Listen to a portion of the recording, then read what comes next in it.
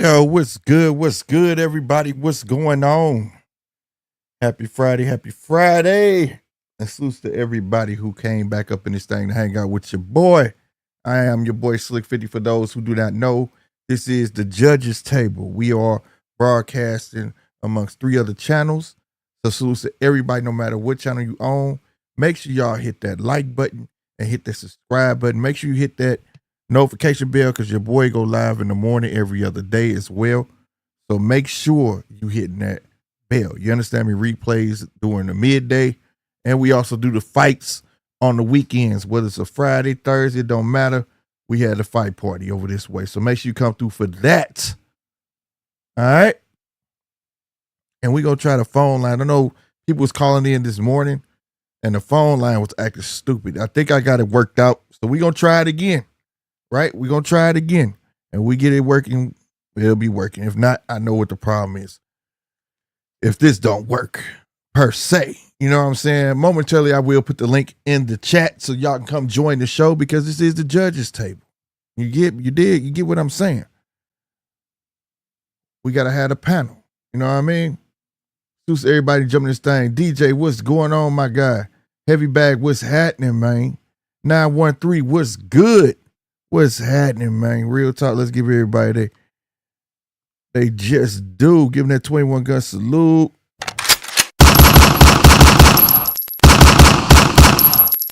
What's good, man? I ain't got 21 of them, but you know what I'm saying? I got a little bit. I can squeeze off a couple rounds. Shit's getting expensive. What's good, B? What it do, bro? Shout out to B. What it do, bro? Yeah, man. Man, I gotta put y'all on to something, man. If y'all in a combat sports period like boxing, UFC, all that, salutes to E-Dub. They put me on Karate Combat. They always got their stuff on. They on Karate Combat 53. And it's always live on their YouTube, the main events and everything. This shit go hard, bruh. This shit go so hard, bruh. This big ass dude just slept this other cat with 4 punches. Everybody's looking like, is he dead? This shit dope, bruh. Y'all should give it a try. I ain't gonna lie, I'm watching it while I'm doing the show because it's so damn interesting. You know what I'm talking about? 913 say, how ironic, heavy. I'm fighting alcoholism as we speak. Why fight it? Don't fight it. How else are you supposed to sanitize your insides? You clean your outsides, right? You gotta clean your inside. And that's a fact. So I'm finna join you. No doubt. In a minute. You know what I mean? But nonetheless, man, we had interesting conversation this morning. If y'all want to pick back up on that, we can. Why is Shakur Stevenson getting a lot of hate? Susan, my boy Heavy. We had a similar conversation over that way on his channel. You know what I'm saying? About, does Javante deserve the hate that he's getting? Because it just seems like a lot of hate going both ways. So we may sway into that, in and out of that. You know what I'm saying? Because we are going to talk about the Tank versus Roach, but most of all, I want to get y'all opinion on that Tank versus Roach. Because if you've been watching the show, you pretty much know my opinion on this thing. I need to look up the card, though. What is the entire card, bro? Because that's how uninterested I've been on. It's not too many boxing matches where I'm uninterested. You get what I'm saying? It's just this one, I'm like, bro, I don't know. And then the cost kind of, I ain't gonna lie, Turkey kind of did it to him. You get that card he put on for $25, then you turn around, got to pay $80. I felt heavy on that when he was saying that, man. Like, real talk, it ain't that it's $80, it's the quality of the card. You get what I'm saying? If that makes sense. And I'm not downing nobody. It's just like, damn, $25. I got, what was it? A total of 7 fights that could have headlined on their own. And then 2 extra fights. These fights they could be on ESPN. I ain't gonna say it. They'll be on Showtime. You know what I'm saying? And it's like $80. And Tank fans, don't kill me because I know y'all gonna say it's Tank though. But I just feel like in this day and age, salutes WCS. I see you, man. I see you. What's good, bro? He was over there as well. that every fight just does not deserve to be, you know what I'm saying, on pay-per-view. It just don't. And that's just how I'm personally looking at it. I feel like pay-per-view kind of killed itself in a nutshell, right? It became greed. All right, on this card we got, now and this is the only one like I'm really, really interested in, right? Jose Venezuela, aka Rayo, and Gary Antoine Russell, right? Now, how the hell Gary Antoine Russell get another shot at a belt is crazy, but nonetheless, it's a very intriguing fight. I do want to give big salutes to Sandor Martin. No lie, bro. Y'all got to give him his prize. He been dodged by the likes of Devin Haney. The kid can box. You know what I'm saying? He's kind of been on the shelf, though, here lately because they can't get him a fight, but now he got one, and it's finally for that belt that he was well deserving of having. Salutes to that man. Real talk. Real talk. Casino, what's happening, baby? I see you. What's good? So I'll check that one out. You know what I'm saying? You got Tellez and J-Rock is back. You know what I'm saying? And then this one I didn't know nothing about. Jarrett Hurd, and I'm guessing this is the undercard. Prelims. Jarrett Hurd, he just threw his own card, and now he's back. I don't know how I feel about that. You got Munoz fighting David Whitemeyer. I don't know who Dave Whitemeyer is. I know who Munoz is. I don't see them on a couple things. Derek Davis and Jamal Johnson, definitely not hip. If y'all are hip, let me know. You know what I'm saying? I'm finna put this link in there if y'all know anything, but did any of that sound appealing besides the Tank fight, Gary Antoine Russell, and maybe the Sandor Martin? And if it did, those three sound appealing to you. Is it really worth the $80? That's my question today. Is it really worth the $80? I personally don't believe it is. And I've been like that a long time for a lot of pay-per-views. You know what I'm saying? Especially from the PBC side. And that's no me picking like, oh, I'm a PBC hater. I'm not none of that. It just, I'm calling it what it is, bro. You know what I'm saying? I'm just calling it what it is, bro. You know, you pay $80 a card, $79.99, $80 and upwards, you know, and you're expecting a lot better. You're just expecting a lot better out of these cards. And I'm saying that for all my money people who always talking about what fighters getting. If they getting $80 a pop, right? We looked up Tank's average on his pay-per-views. It's anywhere between 200,000 to close to 300,000 on average. $80 a pop, bro. Something got to crack. Something got to crack, bro. Like I don't want to feel like I'm paying for somebody else's failure. You know what I mean? That's like somebody knocks somebody and you take the rap for it. I don't know too many people who would do that. And that's how I feel like I'm doing. Like, yeah. And y'all know I buy the fights. Me, I don't fire stick shit. I honestly support boxing because it's my favorite sport. But it's getting to a point here where it's kind of like, oh my God. You know what I mean?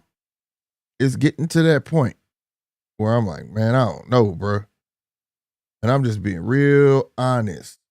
DJ said they'll never drop the price for Tank until people stop paying for it. They almost encouraging people to illegal stream it. Hey, that's all I've been hearing. My guy this morning, as soon as he jumped on, salutes the nap, he said, I'm slick, don't buy it. I'm stealing this shit. soon as he took the link, I could say, what's up, Nap? He said, slick, don't buy it. I'm stealing it. I said, damn. What's up? Hey. What's up, Casino? Man, what's up, man? I'm doing the same shit, man. I'm stealing it. Shit. Man, and I'm hearing it everywhere, bro. It ain't like it's a secret. But I ain't gonna lie. Anybody who say that shit, and I mean, they can lie to you all they want. Anybody who say they stealing it, bro, they stealing everything. Because why the fuck would you steal one? And you can steal you can steal all of them the same way, bro. Once you start stealing them bitches, you'll never pay for another pay-per-view. It's addicting, bro. Yeah, that's why I'm glad I got my fire. That's why I'm glad I don't got no fire stick in this bitch. Because I went on YouTube. I've been on went on YouTube and jailbroke that bitch. I ain't Man, gonna lie. I That's ain't why paid I'm for one glad. on. My bad. Go ahead. No, I said that's why I'm glad I got Roku boxes in the house now. Shit. Man, I ain't paid for a fight since Ryan versus Tank, nigga. But this moment made me think about it. I ain't gonna lie, bro. Like this card, besides Tank, because at least I know we're gonna get to see a knockout. But $80 ain't worth a knockout. And then the main one that I feel like that's gonna steal the show is gonna be Ryo and Gary Antoine Russell, right? Mm-hmm. That feels more of the main event to me because it's more balanced. If that makes sense, you get what I'm saying? Like when I look at Gervonta Davis and Lamont Roach, no disrespect to Lamont Roach, but it don't look balanced because I don't know too much. I know about Lamont Roach, but people don't know too much about Lamont Roach, so it don't look balanced. You know what I'm saying? For Yeah, Jose but I mean, Venezuela and Gary Antoine Russell, it looked more balanced where that would be a main event it wouldn't be pay-per-view though, but you get what I'm saying? Bro, you know about Lamont Roach because you watch Showbox cards. Yeah, you did right. I know Pro man, Box cards, bro. I see what you're And, saying, and but and he was on a Canelo undercard. He was on a couple undercards.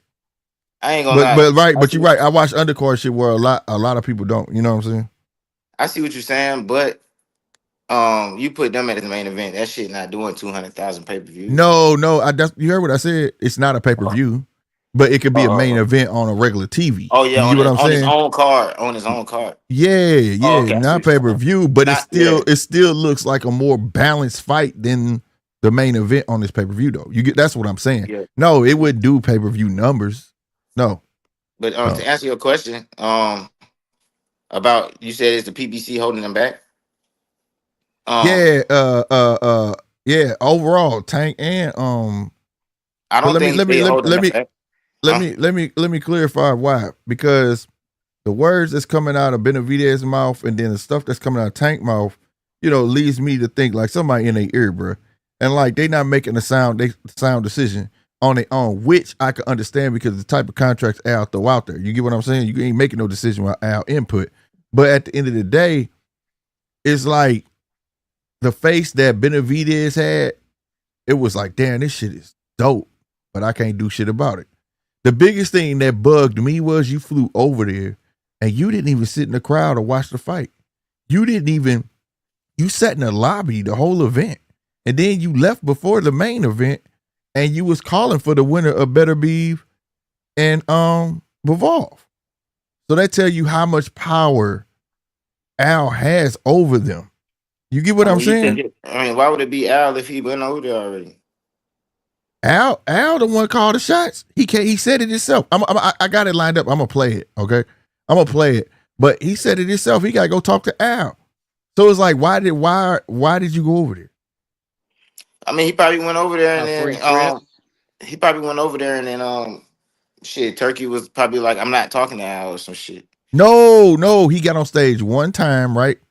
And Turkey was like, Benavides, yeah, we want Benavides. And Benavides was smiling. And then he said, yeah, but he waiting on Al like I'm waiting on Al. He said that during that card. Bro. Oh, but you Who wasn't even said it? watching it. You was on traveling. That's why He you didn't said see it. Turkey said it. Yeah. He was like, we But waiting that's what on I'm saying. Al. Turkey said it.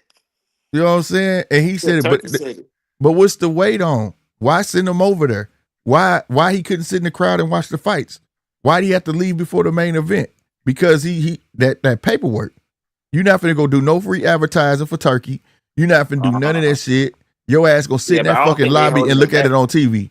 The reason I say I don't think they holding them back is because, like you said, I mean, David Benavides, if he go over there, Damn.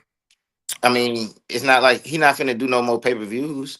He not How you love finna, that, boy? and then he not finna be in This is front of people. good. He's just finna get overpaid. You know what I'm saying? That's the part they getting held back from is getting overpaid. But I don't think Tank give a fuck about that shit. I think he getting paid good enough to where he happy. And then David Benavidez, uh, he probably do want to go over there, but he can't. You know what I'm saying? So I mean, Right. maybe they holding back David Benavidez, but that's just a contract. I mean, it is what it is. But he not finna. He's just finna get overpaid. He's only getting held back from being overpaid, not being a bigger star. Because at the end of the day, that big ass card with all them people on it, that shit still didn't sell no 200,000 on pay per view. I guarantee it. It was never meant to though. That's the thing. I was just explaining this to I explained it this morning on the show, and I explained it over on heavy shit to a guy. He's not doing it to make money. That's why it's $25. You get what I'm saying? That's for Riyadh. That's for them sheiks. It's for their entertainment. But He's I'm not saying looking. that That's why he cheap? pay the promoters. He paying the promoters. Look at it like this: it's a legal exhibition in No, but I get boxing. it. But it's that cheap, but it still don't sell. It's like it's that cheap, and it still was in a 6,000 capacity arena. Like the shit really ain't popping. You know what I'm saying? He moved But it there. but He said that he shit moved with it there to be Rise, I see it. a more intimate thing for his people. That's what I'm saying. Like that arena stuff, that So don't they not count. missing out on shit other than getting overpaid. But that shit is not the vibe. That is not what I want to be on, bro. I ain't gonna, if I wasn't getting overpaid, that is not what I want to be on. I'm Now, just being honest with you. I'm not trying to But be. I you hear. know what No, though, fellas? I gotta ask. I gotta ask this question, and this is for all my money counters out there. By what Casino said, so is it the money or it's not the money? Because if it's about the money, then you want to go get that big ass fucking check, right? Now, what I'm seeing it as, Al made a statement, and it was the biggest thing that Terrence said when he made that Instagram live when he tried to make the fight when he found motherfuckers to give him and Earl 20 million. Remember that? And he said he called Al himself. And Al made a bold statement and it stuck out to me. He said, Al told me 2 fighters ain't never put a fight together and it's not gonna happen now. So And he that's also saying said, "I'm not letting nobody touch this big fight." exactly. And he sure did. So that I tells feel I like feel I don't know what he he doing though because shit. Look at Arrow now, I'm saying though, Earl still signed to him though. but he's still fucked up. So it's like you know what I mean. But I Well, feel like I agree partially. Benavidez, he's being held back because he fits in over there. He's one of those dudes who can't really make that much money in America where he's from. So he might as well take his ass over there. But Tank, I think he gonna. I mean, he's straight, bro. He's not being held back because I mean everything he's doing is still more lit than all them niggas that's combined. kind of yeah, that's true. Only, But only that's thing that's it's gonna be lit is that Ryan shit with damn. all that all American card. That's the one. That's the one shit gonna be the one in New York. That's gonna be lit. You know what Now I'm saying? that's later on in the show. I sure gonna talk about that. But my my That's thing the only is thing. my thing is that's we can head that way anyways. But it's kind of unfair to say that because like we got to remember Tank had a machine behind him that built him. I can guarantee you Tank didn't have a Mayweather behind him. Tank wouldn't be getting revered the same way he getting revered now. Well, if these niggas didn't have a motherfucking Saudi Arabian They behind them, mother. they wouldn't be talking about shit. So I mean, it's the same shit. But that's the thing. What is Saudi doing? I don't see Saudi They doing nothing but fronting overpaying money. niggas for no fucking reason and not caring about But making get money, get this, get which is this, bro. But okay. but Which but is but okay. Get But I'm just this, saying, but Tank what are not they missing out. doing? What is that doing get for the get game though? this. You got to They look ain't at doing like shit for all the ends. game for real. Right. You got Right. to That's look what I'm at all saying. ends of So the what are we spectrum, missing out fellas. on? What is niggas missing out on? Other unless you can't sell. If No, if you you're can't saying sell, no. My point was you're saying that they're going over for a big check, but I'm saying what is that doing for them in the game? It's really not. But what one thing that it is doing, we got people who are talking about British fighters now, worldwide fighters. So it is technically doing something. The guys that once upon a time when they saw the name on paper was like, oh, that dude must be a bum because they didn't know about him. Now people know about him. So something is working, right? Whether they overpaid or not, he making names out of people that, like I said, unless you was a hardcore, you knew who Derek Chisora was, right? But if I mentioned yeah, Derek only Chisora hardcore to, know who that is but now. right. But when I used Yeah. to mention it and say, why the fuck Deontay dodged Derek Chisora? Why ain't fight him? Who the fuck is that? That's a bum. Now But niggas know who that is. it's still who the fuck is that? I'm telling you, bro. Oh, Niggas bro. do not But know these but niggas. but let me clear up a few things for you fellas though, man. And this is the way I see it. This is just only my perception. Right now, you have a motherfucker that's willing to spend $80 for this punk ass motherfucking fight. And they gonna spend the matter of fact, they done already got the pay-per-view like tuned in on they shit. They already got it paid for, locked in. They happy to watch the motherfucker. You know what I'm saying? On some shit. Fuck it, man. If you can't afford it, homie, fuck it. Right? Mm-hmm. Would y'all agree? Mm-hmm. Yeah, Well, let's take this up several levels where you got a guy like Turkey, who is a fucking oil tycoon sheik. He fucking off his money on making these fights. He don't give a fuck about making money. Just like them motherfuckers who's pressing the button to pay this $80 for this fucked up ass card, not worried about making money. Trust me, Turkey is not worried about making no motherfucking money. Well, he make it off advertising. But still, though, it's not. He's not giving a fuck. This is for his own enjoyment. Yeah, his sheets, He's a fucking the rich court folks. gesture. Somebody is sitting behind holding the strings with Turkey saying, I'm not amused. Right. You know what I'm saying? Like, are you not entertained type shit? That's all it is, though, homie. It's levels to this shit. The motherfuckers that's buying the tank fight, I guarantee you, if they had money like Turkey, they would be spending that money not giving a fuck about the return just so they can see some shit. Because they willing to spend what we would deem as a lot of money just to see this shit. Right. And to him, think it's about peanuts. It. I'm not spending $80 to watch this motherfucker fight, bro. I'm just not. I'm not spending $80 or $20. Shit. I get it, my nigga. I hear you knock it. That's all I'm saying. So I'm not even in that part. Like, I don't give a fuck about the price because I know where to get the shit. So at the end of the day, it just be more lit when the crowd rocking, you got rappers walking out, you got a bunch of niggas on the card. I'm happy with the fucking PBC card, nigga. You got J-Rock, we got them Jerry Hurd back, we got motherfucking Gary Antoine Russell, we got, you know what I'm saying? It's kind of like the Top Rank cards. Like Top Rank they be having what's that heavyweight, the little small heavyweight they got that nigga Torres. Yeah, then they have Abdullah Mason. Then they gonna have the Keyshawn Davis. This then ain't the same though, bro. It's not the same.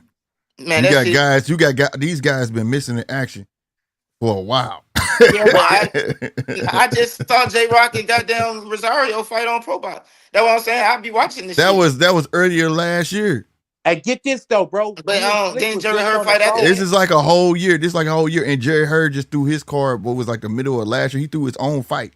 Man, I'm just trying to goddamn see niggas throw hands. Hey, Casino, I hear you, though. Looking on our phone, J-Rock just fought, bro. He just fought earlier this year, and niggas didn't even know. I knew J-Rock. I knew J-Rock fought. That's what I'm saying. Oh, you did? Yes, bro.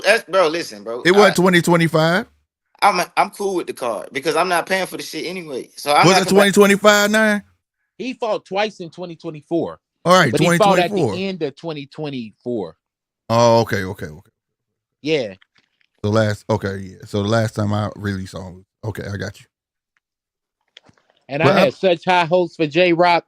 You know what I'm saying? For real. I did too. Bro, let me tell you the history of why I follow PBC, bro.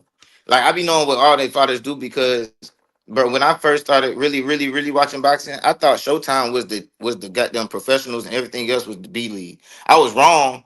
I mean, the G League, you know what I'm saying? I was wrong but that's all I knew was all access. If you ain't got no all access, you ain't shit. That's what I used to think. You know what I'm saying? So I know these niggas. So I'm happy, nigga. I don't give a fuck. Like, I feel you. It's what you familiar with. I understand. Yeah. I mean, them other I didn't feel like I missed nothing with that. I can't wait, but I had to say, other than that, I wish I seen that Bacoli shit. But other than that, I mean, I didn't give no fuck about that shit. I didn't care about. If you watched it was a good ass fights, bro. It's a good ass fight you missing, bro. I mean, I would have watched it if I ain't had nothing to do, but that shit, like, all right, let's say if I had something. You just a fan of a certain promotion. That's what you would like. No, like I'm not a fan of the promotion. Like you like when you was when I was a kid, I was more of a fan of WCW than WWF. I can give a rat. I used to not give a rat's ass to all my favorite wrestlers went to WWF, and then I had to watch it. Well, now now I'm just familiar with the people, but that's gonna say I'm not tied to a promotion company because I can't wait for that goddamn make card with Teofimo Lopez, Devin Haney, and goddamn Ryan. I can't wait for that. So that's not PBC. So you see what I'm saying? It just really be like, you know what I mean? That's all. I just feel like shit, man. That shit lit still. The PBC. So just say you with the American side of boxing. You don't give a shit about the. No, I do though because I like all the Mexican fighters. I like all the European. Well, that's part of American boxing. But I'm saying like you don't like the all mostly brick cards. You get what I'm saying? Man, I Like, can't wait for Conor Ben and goddamn Chris Eubank Jr. That's all I want to see oh right my now. Got God, the me, fucking I furniture oh can't out. wait my for that. God, I So got that's that why I say I lined up can't say too. that either. I can't wait for that shit. I like lit shit, man. That's it. I Right. like lit shit. Lit I matchups. hear you knocking, bro. I hear you knocking. Yeah, What's Yeah. I up, get it. Deej? Don't beat me up, bro, for what I said in the Wait, comments. no, D jump in. What it do? What? Slick, Well, boys. Oh, nine, you'll keep. I'm going to What's wait up, for the DJ? right time to get you back. See what he calls me, Slick? I'm in here 5 minutes. Champion in recess. He's straight into me.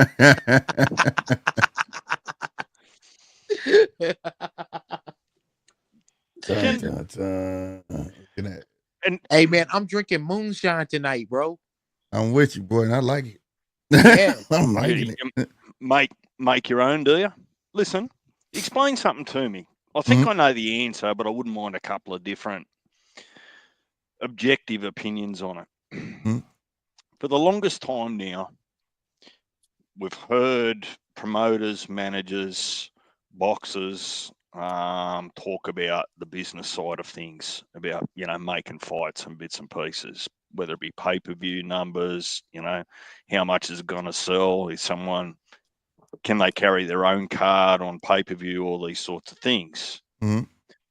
When did that transition, that sort of language, transition from the business side of boxing, so the managers, the promoters, and the boxers themselves, to the fans?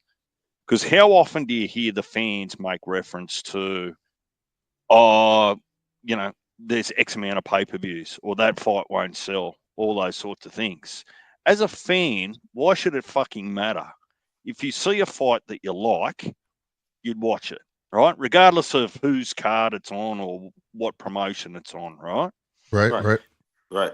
But it almost feels like the fans are using the language, the business language, that they've got no real right to talk about, because it's not their fucking money or their bag. So why does this conversation keep coming up so regularly and say, well, that fight would have done better numbers, that fight would have been more money, that fight was 50-50, who's getting what of the bag? And they're talking like it's their money that they're managing, where I'm trying to learn to sit back and go, you know what? If Tank gets $60 million tomorrow, fucking good on him. I don't care how he shares it and who gets it, right? Facts. But that particular fight, I'm not watching it because of how much money Tank might make or doesn't make. Uh-huh. Just the matchup doesn't interest me. And that's not as Right. a Tank hater. It's just Right. not an interesting matchup for me personally. You know what's And it's like he was almost on three-way with us earlier today. For real. I You swear. hear It every was like he talking and I. point that we just said this. We No, was but on the we phone talking like an about it hour because ago, it's the bro. subject. I mean, it's the subject. I mean, we trying to figure out, are these niggas missing out? So I mean, that's the subject of the show. That's the only reason. Yeah, yeah. I mean, you know what I'm saying? Like, I don't think they missing out. I think I don't really give a fuck. I like watching Benavides on wherever the fuck he at. It don't matter where. I'm not missing out on shit. Boxing lit. I don't give a fuck about nothing other than niggas is goddamn fighting, bro. This shit lit right now. I mean, I have Yeah. nothing to complain about. I oh, have who nothing do to you complain about. complain? I But just be talking that's about. what we getting at though. I just talk to the. I just respond to the topic of the show and shit. But just regular shit, like I don't give it. I don't have no complaint about this shit. Literally nothing. I'm satisfied. I get it. It's just getting steep. It's getting steep. And this is the first time I swear that I've ever had a conversation about how much now I tell you, I pay for everything. I pay for every fucking thing. Because I just like supporting the sport, that like how people go to basketball games. You get what I'm saying? Now you tell me, hey, let's go to a basketball game. Hey, we gonna go courtside. How much it costs? Shit, we can get them for $405. I'm like, man, I don't know. Because I'm not into basketball like that, like some people. You know what I'm saying? Mhm. So maybe I'm miscommunicated my question. It's not about how much the pay-per-view costs. That's not what I was getting at. I'm getting at fans using language that I think that they shouldn't be worried about. That sort of language and that sort of care factor about how much a boxer, what the bag split is and what the pay-per-view numbers are. Right, right. I think that focus should stay within the business executive or business collective of that fighter, that promoter, and that manager. You know Right, So my what, right. big? question, You know what, But bro? the thing about it is, I feel what you're saying, Slick, about supporting the sport. But I ain't gonna lie, I love the sport too, but I ain't letting shit rape my pockets, dog. Like, I mean, if I was a football fan, I wouldn't have to go through this shit. So Thank you. if I have a way to goddamn watch that shit for free, yeah, I love this shit, but I'm gonna watch this shit for free. I don't give a fuck about none of that shit because they money ain't my money, and at the end of the day, nigga, they. Don't take it like I'm judging you or nothing like that. You get Oh what I'm no, No, saying? no, no. I ain't. No, I'm just saying. I'm just saying. Like, basically, what I'm saying is, like, what DJ was saying, like, about worry about their money and shit like that, bro. Like, Uh-huh. yeah, I'm not. I don't give a damn about that shit, bro. I'm watching the shit on however I but could watch. but I appreciate that, Casino. You're one, believe it or not, of a very small group of people, hmm right? In my opinion. So I just wanted your take on it to say, well, you can switch on to just about any boxing channel you want, whether you like them, you respect them or not. But I'll guarantee you it's only a matter of minutes before one or two or three people start talking about the business aspect of boxing like they're managing their own bank account. hmm Yeah. I just look at it like I feel like more people steal the fights than even like all right. So like the numbers don't be accurate anyway. Like I feel like. All right, so like you say, take average 200,000. If it wasn't a way to get the shit for free, bro, that shit, all these dudes' numbers would be out of this world, bro. It's kind of like a hell of people watch porn, right? But niggas ain't paying for that shit. You see what I'm saying? It's a Right. small percentage of niggas who watch porn who pay for that shit. You know I what I'm hear you. saying? Same Right. thing, bro. It's like niggas. I mean, it is what it is. You know, we'll Let me never let me know how many let people me really watch the shit. You know what I'm saying? right. Let me read this. Susa Dank Lukin, man. Hey, I need to know where this is at and where you got this from because this is totally the opposite of what he said in the interview, where he said it's a nice place, it's really nice, and X, Y, and Z, and blah blah blah blah blah. And he was in the lobby during the fight. So he said, holding back Benavides. I mean, holding Benavides back. Did y'all know Benavides' wife and him didn't like how they were treated in Saudi? They said they were put to the far back for no camera time and assholes. Where'd you find that at? Yeah, he Well, the sounded other like he thing, confident. I didn't hear that He sounded yeah, nowhere. confident. Yeah. the other thing is though, it wasn't Benavides' night. It was about everyone else other than Benavides. I mean, you had a stacked card, so it's one thing to expect to roll in like some sort of royalty and expect the best treatment. I mean, they shouldn't be mistreated, but that night and that card was not about Benavides. Nah, but you supposed to treat him like royalty when you talking about we finna fly you out and shit like that. Basically, it sounds like they brought him over there to try to steal the nigga out his contract, and the nigga wasn't going for the shit. That's what it sounded like to me. Maybe so. That's a possible because we know Turkey like talking to fighters direct.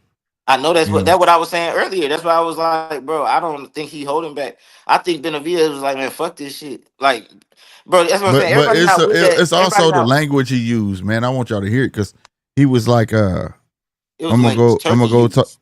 No, he what he said. This Oh, out what of Benavides Benavides. said? Yeah, he Oh was yeah, like, I'm play the gonna go clip. I talk didn't to see that Al. shit. Yeah, hold on. Let me Only pull it clip up. I seen was goddamn Bud having T.O. in a headlock. Right, making him say that shit. Yeah, he yeah. punked. See He this shit, nigga. he punked his ass, bro. What I you was said, like, nigga? "Dude, Say But what you I what tell you him what ain't you say?" no told bully me. and shit. I was like, Nah, he wow. ain't no bully, man. T.O. motherfucking, he deserved that shit. It's bullying when the nigga don't deserve it, nigga. He was standing on business. That wasn't bullying. That's standing on business. Right, he did. What is going on here? Somebody had to do T.O. like that. Right, there it is. That was on the wrong one. There we go. Tell me if y'all can hear it. I want to make sure.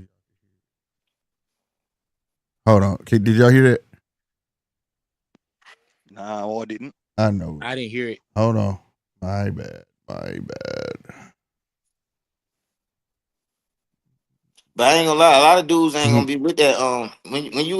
When you look at yourself a certain way and you are like a real like I don't know. I don't even know how to say that shit. I don't want to sound fucked up, but you know, basically Saudi Arabia a whole nother culture and shit. And a lot of niggas ain't with that Your Excellency shit.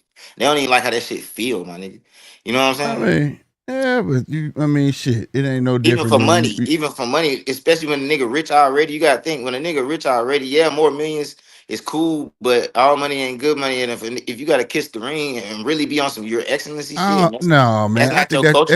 it's a different the cultures, not just like it's no different. Like if I came to your house, right, and you were like, "Hey, when you come to my house, you gotta take your shoes off." No, but this Hey, ain't my that's what house. I This gotta ain't your do. house, nigga. This is boxing, nigga. This is the boxer's house. No, you He's going new to a here. He's no, new here.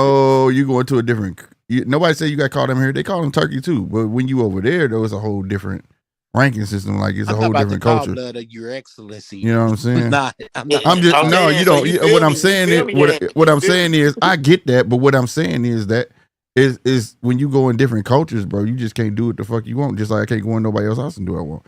But that's Boxing why as them a niggas. whole, That's that's a why them different niggas thing. not But trying the to go different over country there. is something else. That's my Right. point. That's That's why that's them why I say it's niggas. your choice.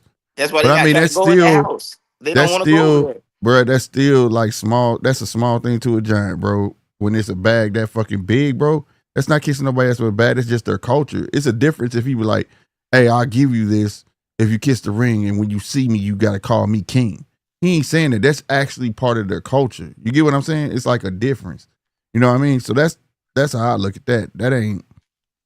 I don't think that's bowing down to him. I don't think that's just part of their culture. You know what I mean? That ain't I'm him telling you, saying you to gotta some call him niggas that. it feel like that. Like to a nigga like me, I don't give a fuck what your culture is. Why I gotta give a fuck about your culture? You the one who flew me over here, nigga. Treat me like an American, nigga. I Like guess, bro. that's how I'ma feel. But You invited me. that's a whole You coming different to my level of sport. arrogance. No, it ain't another level. Cause that's like if I come in your house and be like, Bro, nigga, I'm not taking my shoes off because you take your shoes off. no, that's not That's that, your bro. That's castle. not what that That's is. your country. Your house Bro, is your country. You you make act the like rules of your niggas be house. acting like they don't see how Turkey be carrying. Man, Turkey carry that shit a certain way, bro. I done seen a nigga making niggas hold his hand. They looking uncomfortable and all type of shit. And we act like we don't see that shit. We For act like real, we don't see that shit, I bro. ain't see that shit. I seen it. You want me I to? don't Man, look I need for to go. stuff like I'll that. find a clip and shit. I'll find a clip and send it to you. It was a nigga. It was a he made that nigga Who hold his was it? hand, nigga. Who It was an was it? old white man, a nigga who was a promoter or some shit. It was like, but that Oh nigga looked wow, uncomfortable in a motherfucker. He was like, hold my hand, nigga. wow. All right, Talking about that. let Talking me about play that's this their though. culture Let me and play shit. this though. Let me play it. That's It probably is, but I don't know about that though. Now I don't know nothing But about that that. okay then. But that's their culture, That's right? wild. That's their culture, No, right? no, I can't say the hold the hand shit is. I can't say that now. I can't say But that. that's You ain't what put me in happened, no nigga. trick bag. Nah, you know what I'm talking about now, right? I You can't say that, you bro. seen that shit now, right? I ain't see it, but shit, nigga, fuck that. Yeah, fuck that. I'm with Man, you I'm on gonna that. I find the don't know clip. nothing about I'm gonna that. find the clip, nigga. Hey, when you find the clip, bro, send it to me on my Instagram, bro. All right, All right. let me play this though. That nigga walking down the Right aisle now at we're the fight, basically holding a nigga hand. Oh my Can bad, go you ahead. hear it? in talks, but if it's good for the sport, it's good. Obviously, we haven't worked yet, but right now we're basically in talks. But if it's good for the sport, it's good for me, and it's good for the whole division. So I mean, if there's an opportunity we can make a fight happen, I'd definitely have to go talk back to the PBC because they're the one in charge. But I feel like it shouldn't be no problem. Like I said, Al Heyman, he cares about me a lot and he wants the best for my career. So if he feels like this is the next step, we move as a collective. It wouldn't just be me signing with Turkey Al Sheikh. Me, Al Heyman, and all the PBC, we would be coming together as well. Obviously, we have. You see what I'm saying? Now, if y'all remember before this, he was saying that he wanted the winner. He was gonna get the winner. He just really admitted that ain't been no talks with Al. Shout So out that's why I'm saying, like, why even go over there? Al, some real pimping, man. For He got real, bro. all them motherfuckers in pocket. You know what I'm saying? Benavides' eyes is to the ground right now, bro. Like, he in pocket like a motherfucker. Yeah, so that's what Man, I'm saying. but Turkey got them niggas in pocket too. So what's the No, difference? they It's not just two signed. The thing pimps. is, you don't have to fight for Turkey though, bro. He not signed. Nobody is signed to Going Turkey. back and forth, bro. That's all it is two pimpings. Man, listen, I've said this Exactly. over Okay, and that's all I want to say. I just wanted to be even, bro. Niggas be acting like Al the only pimp. Every promoter a pimp. That's the same shit. Al a It's, whole nother level. Them niggas can't fight on Jupiter, nigga. hey, nigga, listen, who all got stables? Horse jockeys. They take the horses and they ride on their motherfucking back. right? Mm-hmm. And pimps. Yeah, I got a stables. Yeah, that's stable. Yeah, Stables is a stable, bro. it's part of Facts. this shit. That's And what I'm saying. boxing So I'm not promoters. finna argue about who I want to pimp my favorite fighter. I don't give a fuck. Boxing promoters Put got the a fight on, stable of man. fighters, bro. I just want them all to get it mixed up. I want all boxers to fight each other. That's my thing. You know what I'm saying? At the end of the day, I really do. So we all can see who the best, bro. Instead of all these in-house fights that's getting made and things like that. Anyway, boy, what's up, H. Smith? My guy was on the show early. What's going on, bro? It's all good, fam. How you doing? I'm all right. What's up, Yeah. everybody on the panel? What's going on? man? All What's right, happening? check this Salute. out. All right.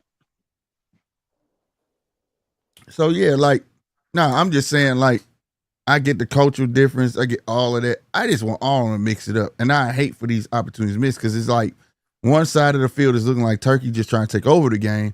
And I don't look, the other side, like me, is looking at it like he just trying to provide opportunities. Because people looking at it like the fighters are signing with Turkey and they're not signing with Turkey. Every promoter still throw their own shows. They just, when the big fights come along and they need that financing for those big fights to make them big fights happen, that's who got the money to pay for it. No different when PBC had their Angel Fund. No different when Top Rank had Disney, right? They was paying the bill. They was fitting the bill. Now you got a guy who got more money than both of them motherfucking entities. You know what I'm saying? And willing to make fights happen because there wouldn't have been a B-Evolve or better be without Turkey. It just wouldn't have been. It wouldn't have happened. You know what I mean? My bad if But it that was. shit. Y'all heard I mean, that feedback. are you interested in a part 3? Hell yeah. Oh shit. Because it's 1-1. And in my mind, it's really 2-0, but on record, it's 1-1. You know what I'm saying?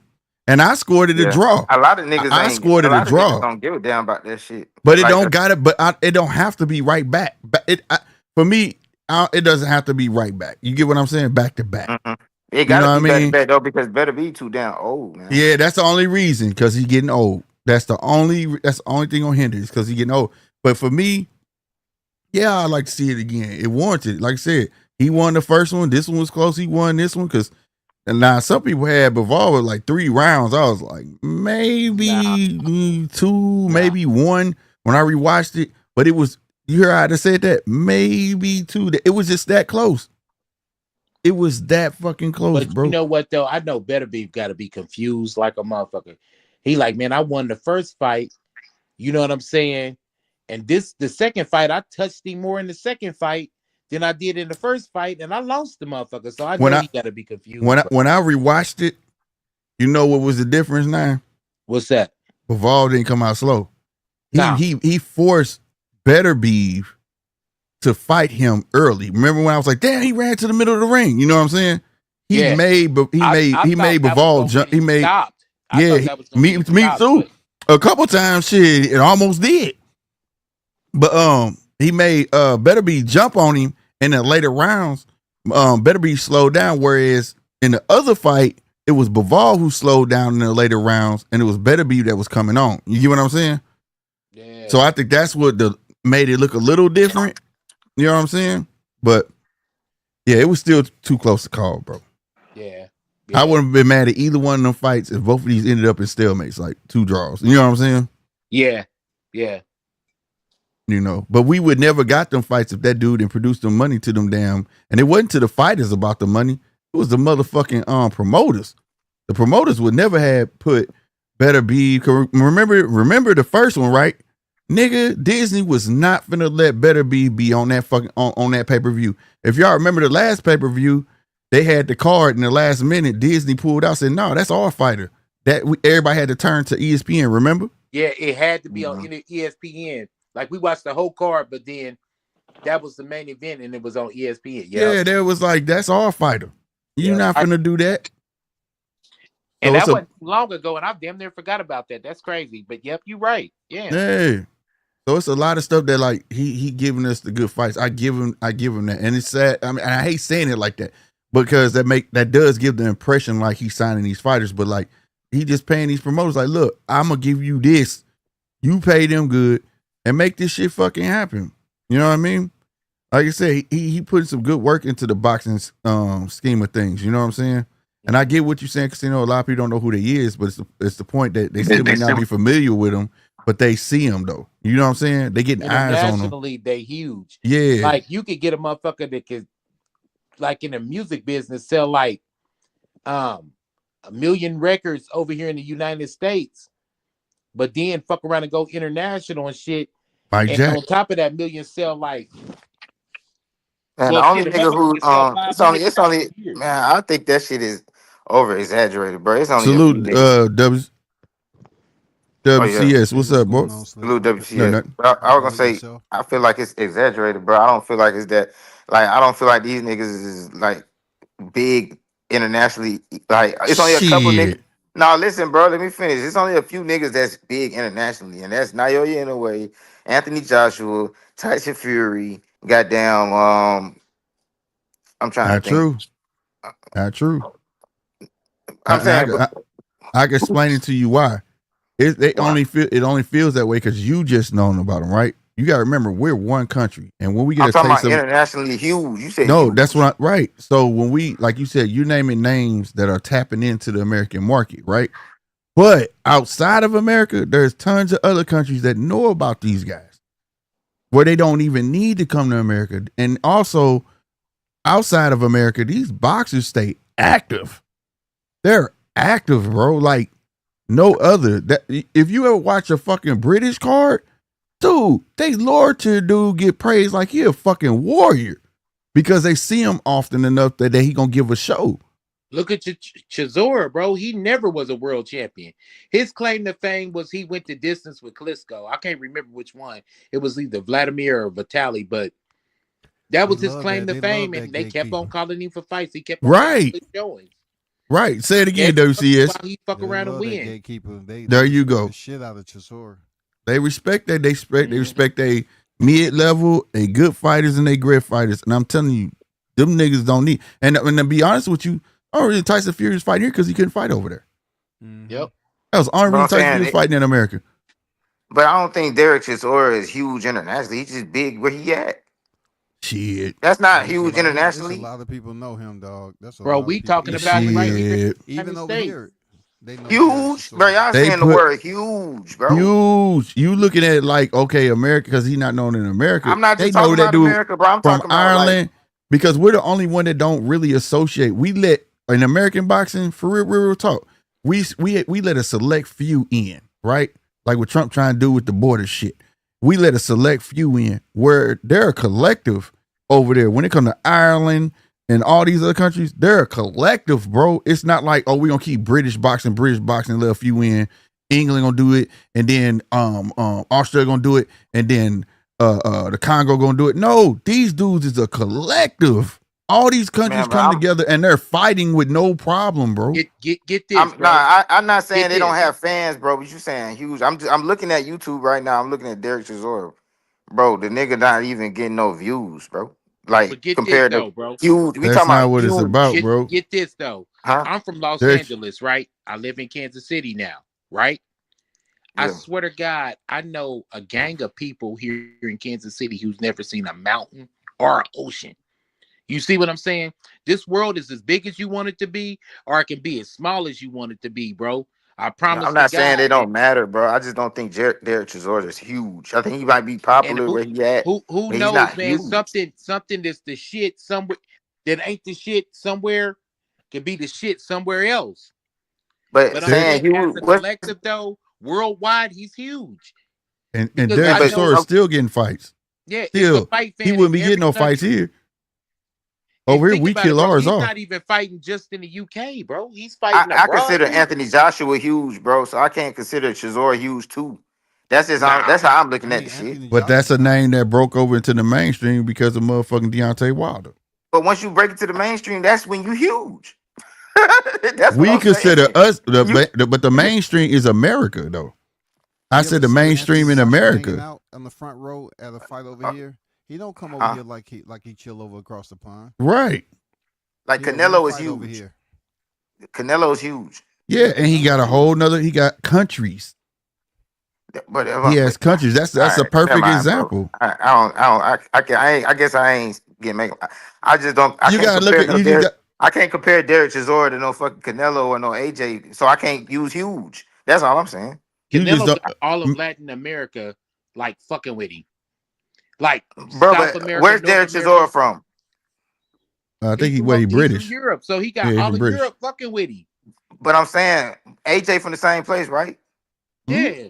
So he's huge and Derek Chisora ain't. He's behind him. And He's AJ a lower got tier. all of Europe. I get what you're saying. You trying to say the top is what I'm saying is they huge treat is a all big their word, bro. What I'm saying is, but it's a different mentality over there. They gonna show up for Chisora, no matter if he get knocked out. Just like old boy just had his fight that they thought was gonna be his last fight. What's his name? Not Chisora. What's the other one, man? I thought But that's like calling Boots. That's like calling Was it Boots. Chisora? Because they're playing. That's like calling Boots huge because he sell out. Your mic is low. Your mic is low. WCS. For real? Okay. Yeah. I'm just. This is my last point on that. I just gonna say it's like calling Boots huge because he sell out Philly. You know what I'm saying? No, that's a state, bro. These niggas filling stadiums that we can't even fill up, bro. Bro, what I'm saying is huge is this. For the last 10 years, right? If they had anything of the heavyweight showdown and they had to pick an all heavyweight card and get the most fan-friendly guys, Derek Chisora will be on the short list. I guarantee. How I sound right now? Yeah, you good. Yeah, you good, bro. You good. Way louder. But yeah, if they had a heavyweight for the last 10 years, bro, if they had a heavyweight showdown card where it was nothing but heavyweights from around the world and they just had to matchmake motherfuckers, I guarantee you Derek Chisora would have a slot on that motherfucker within the last 10 years. Yeah, you gotta have him on. I mean, yeah, that's not, yeah. I mean, you gonna put him on the undercard. No, hell no. He ain't gonna be on the undercard, bro. I swear to God. Well, the dude just had a headliner. But see, he may be on the fight. The fight that was undercard. supposed to be his retirement shit. Yeah, right. And that's the shit I'm looking at the highlights of. That shit got, bro. The highlights got 150K views, bro. He may be on the undercard, but guess what though? A motherfucker. When they call over here, bro, they not calling no motherfucking Dominic Brazil, nigga. Oh no, our niggas, our heavyweights is trash. Don't think I'm not comparing it to America. Our heavyweight trash. Our heavyweights is trash, bro. Well, we got Jarrell Miller. We got Richie Torres, aka Richard Torres, whatever that porn star used to be. Steven. Yeah, I know what you're talking about, bro. The little short motherfucker Jeremy. with the mustache. His name was Jeremy something, right? Yeah. Oh yeah, Ron Jeremy. Yeah, Ron Jeremy. Right, looking like Ron Jeremy and shit. I got my stroke from him.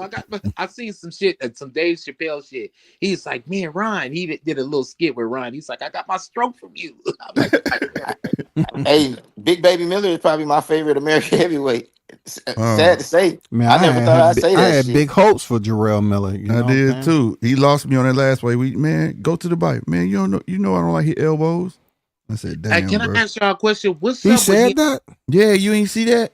Hell dude no. Said go to the ribs. Yeah, he was in the corner. He said, man, I told you I don't like hitting the elbows. Yeah, he said that shit. God damn. I said, damn, bro. Now I see why they put your ass on the undercard, bro. Because I said, damn, they put Baby on the undercard, bro. You know, what's up with the Big Baby that popped dirty, bro, and he robbed somebody. Didn't he rob a car lot or something? No, they repossessed his repossessed his car, and he got in trouble because he was trying to stop him or some shit like that. Yeah. You know, he went to the dealer and got it. He took it back. Yeah, he went to the dealership where they had repossessed it, and he stole it back. Shit, I'm a bigger fan. That made me a bigger fan. Yeah, Jarrell Miller's a different type of dude, man. That's my nigga now. That's my nigga. I knew that was my nigga. I just said he was my favorite American heavyweight. I knew that was my nigga. I'm just talking shit. Damn, bro. When that nigga told me straight up he fucked up, I take full accountability. I said, all right, my nigga. Yeah, it was a car. He bought his gal or something. It was like a Honda. It was a Honda. So I remember the thing, but I didn't know he went back to the car lot though and got it. Yeah. That's nigga just got finished fighting. He had his girl distract the salesman. Yeah. And he had got the keys and left with it.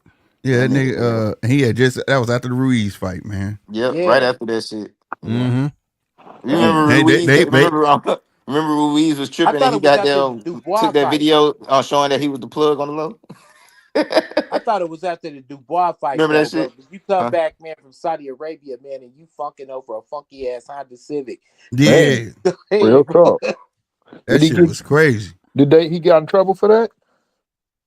Yeah, he got in trouble for that shit. Yeah. They locked him up for that shit, man. Yeah, he got locked up. Man, that's crazy. Yeah, that shit was wild, bro. I was like, what the fuck, bro? That's crazy. And they had played him because he should have got that rematch with Ruiz. That shit should have been right back to back. They missed it on that one. The other big baby is shot fighter. Yeah, he is. Yeah, I don't like hitting elbows. Anderson. Yeah, Anderson, he is shot fighter. Yeah. I don't like hitting elbows. That shit fucked me up right there, bro. I never really thought too highly of him. Which one said that shit? The young one. The young one. Oh, he said, you got me confused. I was thinking you was talking about Big Baby Miller that whole time. No, not the real Big Baby Miller. No. Oh, okay. Yeah, Jared Anderson. Anderson. He's done. He's cooked. Yeah. He said, I told you I don't like hitting elbows. And I ain't exaggerating the way I'm saying it. That's how he said it. Yeah. I'm talking before the Bacoli fight, right when he did that Roy Jones interview and started crying, bro. That's when I was like, yeah, he ain't got it. Yeah, my nigga said, what if Jared don't want to do it? I'm only 23. Yeah, that shit fucked me up, bro. That was sad to watch, though, bro. I said, damn, Why would they drop that shit? That shit was wild in the motherfucker, bro. Since when the boxers be trying to goddamn... I think he got more going on, bro. He thought he was finna pull boxing fans' heartstrings, nigga. We boxing fans, we ain't got no heartstrings, nigga. Damn. Like, this is a hurt sport. Yeah, you can't be doing that. Talking about getting in the ring, talking about trying to hurt somebody. And get that soft ass shit up, man. It don't work. Hey, man, he thought he was gonna have a heartfelt moment, nigga. Everybody stopped fucking with him instantly, nigga. That's man. Shakur whole crew be trying to have heartfelt moments. Goddamn, Keyshawn be talking about he went to the mental institution. Goddamn, Shakur be talking about he want to make sure they catch him on camera putting his hands in ice, so he have it built-in excuse. And then goddamn, everybody else, they awesome hoes. This dude be killing how he end his sentences. Damn. And they awesome hoes. They awesome hoes because I was always taught. Dude, you don't never show your injuries, reckless, nigga. You don't bro. never let a nigga know your injuries, nigga. That's some whole shit. Man, it's a different wave. These crop of boxes is different. That's a powerful statement, bro. Yeah, these crop of boxes are different. You don't never a warrior never show his injuries, nigga. I don't give a fuck. What's wrong? Yeah. What they doing is, you know how they always say, I'm not making no excuses, and then they make an excuse. They make what I mean? Yeah. So that's his way of getting around that and making excuses. You feel me? Yeah. I never liked that anyway. I'm only 23. I was in the mental institution, and Shakur talked to me. I'll never fight him. Yeah, and that shit came out of nowhere when he said that. Because they some hoes. That shit was wild, and he kept repeating it, and I'm like, huh? When the fuck would that happen to you? Like, what? I don't think nobody need to know that. You know what I'm saying? They showing their weaknesses so that they can catch that sympathy because they know they're not. But that shit, that Ryan started that shit though. So, you know, it worked. It worked for Ryan, so they feel like it worked for everybody else. Because my nigga said I left because I had mental illness, and he on the beach some fucking where chasing hoes and shit. You know. But see, it worked for Ryan because his fan base is a lot of hoes. You think he got a lot of hoes? Throwing as much shit at the wall and seeing what's gonna stick to kind of get a fan base? You don't think none of that shit's real? No, I think some of it's real. But here's the thing, though: when you say you have mental illness, I hate that term because it's so broad. It could mean anything. You know what I'm saying? Yeah. So it's like the clear cut excuse. Oh, he's out for mental illness. What kind of mental illness, motherfucker? Did he go crazy? What's wrong with him? You know what I'm saying? Did he go, what's that shit when they scan your brain, you get a CT scan? What the fuck going on? Like, tell me something besides when I go on fucking Instagram and this dude holding his camera showing asses and shit at the goddamn beach. It looked like he doing pretty good to me, goddammit. Hey, sometimes, man, when you got mental illness, that shit come in all shapes and sizes, homie. Like, that's why I got a relative that was fucked up off some sherm a long time ago. That'll do it. I know a couple of them. He manifests his mental illness like, nigga, I don't even feel sorry for you. I just don't want to be around. You know what I mean? Like, so it come in all shapes and sizes. So I don't think that would necessarily be the thing that you would play with, man. Like, don't play with that shit. If it ain't real, don't play with it. Man, you know who started the fake mental illness shit? That was Ryan. No, but Ryan shit wasn't fake. Ryan really crazy, bro. That nigga really crazy. Yes, he really crazy. That nigga's really crazy. He got a Twitch and everything. I'm talking about Brian ain't crazy. I'm He talking about just the on fake. I'm talking cocaine, about that man. fake. That's why I'm I'm talking say he be doing that cocaine. Yeah, Well, you know what I'm he saying? allegedly He do be on that. that That's really rich Allegedly. crazy. people. That's Like, really yeah, crazy. Damn, that's That yeah. really rich crazy. people shit. That Yeah. throw his brain off, man. But You that's know. really crazy. But I'm saying the nigga who faked it, the nigga who I remember that faked it first was when Danny Garcia bitch ass started crying in the ring, talking about he been through shit. Nigga, fuck you, Damn, casino, bro. man, because that shit was fake, bro. I'm telling you, bro. I got a real eye, nigga. I know. But that was You think after Oliver McCall that was was fake? after. That was I know when after there's something wrong with a nigga, man. Hey, oh my no, God, man, bro. that Whoever nigga, just that was said real, that, bro. When he said he Oliver was going McCall back was out, real. that was real, bro. Go Man, there hell too, no. bro. That was real. That was He real, was bro. he was on cocaine too, man. bro. Who? He, Danny Ike Garcia? Man Boogie. Oliver McCall. No, When that he had a Oliver McCall, breakdown. that was Oh real. no, I ain't talking about him. I don't even know who that is. Who is Nah, that? he did that shit in the ring. They said, man, you better not quit, Yeah. man. Fuck this shit. I ain't going back out in that motherfucker. Yeah, that was Yeah, that's a real, real. bro. That's real. Yeah, Yeah, That he was had some real. real yeah, personal problems, yeah, Oliver. yeah. That's real shit. That's why I'm saying they fuck up for the real shit when these niggas goddamn want to goddamn do all this whole shit, man. Like, Mm-hmm. bro, just be a fighter, bro. Like it's supposed to be a hurt business. It's supposed to be a warrior sport, man. These niggas is not acting like warriors. They flip their own skirt up, nigga. I mean, I don't know about that because it's a sport where you get punched in the head, and it will always be domestic violence when it comes to boxing because these niggas getting punched in the head in practice, preparing for a fight, in the fight. Right. Man, that's a tough ass sport. Yeah, it's a Oh tough yeah, sport, Yeah, but bro. no, it's that's Dudes what I'm saying. always gonna be but- putting hands on I'm not wood. saying people don't go through but shit. it's I'm a diff- saying when the people fake it. My bad. Yeah. My bad. But see, it's a thing. Yeah. It's a thing where people look at yesteryear, right? Mm-hmm. And you look at yesteryear, and them was the real tough guys, right? Mhm. And then we try to take that tough guy image and bestow it upon these cats. These cats just not built like that, bro. No, but they do be built like that though. It's it's niggas who built like that, bro. Like David Benavides is built like that, bro. Yeah, but what I'm Yeah, saying is most of these cats is not built like that, and it's showing. Man, a lot of these niggas built It's like showing. that. We Think just be about talking it. about these. We Think be talking about it. these whole niggas Okay, all check the this out. time. Check it out. I'm about to give you. I'm gonna give you a perfect Most of that example. card last The Saturday, most of them guys niggas that was like built like that. Benavides, you say he built like that, right? Right. And I've heard him whine before, and I have, right? I don't see why this, and I don't see this in the third, and all this type shit. Take Benavides and put his ass back there in Hagler and all them. You telling me that's gonna be the same thing you see? He gonna look like he's I'm not soft from back amongst there. them. I'm not from back then. That's I what don't I'm even- saying. That's why I'm saying. So people taking that tough guy shit from back then and bestowing upon these cats, and it's just not the same. It's not weighing out the same, and it's not hard. Like you just said, ain't no back day. Man. I don't give a fuck if a muff was plumb dumb crazy. He was on Prozac and all that shit. We wouldn't knew that shit till after he retired. And guarantee you, it'd have been after he died, and his wife would have told us. But see me, That's a I look at it different. I feel like a lot of these niggas do be goddamn official, bro. Like most of that card that just happened was official. Like most of them niggas was official. It's just niggas choose like it's just bro. We choose to talk about the nigga. Like I mean I don't know, man. Most of them I'm niggas not. was official. I'm niggas. talking. I'm talking about American boxing at this point. I'm Oh, talking about American boxing. American Yeah, boxing. okay, yeah. A lot of these American boxing niggas is opposed though. Yeah. I feel you, Slick, though, because like them old timers, we wouldn't know nothing was wrong until like shit. 10, 15 years later, them niggas came out with that behind the glory shit. Yeah, bro. You wouldn't knew damn, shit. That nigga was fucked up. Hey, dude was on dialysis. What? He was What the boxing? fuck? And he What? won the heavyweight championship of the world. How the fuck he do that? Yeah, that's why we didn't see him at the press conference on Thursday, because shit, he had to go do dialysis, but he was there Friday and Saturday. Shit, he did his shit. Like, man, you wouldn't knew none of that shit. Yeah. You Man, wouldn't knew none of that. I You got see it. what Dank Luke Haynes? Oh yeah, and that's Kid Schofield had.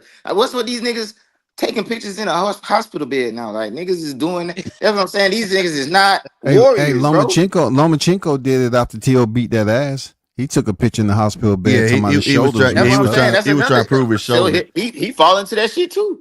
Yeah, he was trying to prove his shoulder. I'm just saying that they got a whole new, way to do that. Proving to the public, especially when they go out with an injury in the fight, they want to prove it to them because you know how sensitive they are, man. We critics out here. They'll post that shit on fucking line instead of going to a nigga press conference and call that motherfucker out. Yeah. Or showing up to his fight. And then the world so backwards, I never fucking forget when Bud went to Earl fight, and that nigga Earl said, I don't know why he showed up to my fight. I wouldn't have went to his fight. And everybody said that Bud was clout chasing. That's not cloud chasing, nigga. I'm chasing the bag. I'm trying to get this fucking fight, nigga. What's good?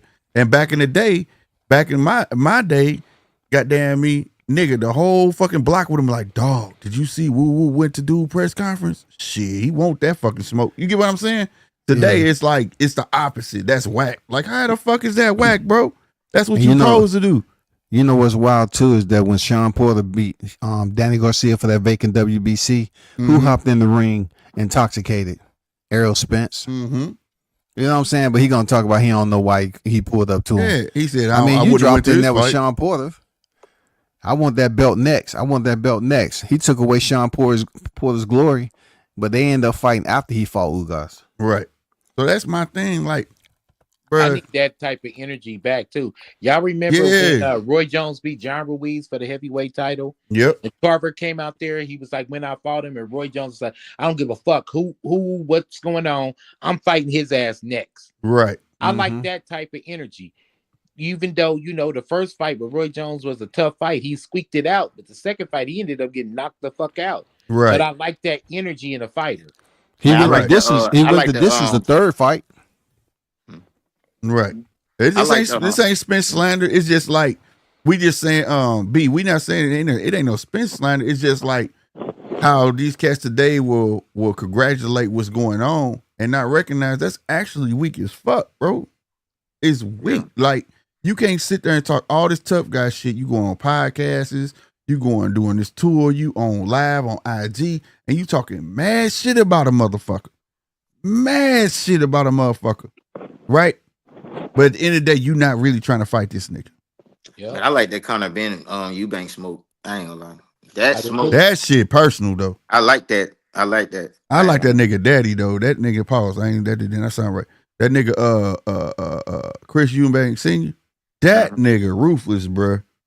That's a ruthless motherfucker. This nigga got his own podcast. Bruh, this nigga be talking the most shit ever. I ain't seen his podcast, bro. I ain't never seen that His shit daddy either. on some savage shit. I ain't gonna lie. He on some crazy. This motherfucker Y'all said, seen it? Hell yeah. I've been watching that nigga a while, man. I thought you knew. Shakur only made Get out the year, bro. 2.1 Send me a million. link to that shit. I will. That dude said, goddamn me, will I be in my son corner? No. That nigga said, you know why he lost? Because he didn't fucking listen. This, that, and the third. Like, he be going in on old boy, like, I'm not holding nothing back. He said, this is boxing. And he'll tell you, I'm not hating. It's just boxing. I'm going to talk what it is. He ain't listening, this, and the third. I told him the fight wasn't going to happen. And look what happened. I told him dude was doing X, Y, and Z. He didn't want to listen. And look what happened. He be going in, bro. He be going the fuck in. He be going in on boxes and everything, hey, bro. Eubank's gonna have Brian in his corner? Nope. Nah. Nope. He said, hey, speaking of that shit, that nigga said, and when he went, my son is not, we say my son is not fleet-footed. He ain't fast. But you want to go get Roy Jones. Yep. What was you thinking? That shit fucked me up, bro. Well, I'll tell you this, Slick. I actually went to that camp, right? That Eubanks was in before he stepped in there and fought Liam Smith. Okay. And bro, I'm gonna tell you, man, that's some of the most beautiful sparring I've seen. Okay, you know, outside of Eubanks being an asshole because he's a prick, I was the only media guy down there.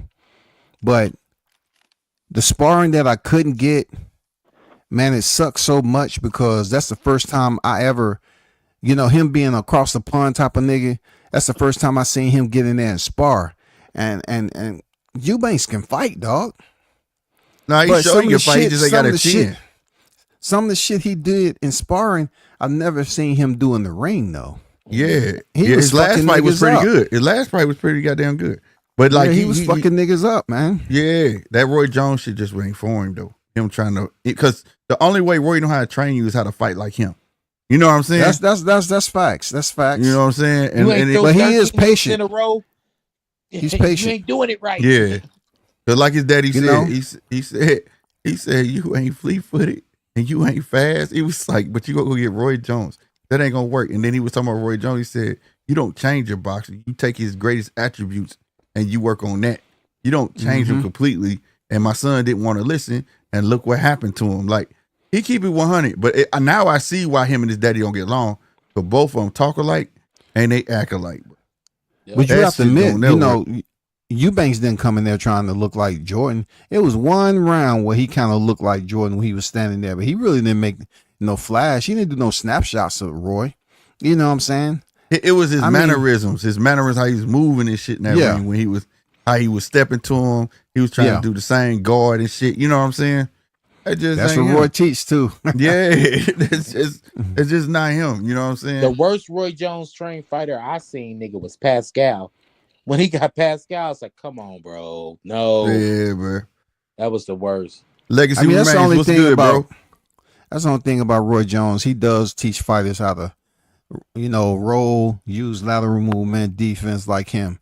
So it's a different type of freaking I think Roy would be a good nutrition you got to strategist. deal with. I think he'd be a good strategist, just not a good trainer. Like Michael Jordan can't be a good coach. You know what I'm saying? Yeah. Like Ben Davidson. He's not a good fucking coach. He's a good strategist. You know what I'm saying? He could show you, he could tell you how to beat a motherfucker, but him showing you how to turn over punches and shit, that ain't his forte. You know what I'm saying? That ain't him. You know, I think that's where it is with Roy, because Roy done had plenty of people. You know what I'm saying? And he tried to get them to emulate him, but Roy was that anomaly, bro. You never, we ain't gonna see it. I mean, he didn't try to get Devin Haney to emulate him. He just was down there teaching Devin Haney some shit, and then they bounced out on him. Yeah. You know? Hey, fellas, that's speaking of coaches, who's y'all favorite top 3 coaches? Y'all favorite 3, dead or alive? Dead or alive, Yep. Cuss, Freddie Roach, and I'm gonna be honest, Buddy McGirt. I like Buddy. I like Buddy too. Yeah, I was going to say Buddy McGirt. A lot of these kids need Buddy McGirt. I still remember him, in the corner, telling Daddy Maxim Dadashev before he died that he got to stop the fight. He said, no. He said, I got to, Max. I got to. You're getting beat up out there. I got to. And then he stopped the fight. Max ended up dying. Buddy McGirt. I definitely like Freddie Roach. And I would say Ronnie Shields, man. Brian Bomack. Yeah. I was gonna say, bro. I was gonna say I like Eddie Reynoso, I like Robert Garcia, and I like Bomac. Yeah. I like Manuel Stewart, bro. Hell Brother yeah. Nassim Richardson, RIP to both of them. You know what I'm saying? And Buddy McGirt. Those are a lot my of them top like 3. I hear about all these dudes. I wasn't around, bro. You know, I want to give a like, big shout out to Buddy McGirt and Virgil Hunter. People did not pay attention. That was who was in the corner for Colin Smith and no, that was Buatsi. No, what fight was that? Damn. Which one is Keisha Cole dad? Virgil Hunter. But they was in the corners during that card. Nobody even paid attention to it, bro. It was Buatsi. Who was Buatsi fighting? Was it Hamza? Yeah. No. Colin Smith. Yeah. It was that fight. Virgil was in Colin Smith corner, I believe, and the other one was in Buatsi corner. I might have mixed up, but that shit was dope. That shit went hard. I don't know why these younger fighters, man, don't hire some of the old school trainers, that's been around for years. Buddy will get some motherfuckers right. A lot of these guys would be way better trainers. Even if you like, a lot of guys is with their dad, and I can't knock that. But I wish they would bring some more experienced fighters, some more experienced coaches in their camp. One guy that really, really needs it that I see, like I was saying, is Shakur. Shout out to Wally. What's the brother's name? His grandfather, Wally Moses. Yeah, Wally Moses. Wally Moses is excellent on training young black kids to fight in the amateur style of boxing. That's why you see a different skill set from Keyshawn versus Shakur, and they pretty much came up under each other, because some coaches are better at teaching a professional style of boxing. And right now Shakur is like a he's a amateur boxer that goes 12 rounds. But I don't want to blame Wally Moses, bro. I just don't think Shakur got it in him. Nah, that's who's coaching him. But I think no matter who, bro. I don't think fucked up student, fucked up sensei, nigga. Like, that's just what it is. No, but every student ain't gonna get them. Man, Shakur gonna fight like that because He's just gonna fight like that, bro. I ain't gonna lie. Can y'all imagine if Buddy McGirt got a hold of Keyshawn? See, but My Keyshawn is a God. whole different. That's what I'm saying. Keyshawn could be with. If Keyshawn was with Wally Moses, he wouldn't fight like Shakur. I'll tell But you you that. know who fit Shakur? Virgil Hunter. Virgil get him right. Maybe. Virgil put a you lot wanna- of you fire wanna in his do some ass. Bro, can't nobody imaginative get shit? that man right, bro. He too fragile, bro. You want to do some imagining shit? What if Emmanuel Stewart would have had Deontay Wilder? Oh my God. Yeah, if Deontay Wilder had a great coach, bro, man, Oh my God. That man. shit would have been lethal right there because you ain't finna tell Emmanuel what to do. You gonna listen, you can get the fuck out. Yep. Simple and plain, bro. I don't want to hear you don't want to skip rope. I don't want to hear you don't want to run. This is what the fuck you gonna do. Ain't that frustrating when somebody just got so much potential and they just trash? Like that Yeah, shit, bro. Like that shit frustrating, bro. And the thing is, like, watching early on, like, I say this a lot, and I know I do, but a lot of kids don't know early on Deontay, you know what I'm saying? He was trying to box. Like, he had a decent jab, and he was knocking people out with both hands. And all of a sudden, he fed. Now, I'm not saying he was the shit. I'm not saying he was the shit. You get what I'm saying? I'm just saying that he was trying to box, and he was knocking people out both hands. And then all of a sudden, he just started riding that fucking wave. When they made that slogan, You only seen takes that one first punch. Laverne fight? Yeah. He had a beautiful jab in that. Yeah, you know what I'm saying? He just got away from that shit, and then Man, he I started love living by that slogan. knockout. They got 12 rounds, but only take one punch. And he started living by that shit. You know what I'm saying? Did you see the first fight though, bro? Nah. The first fight when he didn't knock him out, Deontay. That's the only time I could ever remember, in my opinion, that I seen him just box circles around the motherfucker. Yep. And look, yeah, he looked fucking like Tommy Hearns up in the bitch. He was different. So they fought twice. Yeah. Second time he slapped him. Yeah, he slapped him. He did that little zigzag wild ass shit. I loved that shit, bro. That shit, I ain't never seen a nigga do a crossover in the ring. Like, that's exactly what the fuck it looked like. He was doing a crossover and stole on his ass, dog. Yeah, like he was finna dunk that bitch, nigga, and he dunked that bitch. But that shit was weird. Like, but you right, boy. Man, Stewart have got a hold of that man. Shit. That shit would have been sweet, bro. You ever That seen shit would've been Bermain? sweet. You ever seen him in person though? You think he a short nigga or tall nigga? Who? Short nigga. Bermain Stavern. He looks short. Well, I'm 6'3". He taller than me. What? Yeah, I saw him at the MGM, man. I couldn't believe it. Like it was around 8:45 p.m. He come down there walking with Carissa Shields because they was headed to the media room. I say, damn, but man, tall as shit. I mean, that shoit be looking deceptive on TV. Yeah, I learned that. I learned that shit. I learned that shit when I got slim ass. when I got into that press. My bad. When I got to the press, bruh, swear to God, I was like, damn, majority of these motherfuckers little. Then a motherfucker. Like when I was like, when I first met Terrence, I was like, I thought he was gonna, at least be my height. Bullshit. I'm way taller than him, bro. I was like, what the fuck? Everybody was little. And then the people I thought that wasn't as big was big as fuck. Like fucking Holyfield. Man, Holyfield big than a motherfucker, bro. Yeah. Bro, speaking of Terrence, bro, when he was still an amateur, bro, we was in this small ass city. I had a heavyweight that I was coaching out there. You know what I'm saying?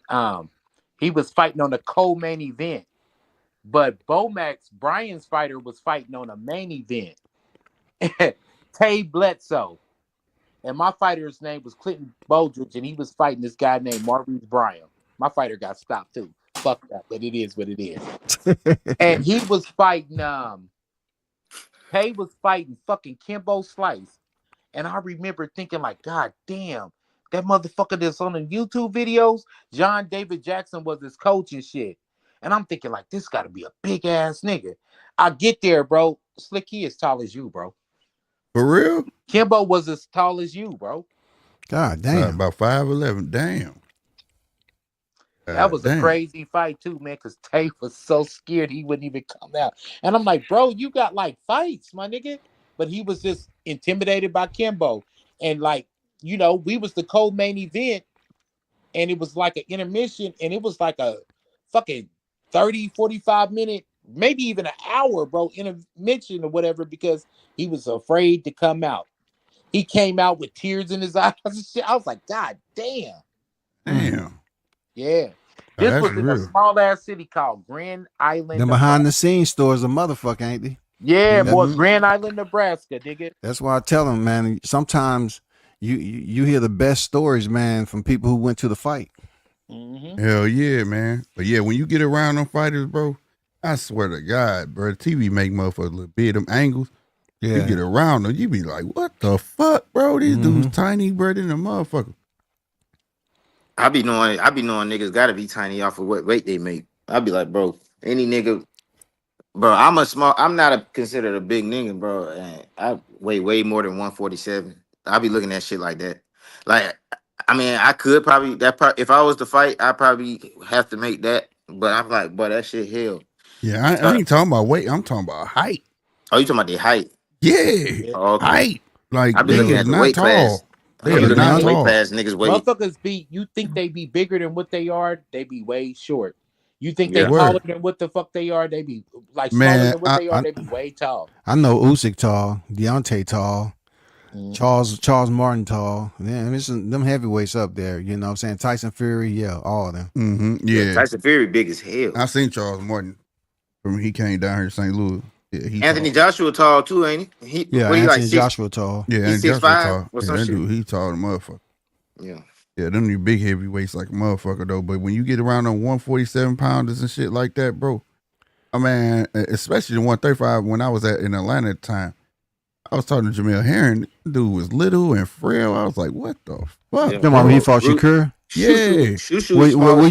Were you at the sparring or not? Did you go to the sparring? We got there a day. I got there that day. Oh, okay. Because I was at the I got sparring there that day, and it was everybody raining. was trying to say Brian Norman almost knocked out Crawford. He hurt him, but he didn't almost knock him out though. Oh, okay. But yeah, you was down there that was the weekend that they fought. Right. WCS, was you there when my bad. Go ahead. I was gonna say, was you at the grindhouse when Tank sparred Brian Norman Jr.? Of course, I was the only YouTuber there. All the information that was people- put out here was tell because people of what me. happened. Tell people what happened. Well, I'll tell you as much as I can tell you without it being censored. The Grindhouse, you been there? That's where I learned how to box. Okay. I just talked to Coach Malachi. I just talked to Coach Malachi today. I mean, not Coach Malachi. I'm saying Coach Malachi. Coach Mustafa. I was about to say Coach Malachi ain't from no GA. Yeah, my bad. Coach Mustafa. I'm tripping. I shout out to Coach Mustafa. Yeah. Okay, you know Mo Williams all that Snipe? Yeah, I know. Yeah, bro. Yeah. Snipe, Mo, goddamn. What's the other one? Light skin, Marco. The Puerto Rican twins. What? You know what I'm talking. They ain't twins, but you know what I'm talking about. Berto and Yeah, I know everybody, bro. So the Grindhouse was pretty much the second place. I used to go up to that mart as a kid, the food mart, but it was one way in, one way out, which you can only imagine. So you talking about the one behind that building? What? Yeah, the one behind the building. You got to go in for the gym behind the building. Yeah, I was at that one too, and when they moved across the street to the church, the empty church too. Yeah, so I'm talking about the one after the. Okay, they moved from the food mart to the church. Yeah, that was the third one. Yeah, and then they moved to Western Chapel, and then right now it's in the air right now. Yeah. So they have a small ass ring. First of all, it's like 50 niggas up in there. Mm-hmm.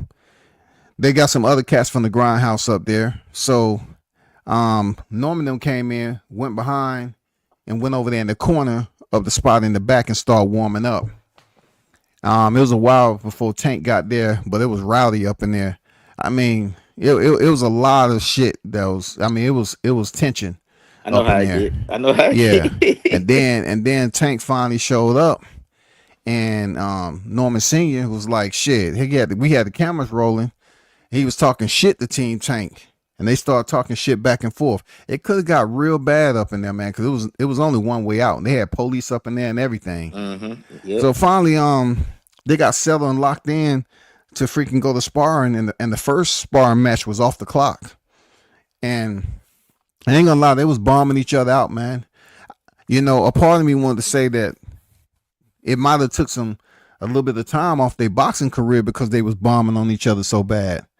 I mean, Brian Norman was dropping some bombs on Tank, and Tank was doing the same. But you can see where Tank is so smart, man. He's been in the gym so long. Dude did some shit in there that I was like, God damn, I wonder how long it take for him to remediate that type of shot with his left hand. He was like, it seemed like he was throwing it over the top, but he'd come underneath with the uppercut. And he didn't even give you any indication that shit would happen. And he was catching Norman with it, but it was no clock. So they were just banging out, like so someone was gonna die. So they broke that up, no clock. They're split maybe twice, get a little sip of water, and they go right back to it. I mean, it was one legendary sparring session. They left that one, came back. They skipped Tuesday and came back Wednesday for round 2. That was off the clock. And that was even more worse than the one on Monday. And I was up on the ring rope. So initially when they came in, they said no cameras. So I said, no recording. I said, hey, I ain't going to record. I'm just going to take pictures. They say, no pictures. And then we was talking back and forth. I say, what y'all scared of? So one thing I can say about Norman, when they came down here and sparred Jahad Tucker, he didn't give a fuck about no cameras. He said, you want to record? Salute to Jahad Tucker. Yeah, there was Jahad Tucker, though. Mm-hmm. So I actually got that sparring footage. But for Tank, it was so many niggas up in there that if you didn't put your shit away, you was getting carried up out that motherfucker. Somebody was getting shot up or something. Because I know I wasn't the only one in there with a pistol. It was just packed full of niggas. Real, bro. The grindhouse get real now. Man, don't get it twisted. I got the real footage. I got the whole sparring session with that. You know that one that went viral with K Champ and that the light skinned dude, and K Champ carried him. I got the back of the head. They had to go for the commission, right? Something like that. I got the full thing. I got the for whole, real. Damn. Yeah. I got the whole shit. Man, that shit. I bet you don't have the one with K Champ at Buckhead Fight Club, nigga. When that nigga kept trying to pick K Champ up and dump him over the top rope. When 21 Savage walked him out. Yeah, K Champ had like 30 motherfuckers in the audience. Yeah, and they kept on trying, and he's like, "Hey, I'm good. That nigga trying to do that shit again. K Champ just started beating him on the ground, man. Man, I know a nigga got down, did too good. Man, I know a nigga got down some. I know a nigga actually got shot off some shit. They got down flood from the gym. It ran over. Real? Damn. Man, hell yeah, I know a nigga, but that nigga was fire. And nigga got down, don't box no more. Oh shit. Damn. Hell yeah. K Champ. That's why I be talking how I be talking. There's a lot of niggas know that nigga. Lie, Lopez brothers. Slick. Man, I'm glad WCS up here, bro. Slick. This is why I be talking how I be talking about these niggas, bro. See that WCS? I'm from the grindhouse, bro. I'm from the grindhouse, bro. You know what I'm saying? You know what I mean? That's why I be talking about these niggas, how I be talking about these niggas, bro. And that's why I be standing up for Tank. Because, bro, I know how that nigga built, man. These niggas these niggas ain't shit. Yeah, he talking about some real shit. Yeah. These niggas ain't shit. I'm telling you. But I don't be want to say all that. That's why I'm glad he up here. I wanted him to say this shit. But I digress. No, I believe you. I believe you got to witness it. You know what I'm saying? It's just when you see fighters Slick, you probably know this already. Mm-hmm. I don't know the extent of how much depth you go to the gyms on the amateur and pros, but yeah, I'm pretty sure you know some networks, and you go to these gyms, man. You see certain things like to get the understanding that Tank was coming down here to spar, and then Brian Norman was his sparring partner. I was like, that shit hit around Georgia. You know what I'm saying? Like wildfire. Right. And if they would have recorded that shit, just let somebody record it would have been, dude. I can't imagine how many times people would have used that shit. When I tell you it was brutal, that shit was brutal, dog. Damn. People sit up here and sleep on Norman, man. Please, that motherfucking sparring session him and Tank had was brutal, man. Nobody got dropped. Man, I ain't saying a motherfucking thing. I ain't saying a motherfucking thing. I tried to get it out of him, bro. I'm down here in the Decatur streets, man. Fuck that. I'll tell you it's brutal. Yeah, I ain't telling you. That's why I don't be saying nothing either. I be just popping my shit. I pop my shit and I just be. I don't know if niggas don't be knowing where I'm coming from. Sometimes I'll be popping my shit, but I can't even tell the details of what I know about in the boxing shit. Yeah, I can't. I can't especially if I Coach Mustafa. No, I ain't fucking with Mustafa. Yeah, man. Shit. I salute to Coach Mustafa and Coach C, man. Like, yeah. I still run into Coach Mustafa. Mad respect for him, but that was his gym for sure. And Coach Mustafa, man, he run his camp different, man. You know, so I hear you. You know, he was the coach. I had to try though. I had to he was try. oh, my bad. Yeah. Coach Mustafa coach Tevin Farmer in their last fight. Yeah, I seen that. Mm-hmm. I seen that. I mean, it would have been good, but you know, to get a call or something. But man, down here in Georgia, you know how it goes, man. Yeah, it go. Yeah. Mm-hmm. You know, people sometime me, but I ain't. I'm an older cat, man. I ain't kiss people ass to get motherfucking network drops. I mean, get gym drops and shit. Hey, so and so dropping through here. I'm done with it, bro. Yeah. I did So my like, time. so like, do they show? Because I remember hearing his father saying like he was asked why they don't fight in Atlanta that much. He said it ain't like that down there. Is that true? He Like, don't they have no. show He him? don't have no sparring partners down here. He can't get no sparring. It ain't like that, Mm. and because bro, people in Atlanta, bro, man, we don't give a damn what you doing. Everybody feel like they on the same level, bro. You can meet the brokest nigga from Atlanta. He think he a star, bro. Real Right. talk. I mean that nigga ain't lying, man. I ain't gonna lie. He is not lying, dog. When So they like, man, nigga, we don't give all a these fuck niggas about. don't care who you are. Like they got a world champion in this motherfucking. What did Norman Senior say? He said, "Man, they don't fuck with us down here." Yeah. Nigga, He said they don't fuck with I us got down here. family. I got That's family in crazy. Beaufort, and I got family in East Point. I know Okay, exactly what the fuck you talking about, nigga. Mm-hmm. shout out to East That's Point, crazy. man. I just came from that motherfucker. Yeah, Yeah, it's welcome to different Atlanta down where a here. bitch will spend her last on some weed, nigga. Last. Yeah, Last, nigga. Every matter Yeah. of fact, every time I get off the plane in Atlanta, bro, I don't know what that stretch of highway is because I'm not an Atlanta dude, bro. But we get it's like a Waffle House right when you hit East Point, and I know you get off on the highway. It's on the left hand side, my nigga. That's all I know. 85. You talking they about got to be 85? 85, shawty, for Yeah, real. it's Yeah, 85. yep. And Yeah. then we go out, I think 75, and just go out Buford. I Go out to mean, Buford. That's where the Mall of Georgia is, right? yeah, for Yeah, sure. yeah. That's Man, I the covered biggest that. mall down I this was covering. motherfucker. Yeah. Man, I tried to be the media for that. Alicia Baumgartner fundraiser that she did. Coach Mustafa thing. Yeah, why you I got didn't the only show up? video. Huh? Oh, okay. I got the video. My video. I got it on the my YouTube. But man, I don't know why she chose Atlanta, but that shit did not work. It did not work, man, because I was like, I was gonna go up there. I said, let me go see. You know, I wanted to get an interview with her, but I knew was there a lot of dudes up there? Nah, I was only, bro. I'm not even media. I just had a camera. I'm just a nigga with a camera, bro. That was Okay, like, it was no media. It was just okay. a lot of kids came out there to get the free stuff. Yeah, You know, because she they was giving put it out. out Yeah. there, just kids. They didn't want no media. They say it was just kids. I'm like, what? How often Yeah, do we get Baumgartner Ringwalk Danny rolling through tried to the say A? something to me. Ringwalk Danny got Yeah. there. Ringwalk Danny was tripping, and he almost got slapped. I ain't gonna. Oh, He Oh, Ringwalk for always Danny, tripping, real? bro. He always tripping. but I'm talking Ringwalk Danny. I'm talking about slapped by me, nigga. Yeah. Oh, okay. Damn, Well, word. he was trying to get Alicia while she was down there. No, well, yeah, my cousin, man. Listen, at least, man, listen, bro. We gotta talk about that shit another time. I can't Oh, even. okay, I got you. Yeah, we gotta talk I about that got shit. you. Damn, not Ringwalk Danny, bro. Word. Yeah, that He nigga was said out some there slick shit. tripping. He said some slick shit to me, nigga. Like, nigga, you know where the fuck you at? Wow. That's all I Wow. was saying, man. I done had my run You know, ins, but Coach Mustafa will let you throw hands with the doors closed. Now, come Oh on yeah, for now. sure. You know, Don't Coach come in Mustafa there ain't with never that had a gym. bullshit. Coach Mustafa ain't never had a gym where the windows weren't blacked out.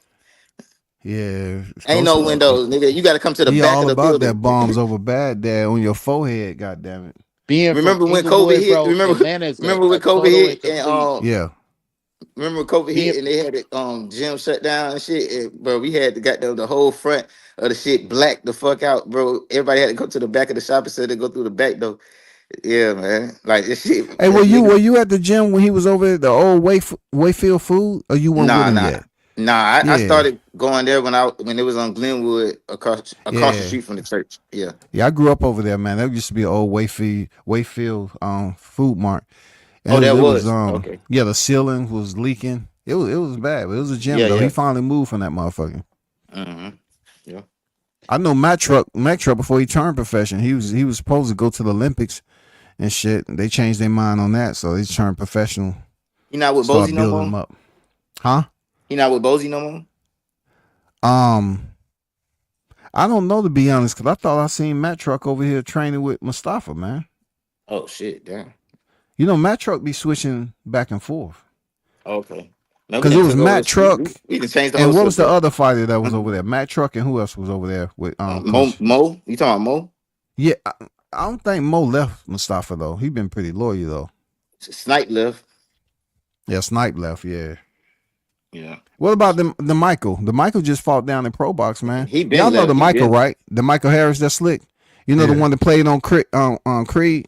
Yeah. Mm-hmm. Yeah, I know he was he in the is. grindhouse. Tank co-signed and told me he was gonna be a world champion when he was down here that time. Tank was fighting Gamboa, I think. Mm. He co-signed him, but you know the Michael, I guess he's still a work in progress, man. Right. Yeah, Tank keep coming back too. Cause Tank, I was in the gym when Tank was getting ready for Barrios. I got some exclusive shit off that too. I got some exclusive footage of that shit. I probably seen you, man. I covered that fight. Oh yeah, I you was covered at the that gym. fight. You was at the gym Oh when he yeah, came I to was the with gym. every time. Yeah, Oh well, shit, we was in the building together, nigga. yeah. You know how it is when you don't know niggas, you just passing by, Yeah, working. yeah. It's Atlanta. Yeah, when I'm on that shit, I was all about seeing Barrios for the first time. You know what I'm saying? Seeing how that nigga looked. Did he look timid? And shit, Marios was about to smoke, man. Being an LA nigga, man, my first time in Atlanta was a complete culture shock to me, bro. I ain't even gonna lie to you. It was just You so talking about how many different black from what I people? was used to because I've never seen the softest nigga in the world. And then on the other hand, here the realest nigga in the world. It's like, damn, you know what I mean? Like, damn. Yeah. What you mean exactly? All right, like to be politically correct, Yeah. Rainbow, and then the realest Oh. nigga, like, you know what I'm saying? Like, Oh, okay. Dude, a real dude, you know what I'm saying? A good brother, you know what I mean? Okay, I got you. Well, Yeah. you look, you can look. I've been down here ever since, goddamn 60s, 70s, whatever.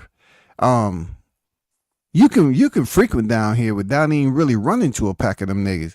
It's where you frequent. You downtown in the nightlife, that's when you frequent them niggas. You know, Nigga. what I'm saying? I was at Nigga. American Deli, swear to God, and I was. Oh, that's like the place right there down here, American I Deli. just went there today. Yeah, I went to American Deli and I walked in the whole group. I was like, "Where the fuck am I at, bro?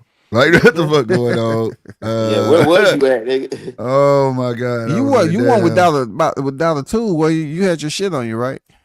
Huh? I go everywhere. No, not that Oh, I was time. No, about to say, no, not that time. I didn't. Not that time. Because them I niggas didn't be scamming too. Them But niggas that be trying to shit- rob motherfuckers too, man. I was like, oh my God, where the fuck am I at, bro? And I was out for some liquor because that shit fucked me up. I went to everywhere. Like, where the fuck y'all say y'all liquor at, bro? Y'all ain't got no liquor. This Man, shit we got like a liquor liquor stores store. everywhere down this bitch, man. Man, you was in the wrong place. bro, Yeah, you was in the wrong place, 'cause we got liquor y'all stores, lying man. to Hey, me. when y'all get done, I'm Y'all- gonna tell y'all my Atlanta story, bro. Y'all lying to me, man. I went to Quick Trip. I went everywhere. Like, where the fuck y'all? We got wine and beer. I said, no, nigga, I'm talking about liquor. They was like, they don't sell liquor in gas station. I said, you a lie. Where I'm from, that shit in Oh, yeah, they gas don't sell station. it We at got no gas liquor station. stores. They I don't found- sell it no more down here in gas station because motherfuckers stealing it. I was like, That's damn, bro, where the fuck, bro? And then I got hungry. We went to American Deli and shit. And the mother was like, I said, what's good in here? They was talking about some lemon pepper wet wings or some Lemon shit. pepper wet wings, yeah, with some Yeah. shrimp We fried got- rice. Yeah, Yeah, and we that, got, and that fucked we- me up, bro. I said, how you gonna give me some lemon pepper wings with some fried rice, bro? That shit ain't right. I was Bro, like, I they got don't go that to- shit. I got fried rice in the fridge right now. I'm about to eat that Nigga, shit. Yeah, you I don't from know what. St. Louis. I never. How that ain't right? That's all the way right. I never had lemon pepper. Like, you go to Chinaman out here, they give you fried wings if you want them and shit like that, but not no lemon pepper wings. That shit fucked me up, bro. With fried rice, I was like, all right, well, fuck it, give it to me, bro. Like, I was like, damn, give it to me. And I ain't gonna lie, it was different. Yeah, that shit was wet. I thought that was just some bullshit. That shit was wet, but it was good. And then I went to this soul food spot. It was damn, what's the name of that motherfucker? Fucking Jeezy was talking about that motherfucker. And we went to there and it was cool. You talking about Trails? Beautifuls when they be Oh, dressing beautiful, up the like beautiful, a, the beautiful. I think so. We The went beautiful there on Cascade. That's on because Cascade. everywhere I go, I gotta Yeah, go shout out to to the hood. Cascade, man. I gotta go to the hood. I remember we went to East Point. Where else we went? I went to that damn foot action. I had never been to a foot action in a day in my life. Went to a fucking foot action, and the foot action was over there by that they call it a mall, but Right. it is raggedy as shit. Greenbriers. I think it is. Down there look like a flea market. But it's a mall. When you go in there, the outside look ratty, but when you go in there though, it's stores and shit in there though. But That it could look have been like South DeKalb. That could have been mother. No, Yeah, South yeah. DeKalb don't look raggedy like that. It is empty on the inside yeah, now. it's empty though. Like you know what I'm saying. All West them End. damn- You was at But the West it End. had You was at the it West had End Mall. it had You a was at the Foot West Locker in End that Mall. motherfucker and everything, bro. That was the West Bro, End Mall. they got a Champs. Yeah, that was probably West End you talking about. 'Cause Yeah, Yeah, that's South DeKalb look pretty good. They got a Piccadilly at the front. And you Yeah. know, Yeah. it has a Champs, Foot Locker. It got some pretty good stores up in there. Yeah, That shit yeah. used to be thriving back in Yeah, the day, we was man. in the hood. We was in the hood, bro. I got everywhere Yeah, I you go. was I in gotta go West to the End Mall, hood. bro. I don't You like was in seeing West the End fancy Mall. shit. I want to see real living. Yeah, Yeah, you was in West End Mall All for right, sure. let me tell y'all my We was Atlanta story, bro. All right, check this out. I'm a real nigga, so I'm gonna just keep it a buck. I got caught cheating with my girlfriend. You know what I mean? And we split up, and then I took her to Atlanta because you know she just wanted to always go to Atlanta, whatever it is, what it is, and plus I have family there. So it is what it is, my nigga. We traveling and got a cool little rental car, and I got a ring on me, my nigga, and she's now my wife. You know what I'm saying? And I'm like, okay, I'm about to pop the question and everything. So we go somewhere downtown and we go to the house where Martin Luther King was Auburn Avenue. born and raised at or whatever. Yeah, you was in We Auburn did Avenue. little tour shit.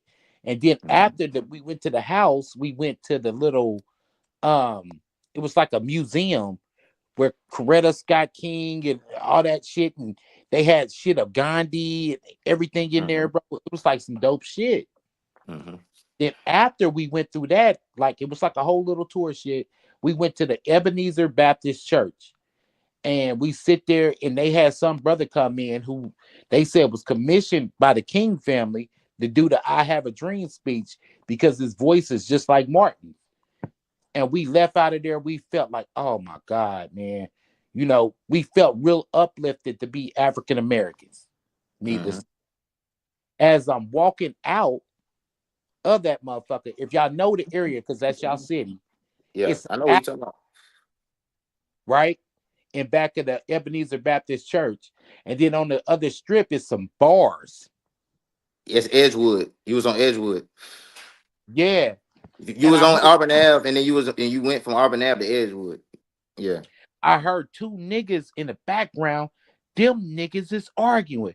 You bitch ass nigga, I'll beat your motherfucking ass. Blah blah blah blah blah. I'm like, oh damn, these Atlanta niggas, they get it down. Nigga picked up a brick, ran towards the nigga. Once he got at arm's length, blood dropped the brick, grabbed the nigga, tongue kissed him in his mouth, and said, I ain't gonna lose you. I said, oh my God. The wife went. What the fuck? Nigga, I'm thinking of some cinder block shit, nigga. Oh God my damn. God, what nigga? Don't remind Dead, me of the way it is now. God Oh. damn. Yeah, bro, it do get crazy. dead homies, bro. The wife's like, you know, Panama City, Florida is like 4 hours away. And that's where Oh we my drove, God. and that's where I popped the question. Shout out to my wife Coco, her beautiful ass. We married to this day, rocking it. You know what I'm Man, saying? Yeah, I I'm remember glad one y'all time- didn't pop that. I'm glad you didn't pop that question in the A, man. You would have been divorced by now, man. This place is scam city now. Right. Yeah. You know what I'm Man. saying? Man, I remember one time I was staying in a I was going through hard time. I had to live in a goddamn motel and shit. Man, you know the Nights Inn on Panola Road? Yeah, man. Hell yeah. I used to live in that bitch, bro. God damn.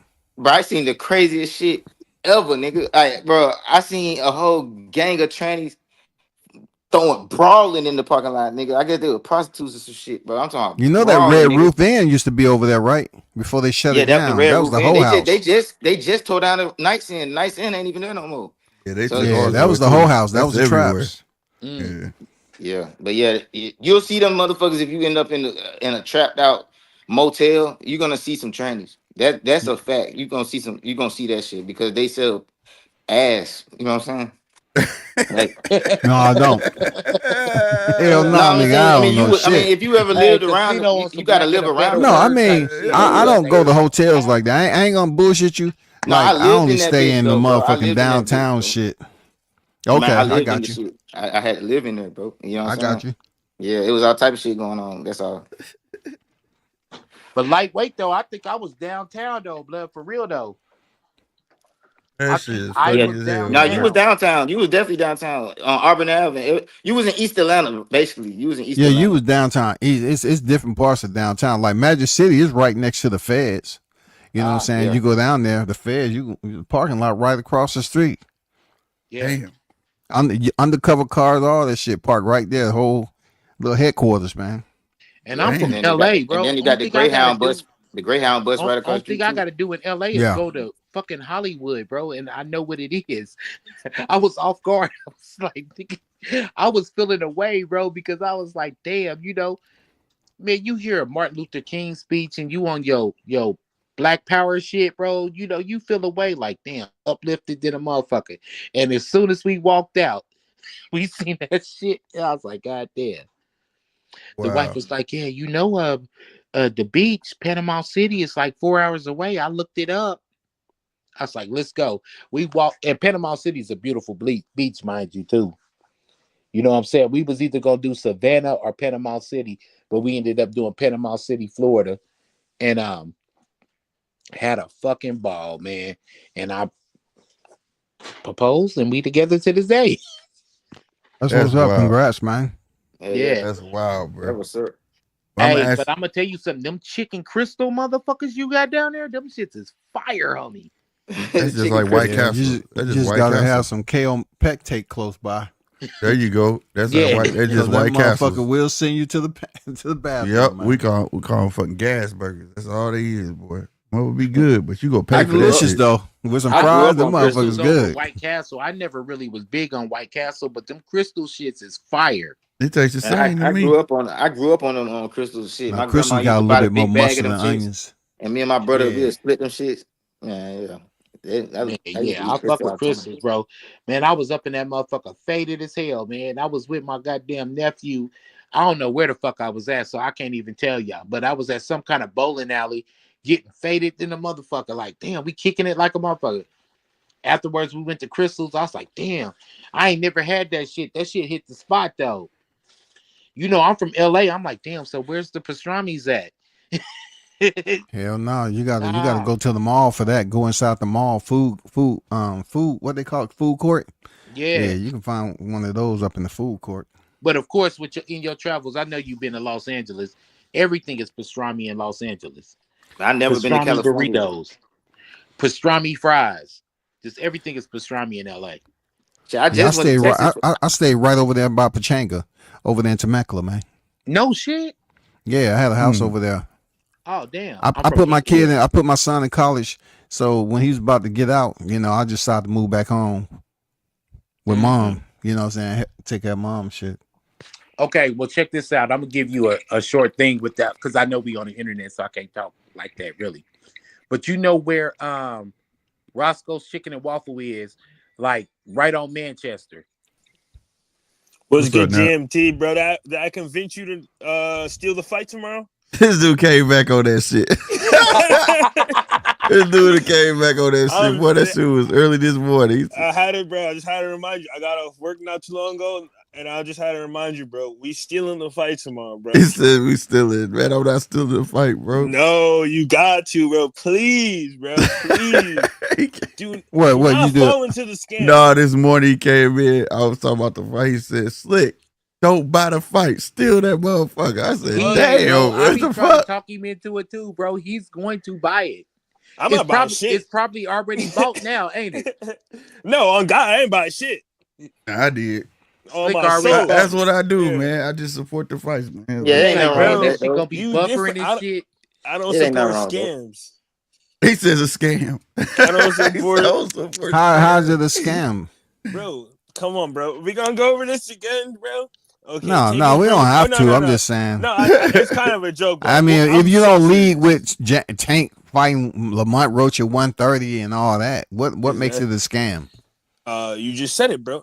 He's bringing No, up another that guy ain't a from scam, one- bro. That's a Look, scam, look, We all know bro. what's gonna happen, It'll bro. be a scam if it'll be a scam if Shakur was healthy and he had a choice between Shakur and Keyshawn and he ducked them both. It'd be a scam, but no, man. Shakur was about to fight Joe Cordina before that fight fell apart. And Hector Luis Garcia had already moved up and fought Tank from 130. So why are you so pressed for this one? Okay, bro.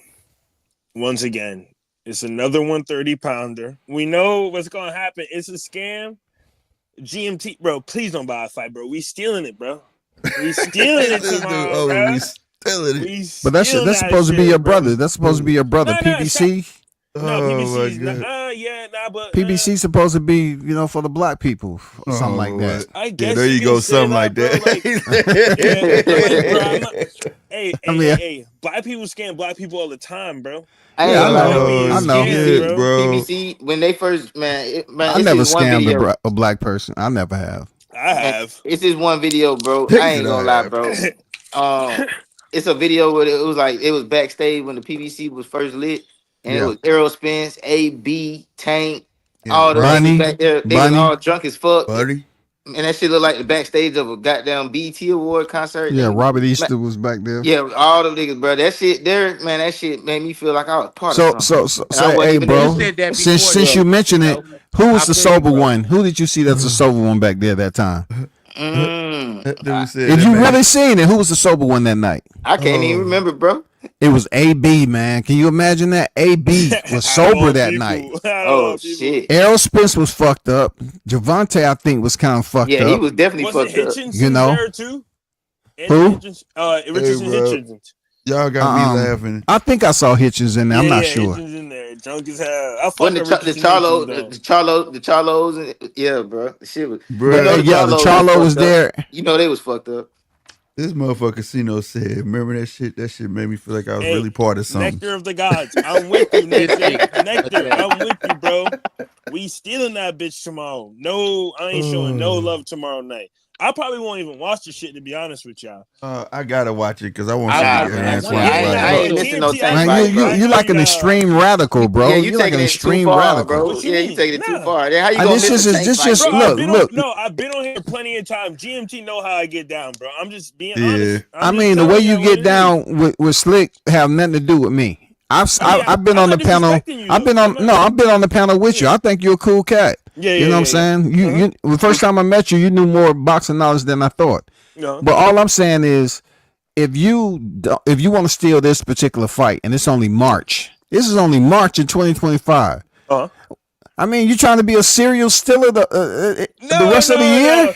No, that's not what I mean. He said serial stealer. I mean, man, it's only March, nigga. You trying to be a serial motherfucking stealer? Hey, I'm gonna tell you. Hey, bro, what's your name, bro? My name Nat. My name Napoleon. I'm gonna tell you what I said before you came up here, bro. If a nigga steal the fight one time, they're never buying another fight again. I don't give a fuck what it costs.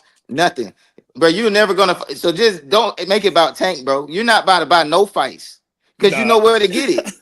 Keep it 100. You probably never even bought a fight, bro. No, you never bought a fight. Keep it 100 with me, bro. Not true. I bought the Saudi card. I buy a bunch of UFC cards, especially when it's like Peter Yan fighting Jack Della, like a bunch of my favorite UFC fighters. But bro, I just don't support getting scammed, bro. So what about the co-mains? So you telling me you know how to get the fights for free and you decide to pay?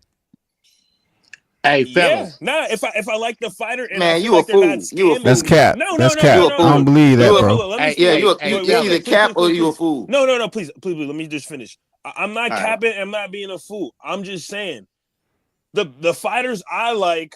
One, don't cherry pick. One, they give us the fights we want. Two, it's exciting three. Sorry about that. Three, it's exciting cards. And four, bro, I don't support getting scammed, bro. I'm so sick. Because I bought Tank Rolly, Tank Ryan, and I just come to consensus. I'm like, yo, I'm getting scammed, bro. You ever just wake up one day, you paying for a subscription, and you're like, I don't even use this shit. Why I keep paying for it and you cancel the subscription? That's how I feel, bro. So I'm done getting scammed when I don't even need it in my life, bro. That's just my thought process. He's still undefeated, man. Tank's still undefeated. Hey, bro. Same with the Canelo shit. No disrespect. I think Canelo's a great fighter. I also think Tank is a great fighter, but I'm sick of getting scammed, bro. This is not something I wanted, and this is not a fight any of you guys wanted. I'm sorry. Like one of you guys can't tell me you wanted this fight. I want to hear one person say they want it. Lamont Hey, Roach. we're not saying we want Turk's fight either, but we paying attention because he's making some fights that we find interesting. You don't of the want the fights he's better making. BF. You don't want the better BF Bivol too. You Yeah, don't but want what I'm Schofield saying versus is Shakur? every fight on the card is not a fight that we want or that we requested. Turk kind of put that shit together. So we finally got number one, Beterbiev and Bivol. Why? Because they was both champions at the light heavyweight division. So it worked out great. But that's one set of fighters. Like Tank is one fighter at lightweight. I mean, you can get past the Lamont Roach situation. He's going back to damn DMV after this shit's over with. Are you going to still be a Tank supporter? I'm not a Tank supporter, bro. I'm not. I stopped being a fan of dude after he started acting like a clown, acting like he's kind of acting like a girl, bro. He's acting like like your little sister get mad, and I don't got a little sister, but like your sister get mad, and like you be like, yo, well, you just need to show up to one of Tank's sparring sessions, bro. You ain't gonna never call that man a girl no more. No, hey, bro. Hey, I want to ask you because that nigga ruthless, man. What's your name one more time, bro? My name Nat, bro. Hold. Now, who your favorite fighter now at 135? Right now at 135, Keyshawn Davis. I love his build-ups. I love the performances he puts on. But at least you said him. At least you said him. I ain't gonna lie.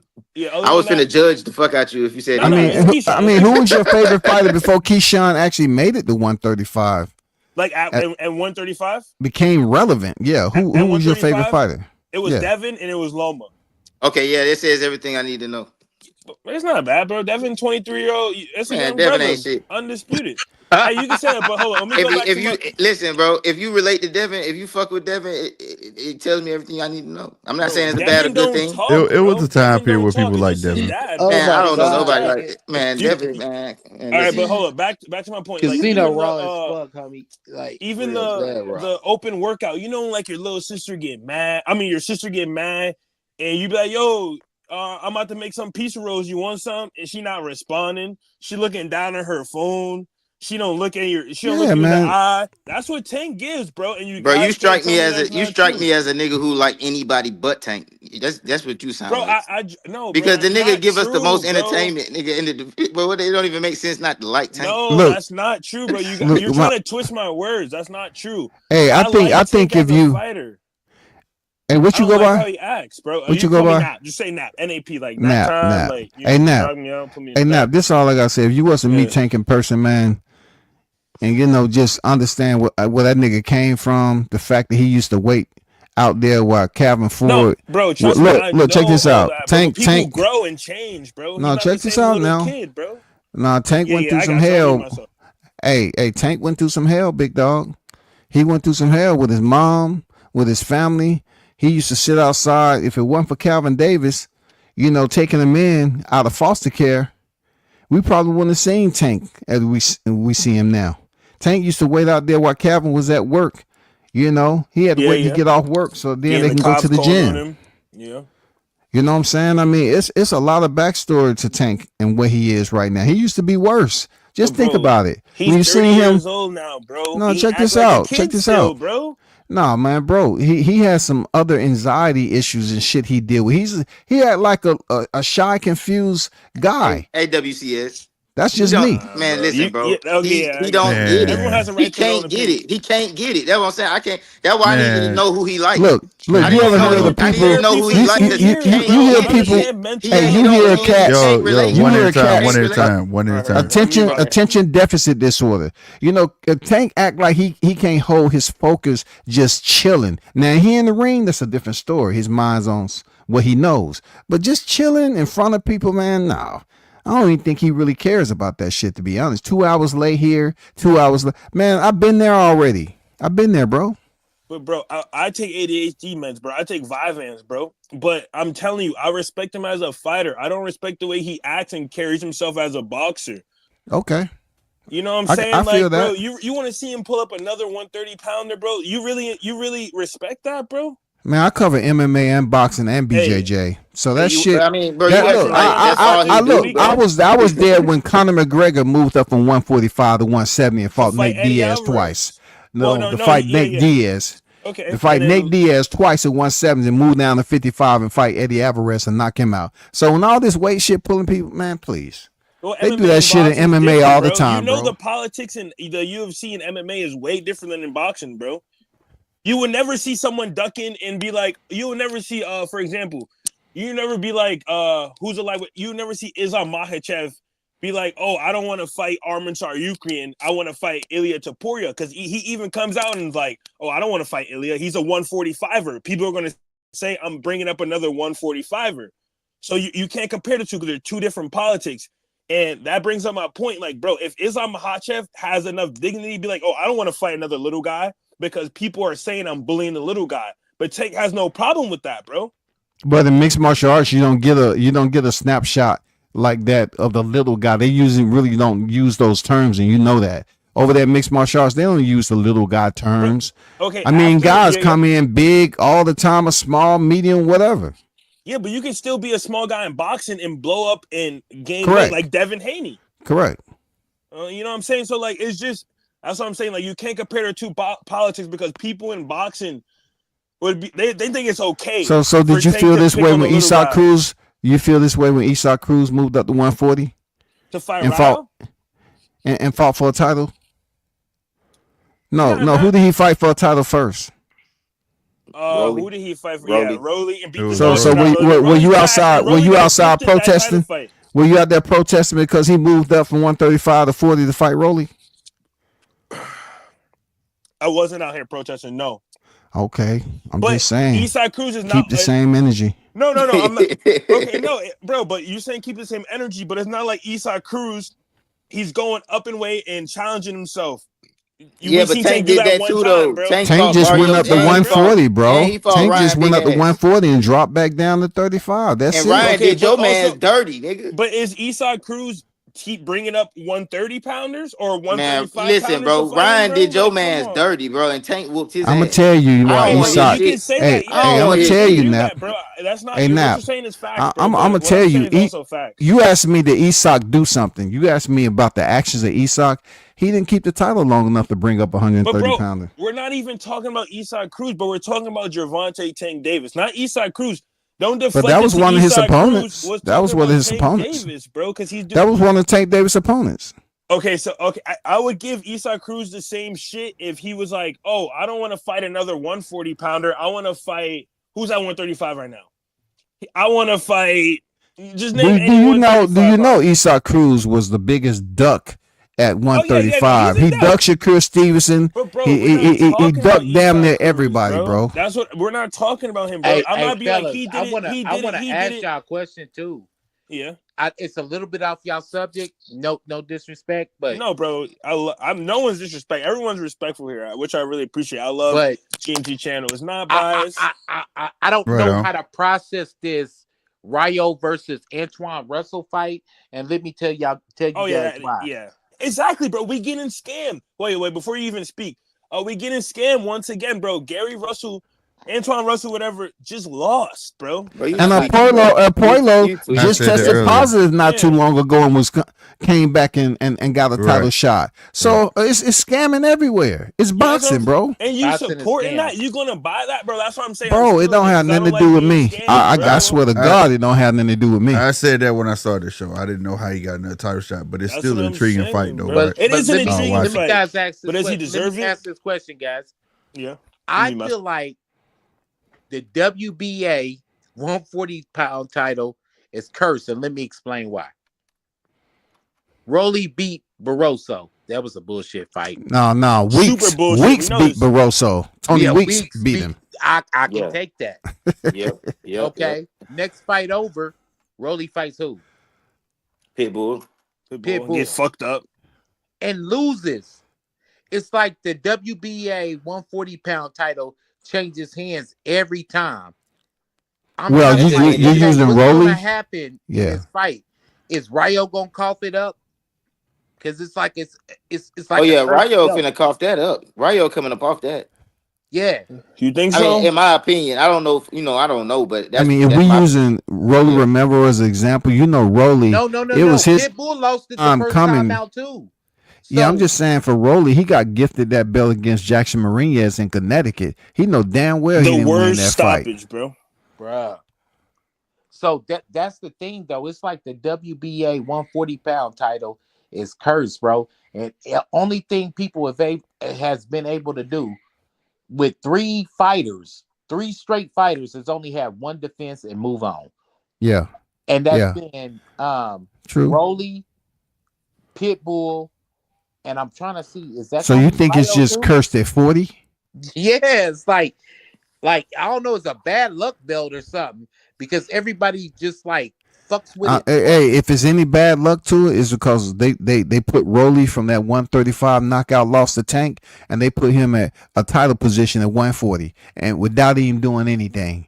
You know what I'm saying? They put him in the position. That's my point, bro. Not to cut you off, but that's my point, bro. Because guess what? Antoine Russell, he just came off a loss too, my nigga. Yeah. And they put him in that same situation. Yeah. And it just seems weird to me. I don't know how to process this shit. I like how they rotate them though. At least that's how the UFC does. You know what I'm saying? You lose a title, they'll give you a couple of opponents to get back into the groove or give you a rematch. Look, they've had Knapp. He looked like he follows the sport over there. You get champions knocked the fuck out, and Dana White will say, "Okay, I'll give you another chance in the next fight to redeem your title." You can even get say your that title about back. Sean O'Malley getting the next title fight against Marab, because he got beat the fuck up 50-45, and he didn't even fight nobody yet, and they're giving him another title shot, which makes no sense. Zhali Zhang, the first Chinese female strawweight champion, she gets head kick knocked out by Rose Namajunas. Yeah, and Dana White give her immediate title shot. Yeah, against Carla Espinoza, the bum. Yeah. You can't make this stuff up, but women's MMA though, you gotta cut her some slack, because those weight classes are very minuscule. You called Carla Esparza a bum, and she was the first woman strawweight division champion over there. I was being disrespectful Don't let me start to spin you up the par there, Nap. No, you can say that that was kind of out of pocket what I just. Yeah, that was out of pocket, dog. Because she's a Hall of Famer, dog. It was out of pocket. She's a Hall of Famer, bro. I say that because at the time when she first, you know how MMA is growing. Yeah, it's a rapidly growing sport now. Yeah, it is. At the time, just I talk about Demetria Johnson with my friends. I'm like, you can't. She don't have no Hall of Famer she beat. You know what I'm saying? Who? Carla Espinoza. She don't got no. I mean, she beat Thug Rose Namajunas, and when they initially had their debut, that's a Hall of Famer. Yeah, that's Thug Rose is a Hall of Famer, bro. She is. Yeah, but she beat her twice. Yeah, and then, but okay, one Hall of Famer, and she fought at a time where that weight class, bro. When she first won her belt, there was 5 girls fighting in that weight class, max. Literally, I got a question. I don't mean to interrupt. No, bro, trust me, you're not. I'm scrolling. I'm scrolling on Instagram. I seen it's a video of Calvin Ford explaining why he's not the main trainer. Why? But he was basically explaining. He supposed to be explaining personal problems. Yeah. And he said he got married, man. One of the things he was talking about at the with Akim Barak, he said he got married. You know, he had to take care of business with him. Oh, okay. You know, I just was wondering. But I never tripped out because I remember seeing the coach that been training Tank in his corner before, Coach Barry Hunter from the Head Bangers Gym. I seen him in the corner before, a long time ago. Man, I know the real reason why he ain't there, but I'm just skeptical about putting it out there because motherfuckers, man. What you think, bro? I just don't. No, it's not like that, bro. See, you never been media. It's certain people you gotta meet still. You just can't go out here and just drop hammers on people's head, and then you want to go get credentials, and you end up running into them again. That's that shit's real life, bro. Hey, it's real life, but bro, what you speak. I learned that from Kelly Swanson. If I don't know you and what you do what now? That's I learned that from media, bro. I learned that from Kelly Swanson. What you mean? When she said, you know boxing? And I was like, yeah. She said, no, you don't. You gonna learn it though. And what she meant was that it's an entertainment first. That's how they view it, is to make money. So you just can't be putting everything out there, or it's certain things they don't want. You know what I'm saying? You saying you put that out there, then it create this whole tailwind. That's what she was trying to teach me at the time when I first that's got why in. I kind of lost my credentials over there because of her, because she got up in my face over there in the Barclays because I had on a Deontay Wilder shirt to this day, and I got a video Go. I got a video of Kelly. She didn't know I was recording. Up in my face, telling me I need to take the shirt off. I never met the bitch in my life. Yeah, that likewise. I never met the bitch in my life. That's how she was. That's how she is. She was like, that who bitch are is you? mean. And, bro. and part of me wants to say she was prejudiced, but you know, she probably she wants you to kiss. She wants you to kiss. Nah, fuck all that. That's why PBC the hardest credential to get, bro. Oh yeah. I used to get credentials of PBC the hard way, man. It's the hardest. That bitch started trying to. She'll treat all the Mexican media all nice and shit. Yep. And then the brothers, we have to goddamn low crawl. Damn, you ain't low lying. crawl. Cause we was sneaking into motherfuckers. I feel like they don't even, I feel like they don't even got credentials no more because I don't really see small channels getting nothing. It's just always it's a fight hype. It's a fight hype. It's a Fight Hub TV. Yeah, it's all them other niggas. Questions, bro. The brothers are asking real questions. It's only the white boys and the Mexicans that want to dick ride and be like, with Kelly Swanson, you gotta play her game. You know what I'm saying? Exactly, man. Exactly. Shit is corny, bro. I don't respect PBC. Me personally. Who? Bro, you young as hell. Listen, that's a real media member, bro. He a real member. He's a real media member, so he can't just be on that bullshit. You know what I'm saying? You can be on that bullshit. No, you can make that choice, but he got a career. He got a career, bro. He got a real career, bro. He got a real career. But he can't get on. Made career off of that though, bro. Yeah, like, look at Ariel Hawani. Yeah, but Hawani. Okay, he's a Jew. He's a Jew, first of all, and he networks with the other Jews that's up in the networks. You got a good point. I'm just saying we can't compare. The niggas can't compare themselves to Ariel. I tell you that. Bro, right. And not only that, Ariel ain't never just put out personal shit neither, though. You know what I'm saying? Yeah, Ariel was hated a little bit by Dana White because he had his own way of getting the raw information out there. He went through his shit, but at the end of the day, he is Jewish, bro. And you know how strong they got their network. And where people don't understand though, like that a lot of people don't believe that they watch us. Oh, they watch us. Oh, they watch. I can't tell you when I walked in the motherfucker like, I know who you is. Oh, you do? Yeah, you GMT. Like they'll tell you. Yeah. They will tell you. We know who you is. We know. See, bro, that's why I like this channel, bro. They'll tell you that shit, bro. Just because there'll be a bunch of ghost watchers and they'll sit there and watch your ass like this motherfucker talking a lot of shit. Hey, Nap, why don't you try to get one credential, Nap? Just one credential, bro. I'm about to go stay with this girl I know in New Jersey. I'm about to go see that Teofimo, Devin Haney, Ryan Garcia card in New York. But do you know how to put in the credential online though? I don't, but I can figure it out. I'm pretty savvy. I'm pretty tech savvy. I just want to see you on site, man, doing the interview. I bet you'll be hilarious, bro. Yeah, bro, see, you know, it ain't as easy as you think. It ain't. You ain't gonna call out no freaking clowns, you got bro. Clowns like Tank Davis who would ignore you because he's a bro, little girl. Man, bro, you have no idea. It don't work like that. Yeah, it don't work like that, you bro. You have no idea, Nap. You living in a fairy tale world, bro. Right. Nap, I tried to stop you. Once he, WCS, once he get in them scrums, bro, it's a different world, bro. Oh man, once you get in them scrums, man, you ain't gonna be a man. Hey, it's a different world. Hey, can I get? I'm gonna tell you something. Years of being friends with another guy and Slick and coaching fighters and fighting myself, I would never go through the bullshit of interviewing fighters. Me personally, I just couldn't go through it. Yeah, it's not easy. It's not easy, especially if you in them scrums.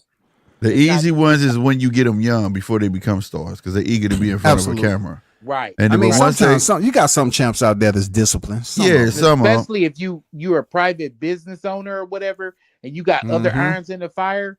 It's kind of hard to kind of pull yourself away from there and be like, yeah, I'm gonna spend money, and I'm gonna go to Vegas for a weekend, and I'm gonna buy this hotel, and I'm gonna get resort fees onto the motherfucking hotel, and I gotta sit out here and wait for motherfuckers to walk out and camp here and camp. Yeah, because you gotta spend $10 on a bottle of water. Yep. Yeah, that's how you start off too. Before you get credentials, usually that's how you start the fuck off. You're gonna wait outside that damn You're gonna wait out. You're gonna wait out. Go in and try to get fucking interviews, bro. Yep. And then you gotta have your questions ready, bro. Ain't nobody waiting on you. That's why nobody waiting on you. Guys like you gotta have that shit ready. RC, you, bro. I commend y'all guys, bro, because me personally, just being a fighter or being a coach and coming from that background and then moving into that, I couldn't do it.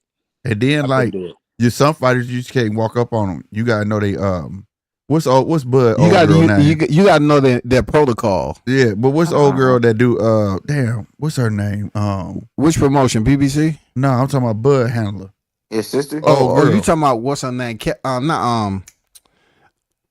Fuck, what's her name? You can't go talk. I'll tell you right now because I got my email where I be getting the press release.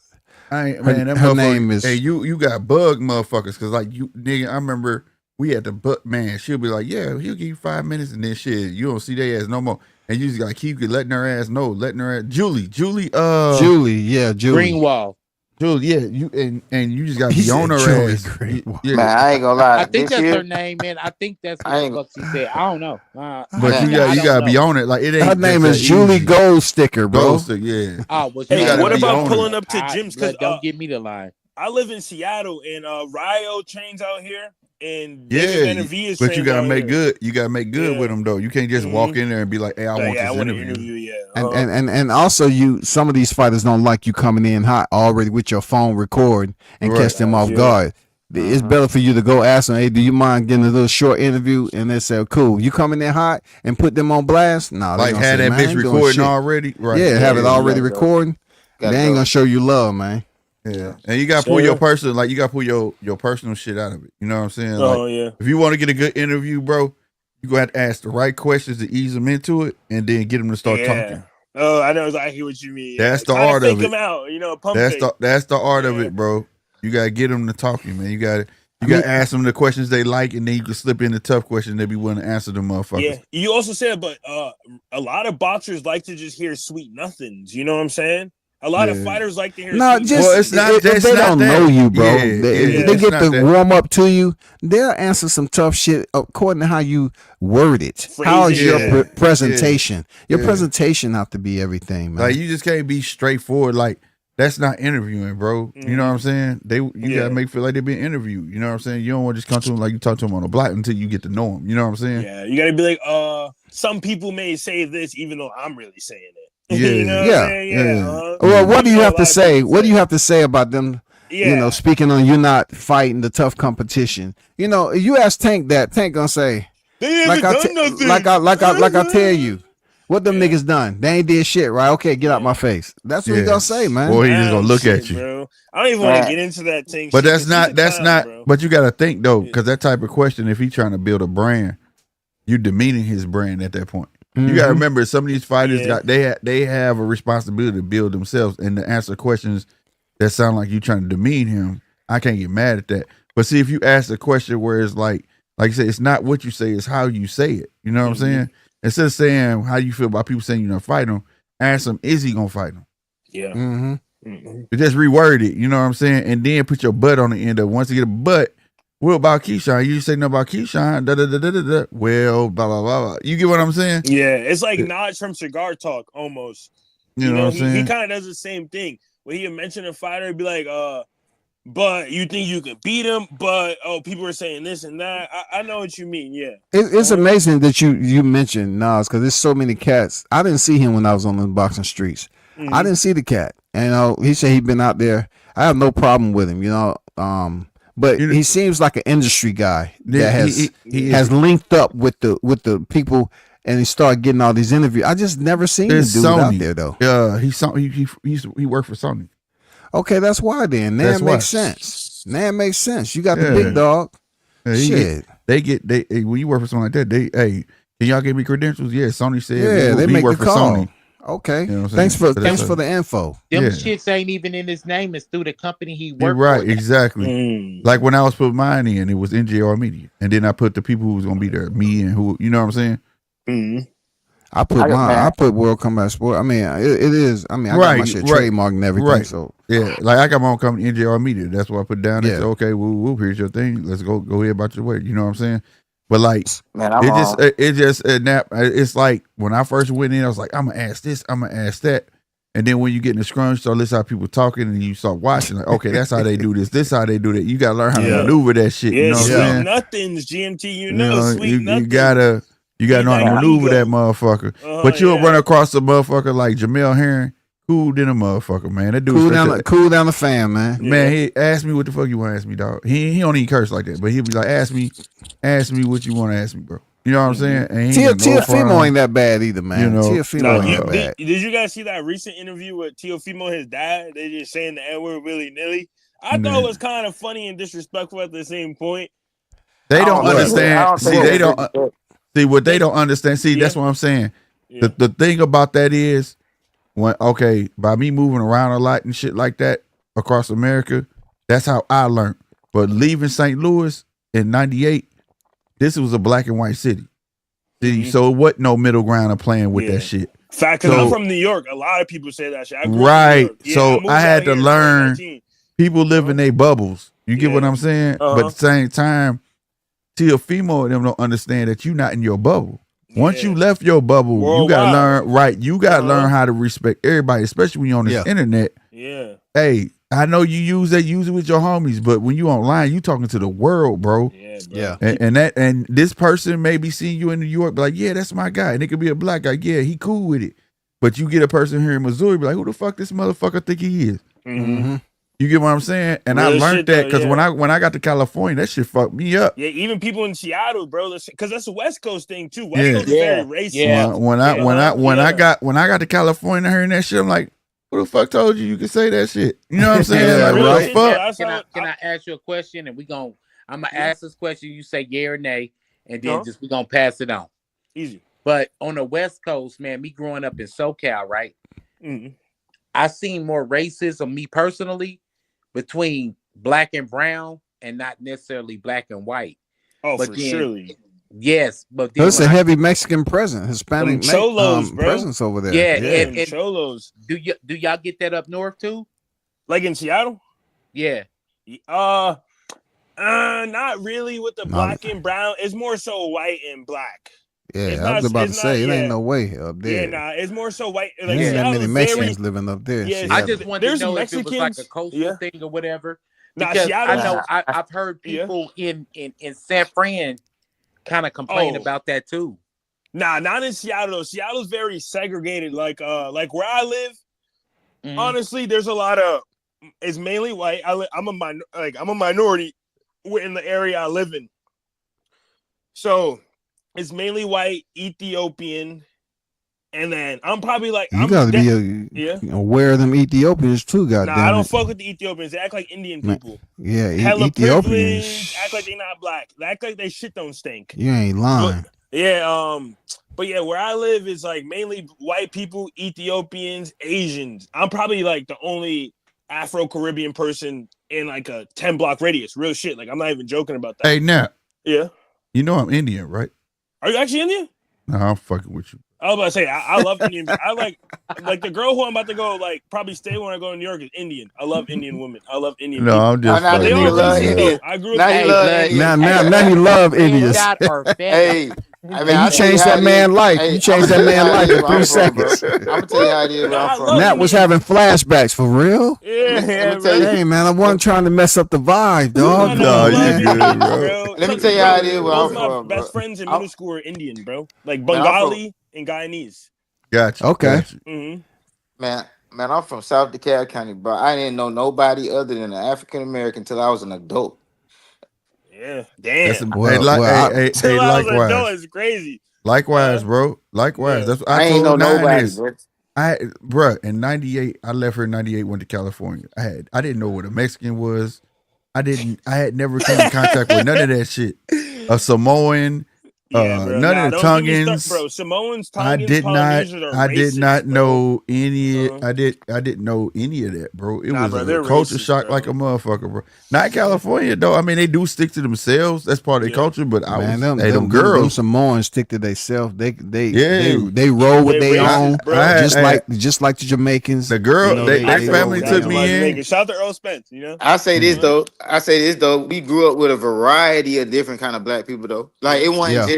Like I'm basically like where I'm from. That shit like little Jamaica, bro. We got Caribbean festival. Shout out to where you from, bro. Shout out to where you from, bro. We got carnival. I grew up on motherfucking. I grew up eating like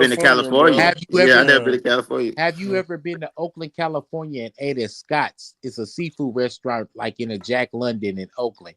Nah, I've only No, I been to can't say I have. Florida, I went Fire. to London and Paris not too long ago. I want to move to London. I'm trying to figure out a plan to move to London. I love London. You guys, What you do for work, man? I work at a restaurant. I work at a beer hall. Okay. Yeah, I gotta go to London.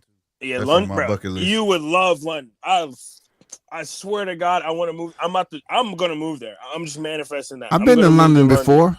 So I mean, I don't know if I want to move there or not. It has some nice women out there, but them boys rough out there, man. Like it's a lot of crime going on out that motherfucker too. There's crime going on everywhere. I don't like that. I live in a city of crackheads. You know, I'm just saying they don't have the same gun laws over there in London, bro. Yeah, I don't have a gun. That's what bothers me. My dad has a gun. I don't have a gun.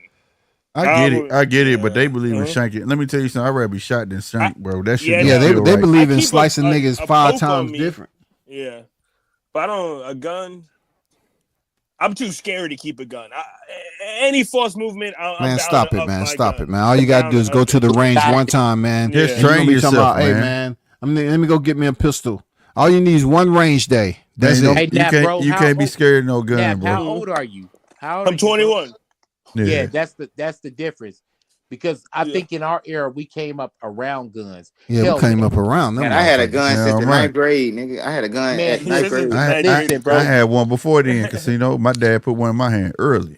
Yeah. Went from BB guns to real guns. I had a gun. My folks ain't know about. I'm saying the best thing you can do is put a gun in your youngest hand the correct way when they're young, so they won't be afraid of it. Because the ones who get killed is the ones that pick it up and they have no familiarization and training, and they squeeze the trigger and they don't know. The ones who know about it, they leave that motherfucker right there. I already know what that can do. Yeah, that's what my dad did. That's what I'm saying. You My dad. know another thing too. I grew up in New York, Let me add this. I want to add this on that.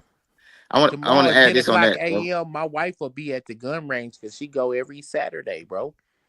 That's just like. I want to say this: if you don't know nothing about no guns, don't get no gun and goddamn think you finna just quick drama like niggas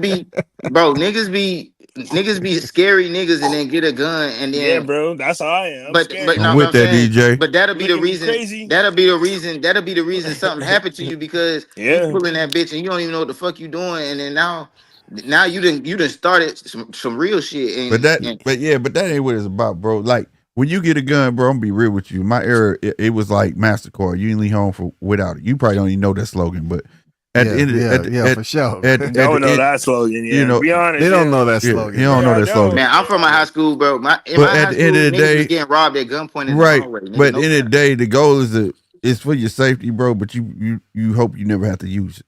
You know what I'm saying? Shit, yeah. You know what I mean? So you go them to a gun range, man, them YNs, man, they on some different time. They ain't throwing up no fist no more. Bro, I live in a different time. Yeah, for surely, like, bro, like people like crazy. You go out to a bar with your friends. You go out with your friends in general, bro. People are looking at you crazy, and I'm a paranoid person. You know what I'm saying? But sad to say, but nigga, you ain't got nothing to worry about. You said you the only black person in 10-mile radius, nigga. Yeah, but I go like sad to say because we the only ones who gonna do something really. I mean, I don't know about what. Yeah.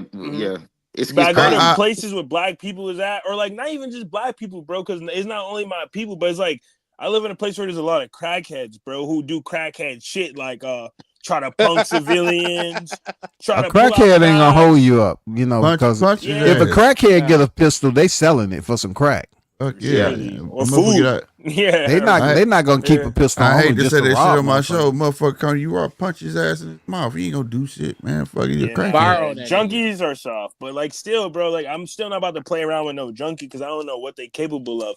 When you do drugs, it alters your mental state. You know what I'm saying? Yeah, most of the junkies they got blades on them, man. They got blades on them. That's it. Yeah. And they're mentally unwell. Like my mom worked with a lot of mentally ill people. I hear you, DJ. Tell me stuff like that.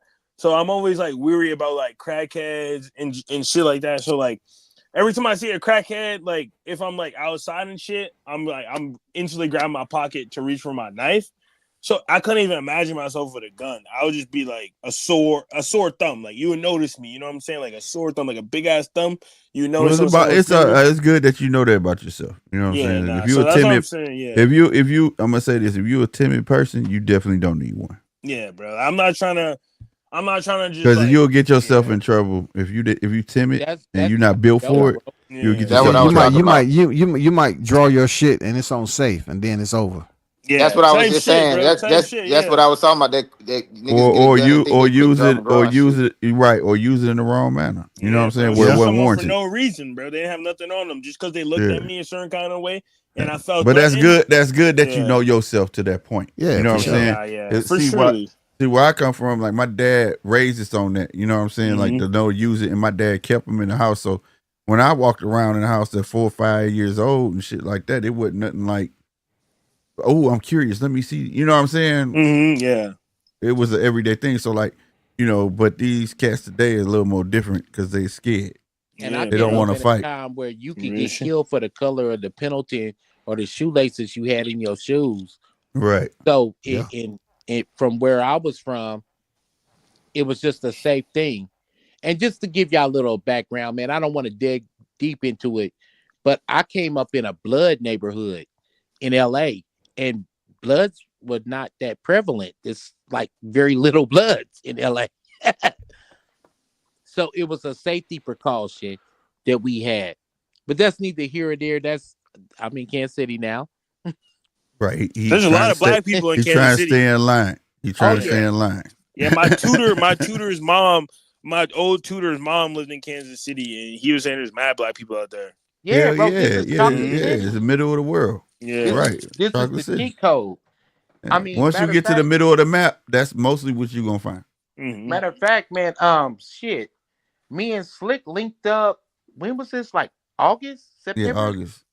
Yeah, I gotta come to Seattle. Ain't no fights out in Seattle, not yet. Hopefully, Ryo beats up Gary Russell so we can get a card in Seattle with David Benavides. It's a fight, sir. They just local cards, man. You gotta look it up. Yeah, we had the UFC last week. The UFC and Monster Energy had a promotion thing at my job. I got like a free Monster bag I can show y'all and shit. Like, what the women look like out there for when they see brothers? I mean, women in Seattle are beautiful and they're cool. Like you're gonna meet a lot of one thing I love about my job, and one thing I love about I'm just gonna say about my job is like I work with a lot of people who aren't from Seattle, honestly. But women in Seattle, majority white women out there, huh?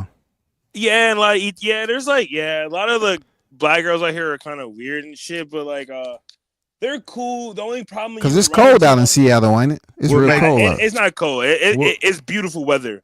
Okay. With the women, bro, the only problem you're gonna have running into them, like my personal experience, is you can't.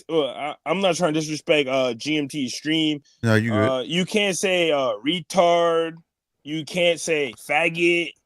Okay, you say can't F word. to a Say F female? word. Yeah, you can't say those words around them, or they look at you crazy. I mean, why bro. would you call a female a faggot anyway? No, you don't call them that. You be like, other day at the gym. Like other day at the gym, I was talking to this this one girl, and I was like, what I said, I was telling her how I don't like living out here in the West Coast and in Seattle and shit. And I was like, yo, I can't say nothing, bro. Like people look at me crazy when I speak the words I speak. And she was like, yeah, I heard you say the word retard, and that's a no for me. And in my head, and this one girl I be fucking with, she don't like when I be like, yo, that kid's a faggot. I don't mean it like he's gay. I just mean that kid is he's a weirdo. Well, you got to use an alternate sissy. I know, bro, but I'm from bro. I grew up, bro. I heard my pop say this, my uncle say this, bro. Hey fellas, I gotta take it in. I gotta wake up early, man. All right, bro. You have a good night. Sleep safe. Peace, man. Right on.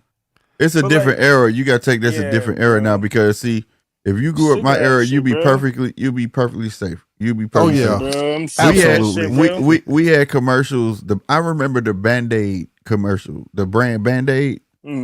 Had every time you buy a box of Band-Aids, we're gonna contribute $1 to the retard fund.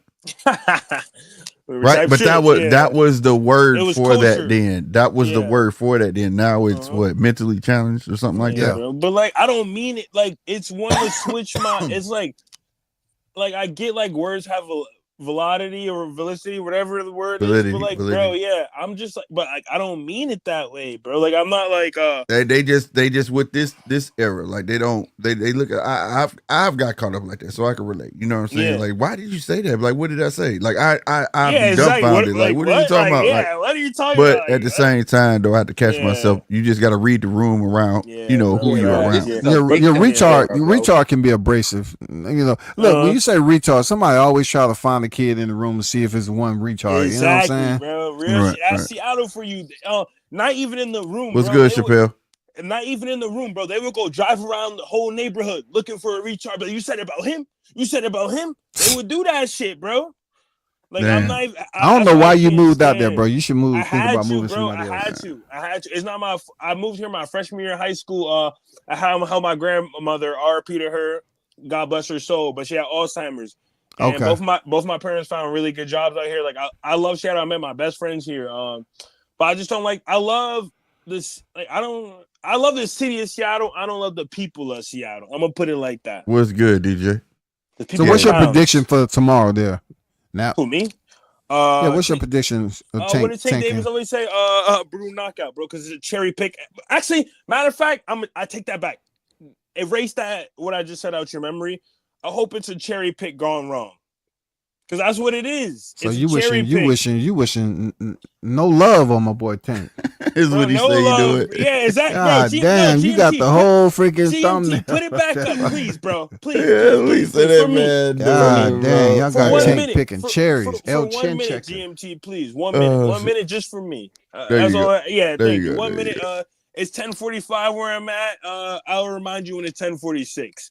What okay. you said for 1 minute for real? Man, I'm not keeping this up for the whole minute. This is just a joke, bro. 1 minute, bro. Please. That's in Al hope- Heyman's backyard. Yeah, This dude tripping.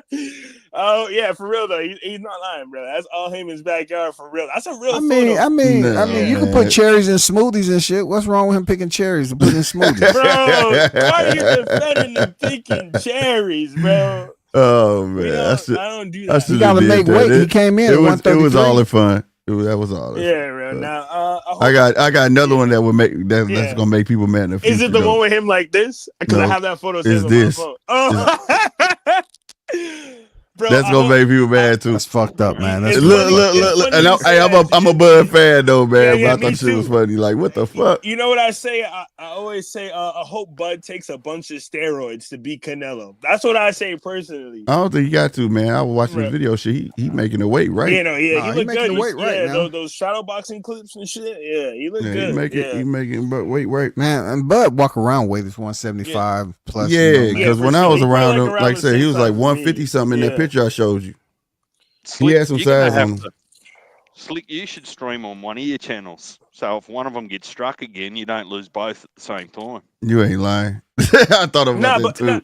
But real shit, back to that point, I really, even though my brain says Tank brutal knockout, my heart says I hope it's a cherry pick gone wrong, bro. Like real shit. Like I really hope bro, like I'm so serious right now, bro.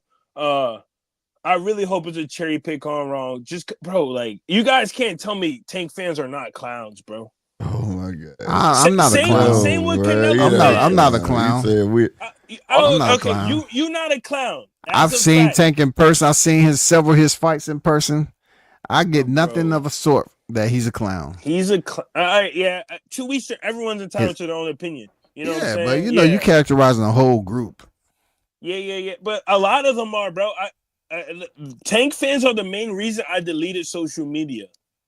Damn. Well, you were too invested in what they were saying and who they are. Just making me mad, they bro. mean no relevance to you though. You're a boxing fan. You're not utilizing the platform. Yeah, I'm a boxing fan. I'm a boxing fan. You know what I'm saying? Yeah. You're mentally debilitating yourself. Leaning in too heavy to the social media shit. Yeah, bro, but I had to just clear my mind. I feel so much more level-headed, clear-headed now that I don't have the Tank fans on my feed 24/7 talking about. And also, GMT, you seen that? What's his name? Espinoza said today. We never sent a contract to Shakur, And where are all the Tank fans at, bro? They didn't Well, say you nothing know, about Steven that. Espinosa. He's He not the most flip-flop. truthful person. Yeah, he you know what I'm flip-flop. saying? Yeah, So he you have to flip-flops check a his lot. integrity meter Because too. he was there. also the one that said that they did Yeah. at first. Yeah. The And real He was no. flip-flops a lot. The real Plus, was they no. can't go into negotiations while they've still got a fight on. Right. Yeah. Facts. Yeah. Yeah, he Hey, flips yeah, I out guess, a whole lot, bro. Whoever Yeah. paying the highest dollar, that's who See, we that's going why with. I like this channel, bro, because you guys are blinded.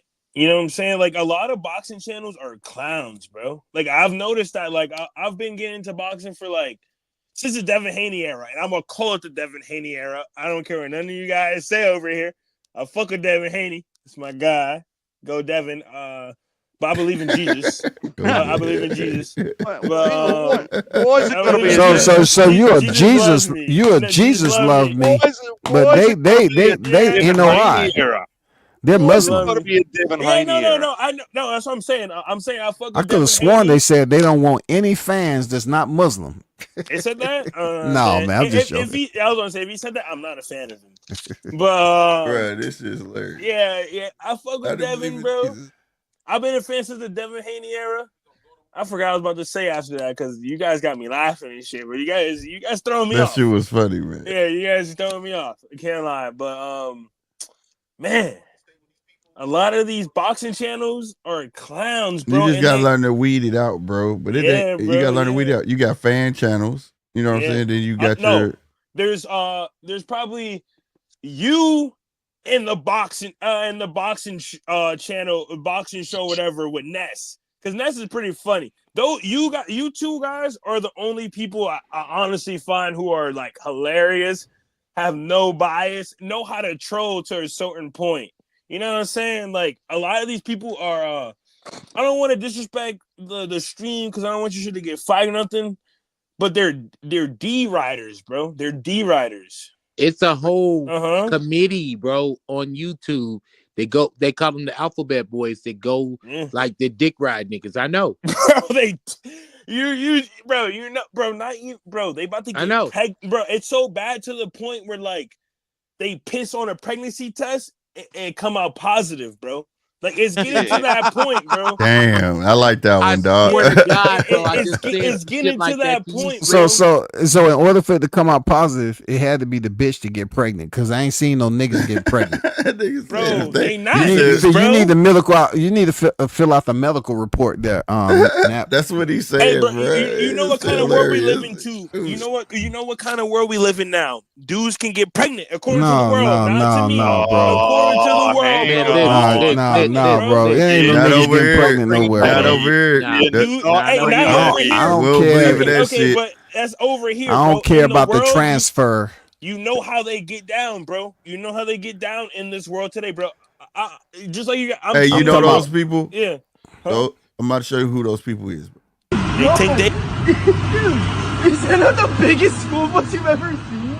Like, bro, I didn't even know they made them that big. That's a normal school bus. What do you mean, dude? That's a monster bus, bro. That's a normal size school bus. Dude, that's a monster bus. What are you talking about? How big was your school bus? Like 6 seats, maybe? 6 seats? Yeah, why? Bro, you're on the short bus. No, that's the normal one. That is not that's the normal bus. No, that's a monster bus. Dude, I've never seen a bus that big. Yeah, that's those people who believe in that shit. Hey, GMT, come on. I know you used to do this. I know you used to do this. Yeah. I'm just saying, bro. That's those people who believe in that shit. The reality is, bro, a lot of these channels are nothing but fan clubs. Bro, that's literally, bro. But and like, you can't get no boxing. You can't get no boxing knowledge from them. You can't get no real insight from them. Or whatever. Dick sucking, bro. You look, when I go live, I don't go live all the time for somebody to get educated. And why? Because I did it so much. It's just you got to break the monotony. Sometimes you got to have some fun and you know I go over the top, sarcastically to piss the fans off. But either way you go, man, you support a fan, they're gonna say you D-riding. I don't believe that shit. Like the way I did it this morning. They make up lies, bro. These I can understand the one that's clickbaiters and yeah. It's about how you go about it, like how I did it this morning. Bro. Some of the text you be having on that pop the balloon shit. He be having me rolling. I'm like, God damn. Yeah, I mean that shit right there. I gotta break the monotony of this boxing and MMA Yeah, shit, bro. man. But it's a way. I feel like This it's should a be way you clowns, do it. bro. It's a way you do it. Like I did this morning. I purposely wanted to draw in. Like the title was "Why Shakur Gets So Much Hate," and I wanted to get motherfuckers on there to stay their point, but also look at this side of it. You know what I'm saying? Like you saying this shit, Hey, but you can't be exactly. just all on one person. You know what I'm saying? Like I said, I'm a probably one of the biggest Bud. Nine to tell you.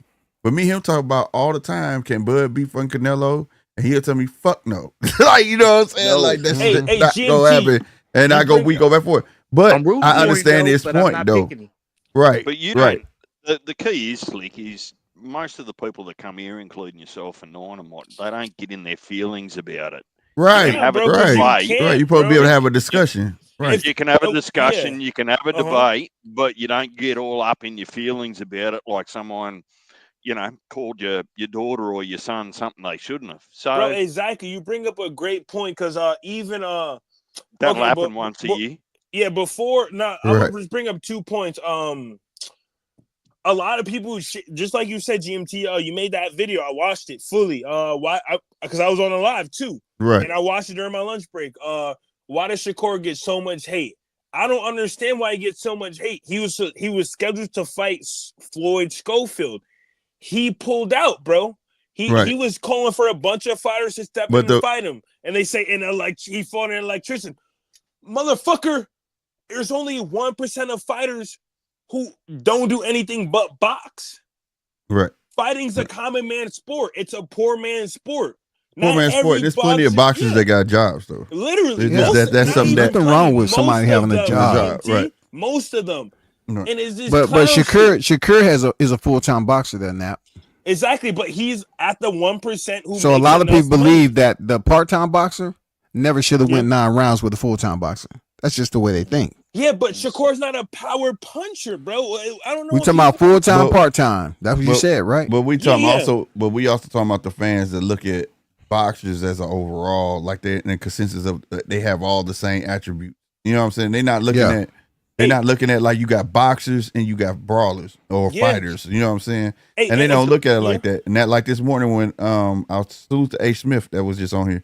You know, when I was trying to tell him, like, you know what I'm saying? He's a boxer, bro. Like, I don't expect him to fucking knock Tank out. I don't, you know, and that's always the first thing they say. Shakur can't knock Tank out. I never said he could. You know what I'm saying? Yeah, GMT, but the other part of that, Slick, is that speak. The other part, Slick, and we had a bit of a talk about this. If you timeline it, right, and you go back to Shakur telling the public that he was going to go out and make a statement, he was going to knock someone out. He finished him. Right, right. He talked that shit. It was about, at that point, the fans, including myself, I come on in here and I ate crow and I said it was my fault, not Shakur's, it was my fault. I was expecting something out of him that I shouldn't have expected, right, with the top rank contract and all that sort of stuff falling through. Now, if Shakur's going to misrepresent himself, I think he'll be setting himself up for more public scrutiny.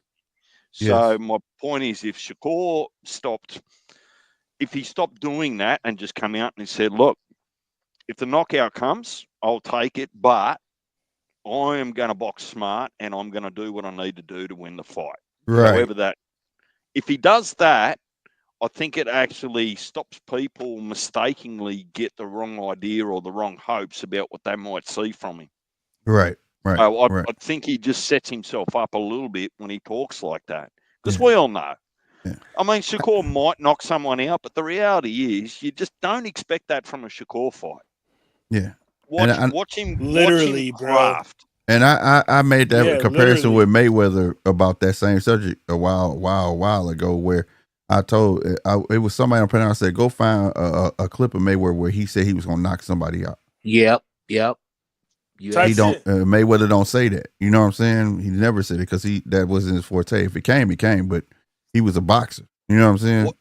What did you make of Shakur's performance on the weekend? Because I don't think I've spoken to you about it yet. Oh, it's crazy, bro. You know, and I said this in the live earlier today. You know what I mean? And everybody has this list in their head, but they don't really say it. as boxing fans, it's kind of like one of those things we don't really talk about. But everybody has that it's not if, it's when fighter like list in their head. And with Shakur, I think it's not if, it's when. I feel like if we want a tank fight and we're going back and forth with this tank fight, Shakur is the guy who could possibly screw up that fight by taking a loss on the way to that fight. It seems like Shakur is ready to lose. And with his brittle hands, that's a hell of a fucking problem. And Slick, WC, I know y'all kind of frequent boxing gyms. There's guys that hate to spar because they can fuck around and get cut because they cut so easy. Mm-hmm. You feel me? And it's guys that hate to spar because they have hand problems. And I just think that that's problematic. You And could tell the ones when they ain't hitting the mitts, they hitting the mitt, they hitting the what do you call them? The pads. They would hit pads instead of mitts. When you're not a big puncher like that and don't have like a home run power, bro, that's a hard task to ask for you. Like you could hurt your hand, and like for instance, we spoke about Mayweather. The only knockdown Mayweather ever had was why? Because he hurt his hand in the middle of the fight and took a knee. Like, fuck, my hand hurts. But you don't need knockout power to win fights, bro. But you don't need bad hands. But you need good hands to win a fight. You need healthy hands. And his thing is too, it's also, I think Nine is missing a little element to it. Like Mayweather had the skills to pay the bills, right? Yeah. Where he had brittle hands and he knew how to maneuver. Where we watching the kid coming of age that don't have that all the necessary skills just yet. You get what I'm saying? Yeah. He got enough skills right now for what he going up against, but when he get against that tough task, it's gonna be like a fail safe where he gonna throw hard punches. He gonna fuck around, break his hands. You know what I'm saying? Bro. And I don't agree with I like you on Shakur's that, bro. personality. Well, but if you look at Shakur's style, even if you like this guy, non-biasly, Shakur has one problem. He makes people miss, but he doesn't make them pay. And that's the right on WC. In boxing. You make them miss and you make them pay. He made Artem pay. He made Artem pay in that fight. He didn't just run around.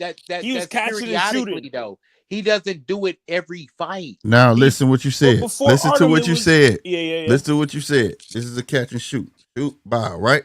Mm-hmm. But what does his feet do when he do it? Straight back in one line, linear line, right there, back. There you go. Now think about somebody with the footwork of a Loma. That hop back in the line. Wouldn't Loma be there before he land? Yeah, now Loma's going to circle, pendulum step around. There you go. So that's the trouble. That's the trouble. And I'm gonna share, you understand? I'm gonna share with you what I shared with Slick earlier today when we was on the phone. A lot of these maneuvers, you know, while you got coaches saying jab, man, that's all you got to do is jab. When you watching these fights, throw your jab. Well, I'm gonna give you for instance, Mayweather's pull counter. Right. You shoot a jab, he pulls back, boom, counters you with a right hand. It looks pretty. Mm-hmm. And then nobody had the wherewithal or the sense to throw two jabs. Hey, hey, you guys. I'm gonna bring up a point. I don't think, me personally, this is just my opinion. I don't think someone with the footwork and who relies on the pendulum step of a Loma can beat someone like Shakur, who moves backs and who runs. I'm gonna be honest. Who runs away? That's what he does. He runs away. But he runs backwards first. The only time Shakur takes lateral movement is when he's in the corner or by the ropes. Can I quote a famous boxing coach? Yeah, go ahead. Somewhere online you'll see this video. It was with Customato, and he was with Muhammad Ali. Mm-hmm. And they was going through Muhammad Ali's fight, and Muhammad Ali used to always float like a butterfly and sting like a bee. Right. Go. Even though he a Muslim. No disrespect to all the cool Muslim people out there. Because I got Muslim friends. No disrespect. No disrespect. You still didn't answer my question, I don't think. Who, me? What did you rate his performance? No, Who, Knight. me? Oh, you're asking me Fellas. that question? No, My Knight bad, went through. fellas. Oh yeah, I was gonna say. Good. But He danced around it, but he hasn't landed the plane yet. Performance-wise, but what did you can make I out of finish? Can I finish my point, fellas? 6 out of 10. That's my personal opinion. So Muhammad Ali used to always float like a butterfly and sting like a bee. And he was sitting there with the great coach Casamato. And he had one particular fight. 7 out of 10, matter of fact. And he 8 out fought of a 10. guy from Canada named George Chavallo. And he stood in the pocket and fought this motherfucker. And the motherfucker even hit Ali. And Ali grabbed him with his hand behind his neck and was like, you ain't doing nothing. And got off on him and fought. Ali fought him, Mr. Float like a butterfly, sting like a bee. He fought him right in the pocket. And you know what Casamato said? And I watched this when I was a young fighter, when I was fighting, and I didn't totally get it. What did he say? He said, that's the night you became a professional. Mm-hmm. Hey, but Shakur is not already a got professional, belts, bro. He's a professional, bro. You cannot call Shakur not a professional. That don't make sense. He fought in the Olympics. He has multiple belts. I mean, yeah, on paper, what I'm saying what he's saying is some guys have an amateur style and some guys have a professional style. Look at a guy like a James Toney who stands right in front of you and you'll miss him every time with him standing right in front of you. Shakur doesn't have that ability. Shakur is using his legs. That's the example I used earlier. You gotta use your legs to fight, bro. You can't. Yeah, but he doesn't. Hold on. Wait. Let me land the plane, because your body's open. Because I'm trying to give y'all $1 million worth of game with 42 amateur fights and 15 professional fights, and I've coached countless fighters. I'm trying to give y'all the game. Fights. I respect what you're saying, bro. After you just said those accolades, I respect what you're saying. Let me give you the game, though. You know what I'm saying? Mm-hmm. You have to fight in a way that's conducive because Shakur is not going to have them legs for the rest of his life. He's going to get a little bit slower, a little bit slower, a little bit slower. So as you go, you have to implement different shit in your game plan. Right. Hence Mayweather. Mayweather. But like we haven't seen Shakur hurt. We haven't even seen him. Okay, it's not about that goes without saying though. That goes without saying though. You're only as good as the competition you face. Hey, Edwin De Los Santos was a tall, lanky power puncher who knocked out Ryo. I mean, yeah, but what we're saying is that was a guy who didn't have the reservoir skills to solve that puzzle. When he get to that person, know how to cut that ring off. Yeah, like a tank. Yeah, I get what you mean. That's what I'm saying. That's why I was saying earlier the show I had this morning. Tank is overrated though, but you can also say the same thing about Tank as he never fought a skilled boxer. This is what we gonna do. We're not gonna talk about Tank because we're talking solely about Shakur. That's the first thing. I like what you just said. No pointing the fingers. You know, he did it. It's two totally different guys. Real shit. Now, I respect now that. what we're gonna do is this: we're gonna judge Shakur strictly on Shakur. And Shakur is a guy with bad hands. He's young with bad hands. That's how old is he? Like 26, 27? Yeah, bro. Yeah, he's Think 5 about years, it. 6 years older than me. What if you was an NFL running back and you blew a hamstring in your rookie season? Or you like Todd Gurley. He's like the Todd Gurley of boxing. Yeah. So it's just that, and even with the hands, like I said, you don't see something that can help him out to combat that. You get what I'm saying? That make you miss, make you pay like 100%. He does do that. Yeah, he does it, but he does. He's not 100%. You just now, watched him. Hold on, you just question. watched him with Josh. You just watched him with Padley. When he unloaded, he caught some shit back. Yeah, he called like a question. I'm not saying this specific fighter. He called a right hand. Yeah, I'm not saying this specific fighter, but what if he had a healthy, strong pit bull cruise type? He wouldn't be Tank Davis with that. Oh, like a power in the hand, like hand. No, or he's just saying style. He's saying a pit bull. Like that's why everybody wanted to see Schofield because Schofield would have pressed him. And or then a Sean Porter type or a Schofield type. Right, they would have pressed him because see, the reason I brought this subject up this morning was because, like, okay, I wasn't a tank fan, right? Because all I saw him do was take hits to the head, and then he knocked the dude out. Yeah, and I'm losing like, every round. right? But Pitbull came along, Mhm. and he went ahead and goddamn me weathered the storm and showed me he can box, right? Somebody was there to push Tank, pushed him out his comfort zone where he had to dig in his toolbox. Say, okay, this shit I've been doing ain't working no more.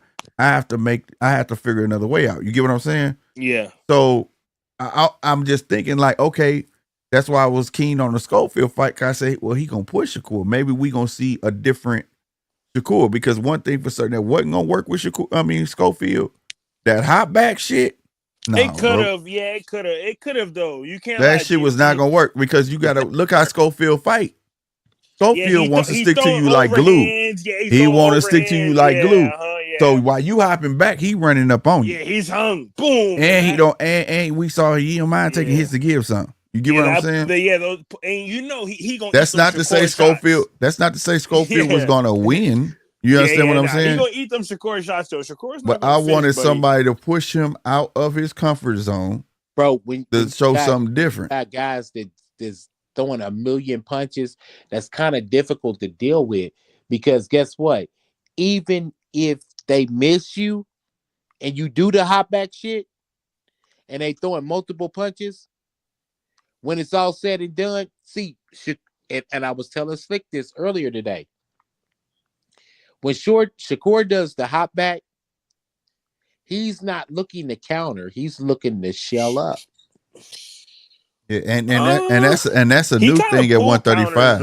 But that's at 130. Now I'll give you that 130 where he'll step back like a half inch and be like, "Bow," and get you. Counter, like, but not at 135. That shit ain't been there, and ain't nobody been seeing it. And I'm not about to judge 135 Shakur, who's been lackluster than a motherfucker, and say that he's the same guy at 130. 130. Right, exactly. Like at 130, he had where he knew how to take that half step and he can get you, but ain't nobody seen it at 135. Yeah, see that? Yeah, see that though? Yeah. I've been seeing your pictures change like it ain't shit. yeah, see that shit though. Yeah. Hey, I'm a boxing fan. How the bro. fuck you doing that? I just tap like the little twinkly light, the star icons, and I just change that shit. Upload background. Oh, I didn't know y'all can do that. That's hard. Now, in your opinion, and I'm gonna ask you a double loaded question. What was the best Shakur you seen, and was it at 135? Nah, it wasn't. No, I thought he looked really good against Artem, though, bro. Like, you can't say he didn't look good. He stuck. Okay, I'm gonna say this. I said, listen though, bro. Listen to the question one more time. Goat, though, real shit. Though. Look at that. That's the GOAT. What's the best Shakur you seen, and was it at 135? It was at 130. You got a good point. Don't get me wrong. But he didn't look bad against Artem. He looked really good, even though he didn't get the stoppage. But it takes two to tango. And you know when you're in the ring with someone who doesn't want to get fucked up, they're going to try their hardest not to get fucked up. You young as fuck. That looked like some shit like USA Tuesday night fight shit.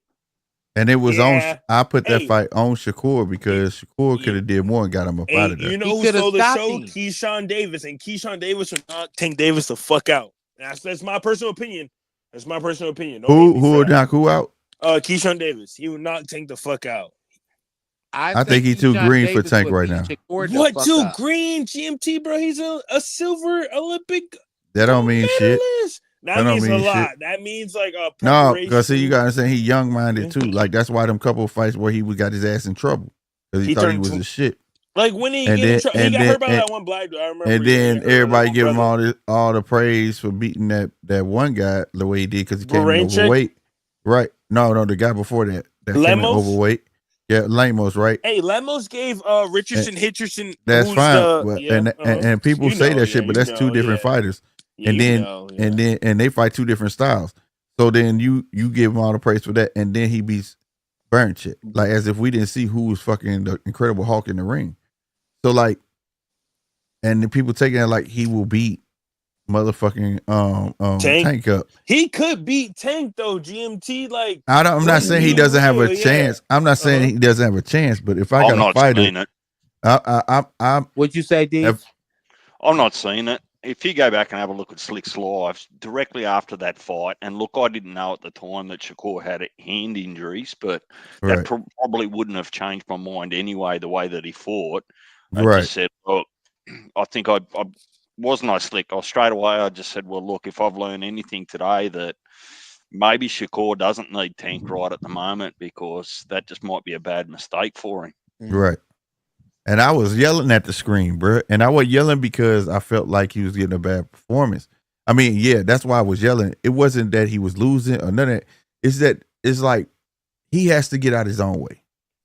That's the last fight and this fight, it was like, what are you doing, bro? Dude giving it to you, bro. He's giving it. He's giving you the fight. Pull the fucking trigger. Bro. You know what I'm saying? So hey, he's fighting 135 pounders though. GMT, come on. He's not like Buddy that I got right now. You see this? You see what I'm posting right now? Yeah, he's not like Buddy right now. Buddy, I get that. I get that. And I'm not saying, like I said, Shakur is the closest thing we got to if people want to see Tank get beat. But at the same time, bro, his last I can't argue with people at 135. Shakur is not looking like the Shakur of 130. Well, it's still a problem for me. Though. Oh yeah, I'm gonna let bro speak. I'll speak right after. I'll mute myself. The problem I've still got is I've still got a little bit of history in my mind for all of you. Is if people like Bud Crawford and Andre Ward are telling you that you should have pulled the trigger, and you still haven't heard that and learnt from that, man, who are you actually going to listen to? If you can't, if you're not going to listen to one or both of those people, right? Who's going to get in your ear and change your mind? Right, 2 Hall of Famers that know what they're doing. Exactly, hey, good thing you mentioned that. I'm gonna say 2 things real quick. Keyshawn Davis even he said, "Oh yeah, I heard Bud say this, and I did it." He said this twice, and he did it and got his opponent up out of there. And also, even with Floyd Mayweather, in later his career, Floyd Mayweather, he didn't have the knockouts later in his career because his power didn't translate. But he always said skills pay the bills. Well, think about here's the thing: Mayweather did never really. He just knew how to hit you. He knew how to set his shots up. Yeah, but like, Shakur knows the same thing. He set Padley up for a body shot. But he doesn't. But here's the thing. Bro, that's Padley. That's Padley, though. You're going to have more than that. Like, he got to set that shit up and be willing to take those shots. He could have got Padley out there way early. And that 6th round when Padley bent over off of a feint, Padley bent over off of a feint. And I said, why the fuck you not swinging? If you go back to that fucking live, DJ will tell you I was yelling like a motherfucker. Hey, what the fuck are you doing? Beat his ass. We seen Frank doing that against Gervonta too, though. Yeah, but we can't Frank treat Padley like he's De Los Santos, right? And we know how that fight went. But can I ask you guys a question? Everybody on the panel, I got a question for y'all. Mm-hmm. If y'all had to have y'all top 3, it's not if, it's win list, meaning, hey, yeah, bro, I can see you possibly losing within the next 3 fights. Who would y'all have? Devin Haney, Shakur. Hang on. Just so I'm understanding this properly, a specific weight class or just no Devin Haney? Anybody? No Devin Haney slander, but probably Devin Haney. Yeah, I mean the guys that you. I'm only saying it because they juicy. Yeah, fucked up. They ripe for the picking. Man, that Devin Haney fight ruined my whole night. I'm gonna tell you. Yeah. One of them probably gonna fuck y'all up. Might not fuck y'all up. Devin Haney, Shakur, and Hamza Shiraz. Oh, Hamza Shiraz for sure. I'm with you on that. Hamza Shiraz, because if he keep taking punishment away that he didn't have to take that punishment from Adames, that's gonna be bad, bro. If he can't figure out to get his feet moving when his hands move, because that when I went back and watched that fight, right, he had to stop when Adames was coming forward to shoot. He had to stop. He had to pause, and he couldn't take. It's like you know how they say you can't chew bubblegum and walk. Yeah. It was on some shit like that. You know what I'm saying? And I was like, yeah, that's gonna be a problem because if motherfucker, and y'all know I don't know if everybody know, 9 and DJ know this about me. When I watch fighters, I try to find every fighter has a tick. That's a bad tick, right? And that's a fucked up tick because if you rush him, he gonna shell up and he gonna pause. He gonna stand there. You get what I'm saying? So you gonna always be able to get to his tall ass, and he got too much real estate. You ain't always gotta go head hunting on Shiraz, tear his body up. So I think most definitely, if people pick up on that, he could lose in his next fight. Shakur, Canelo too. I hope Canelo loses because Canelo uses steroids. That's a hope list. That's a hope list. Right. Who do you say, Deej? Who do you say that you see like is ripe for the picking, ripe fruit, ready to lose? Devin, bro.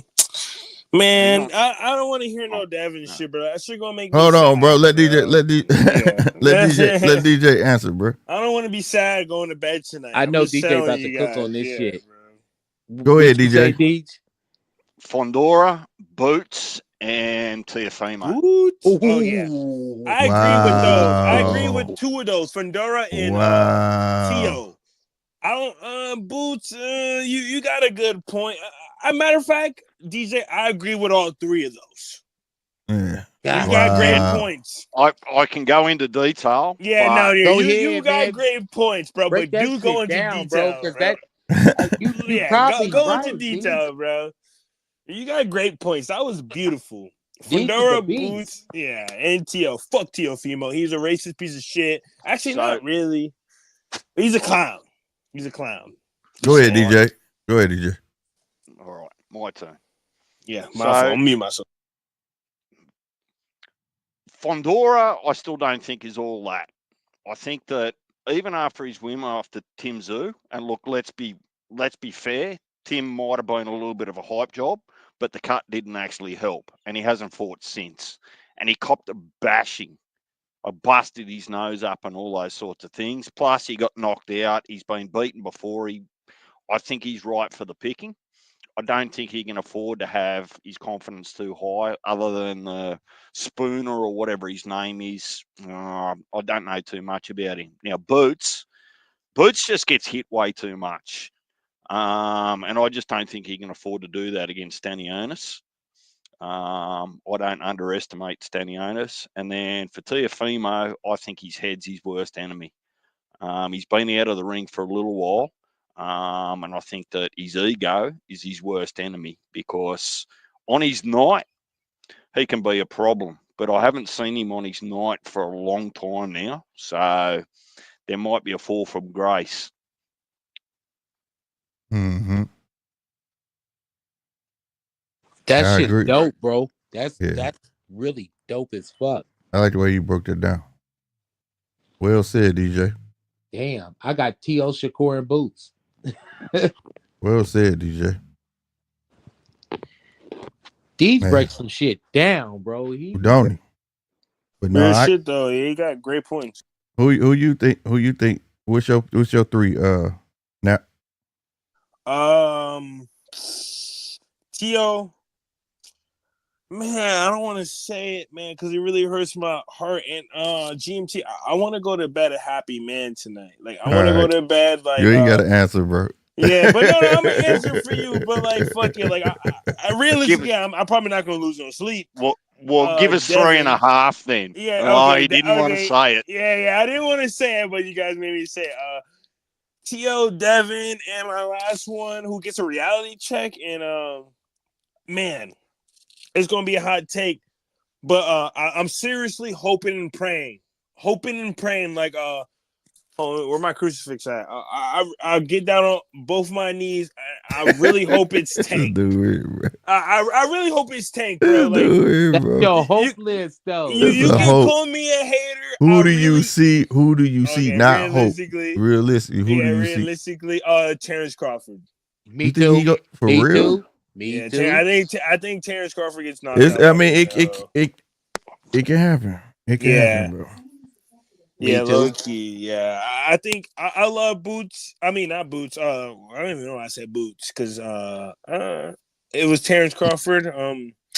Me too. Oh man, I think he gets knocked out by Canelo. Unfortunately, not knocked out, but he loses to Canelo. He won't have a Charlo performance where he quits and cries. Nah, he gonna, it's gonna be a fight until it's not. Yeah, it might be. That's what I'm saying. And if he does it right, he actually has a chance of winning. But yeah, but you know. But I'm rooting for him. I'm rooting for him. Too. I'm a fan of Bud. Yeah. I'm rooting for him. But like I said, I gotta keep the same energy. Like when Canelo went for Bivol, I said, y'all be a fool think Canelo finna beat Bivol going that man's house. Yeah. So I gotta keep that same energy, bro. Canelo should win that fight. This little dude coming in your house. Should. Matter of fact, I'm taking Boots off that list. Just like I said before, I said Boots. I'm hope, bro. Like real shit, GMT. Like real shit, DJ. Everybody on this panel, bro. I'm not even joking right now, bro. Like I'm so dead ass. I'm hoping. You just hate. You hate. No, bro. not even hating, bro. Like GMT, I'm hoping. Matter of fact, you can say that. Yeah, I'm gonna be honest right now. I'm hating. I'm hoping. Save it, bro. Praying, Save it, bro. Save it, bro. Because guess what? Next is the hope list. Who do you hope gets knocked the fuck out? Canelo, Tank Davis, and who else do I not fuck with? Who else is a chair? Ryan Garcia, who's a fucking cheater and a steroid using bum. I hope he gets knocked out by Rolly Romero. Real shit. Boy, that'd be some embarrassing shit. Yeah, that's just me. But yeah, but back to the original list. I'm praying. I might get on pause. No homo, no diddy. I might get on my knees tonight, even though it's not holy of me to pray on another man's downfall. But I'm praying on another man's upbringing. At the same time, I hope Tank Davis gets beat the fuck up. I'm so sick of Tank Davis. God damn, this dude. I'm so sick of it. I'm so sick of him. That's your 3. Canelo. I'm so sick of the cherry picking, making excuses. He hasn't done nothing. What the fuck has Lamont Roach done? Oh, he's a champion at 130. Who the fuck is Lamont Roach, bro? What else? You might get something close out of it tomorrow. Lamont Roach go 12. Shit, bro. I'm gonna bust down my hope list. My hope list is really fucking simple. Really simple. My hope list is this. Both Charlo brothers. I hope that's one of mine. I know. Mr. Champion in Recess himself. Both 4 fucking brothers. Years. Get fucked. You're pulling the piss. Come on. Fuck. He's worse not that good that you got to have him sitting there in the fucking shadows. Come out, get your fucking ass whooped, cry again, and fuck off. Oh, shit. You got DJ started. Oh, my God. And my hope list is both Charlo brothers and Deontay Wilder if he decides to come back. I just don't like, those are the 3 fighters. I just don't like them. Damn. So look, let me just wind some of that back. I'm not a hater of Mel. I hate the boxing landscape has allowed him to be inactive for so long. Right? He's earned. He could only fight who was in front of him during the he's unified. He's undisputed. I'm not going to take that off him, right? But boxing needs to move along at a certain pace that doesn't allow people just to sit idle for so long. It's the situation that bugs me more than the person. Then I want Haney, right? I don't want any excuses this time. Just you got flattened. Now who you going to cry to? What story you going to tell us? Hey, Ryan Garcia tested positive for steroids and he got suspended. Not an excuse, that's a fact. Well, still got his ass whooped. We can have that conversation Hey, later. but you get your ass whooped by people who do steroids, bro. Canelo does steroids and people still root for Buddy. It wasn't. Hey, look, this isn't an argument. I was asked my opinion and I'm just giving it. Huh? Fact. You're not wrong. My fault, DJ.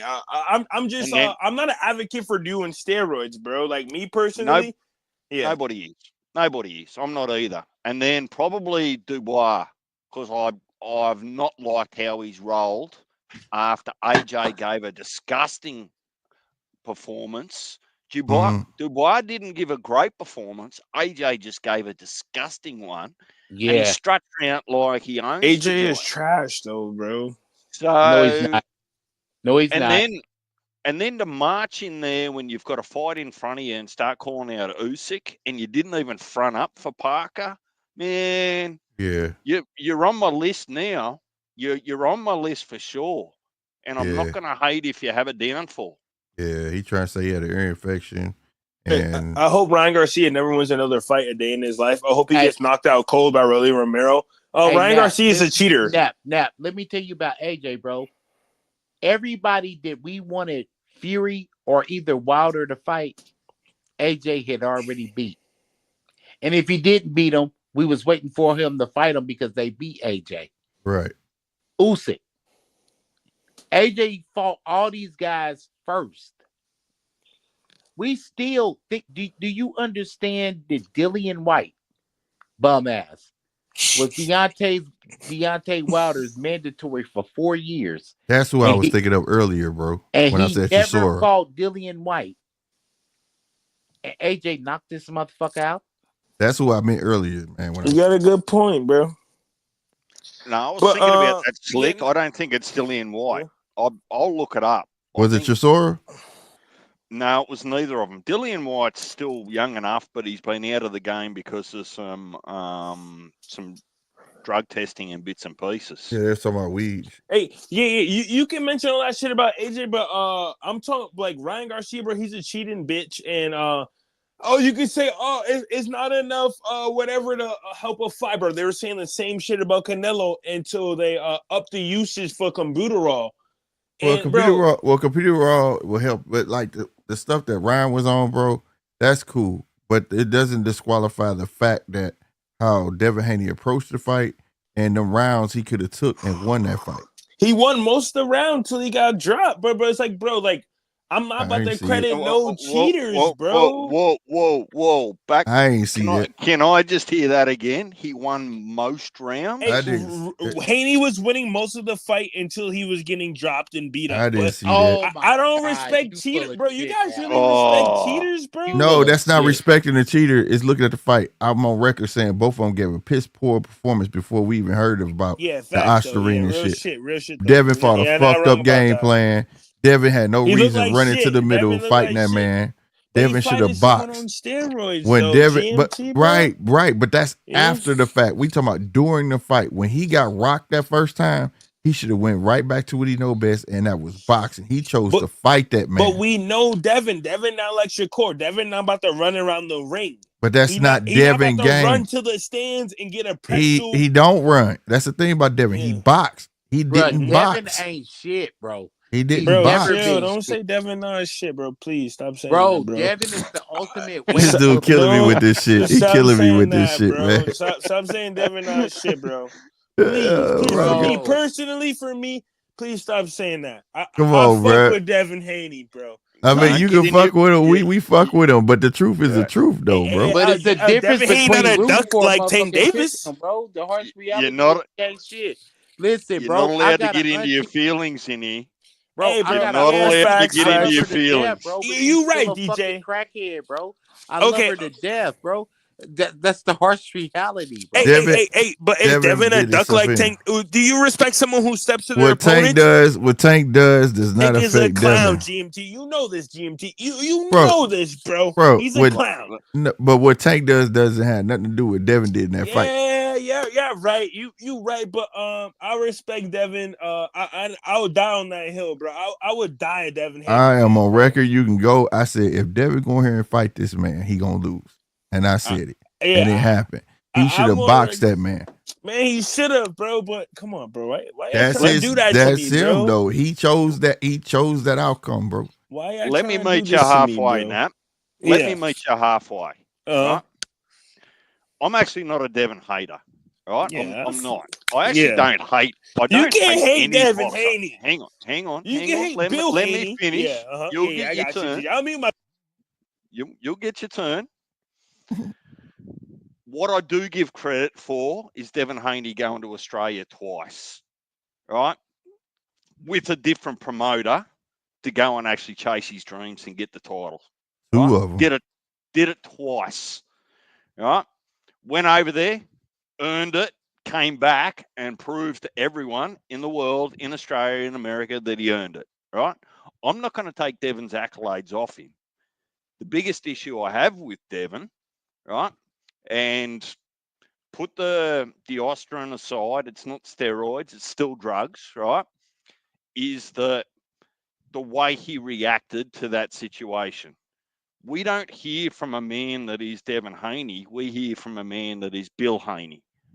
And that pisses me off. Hey, fool. DJ.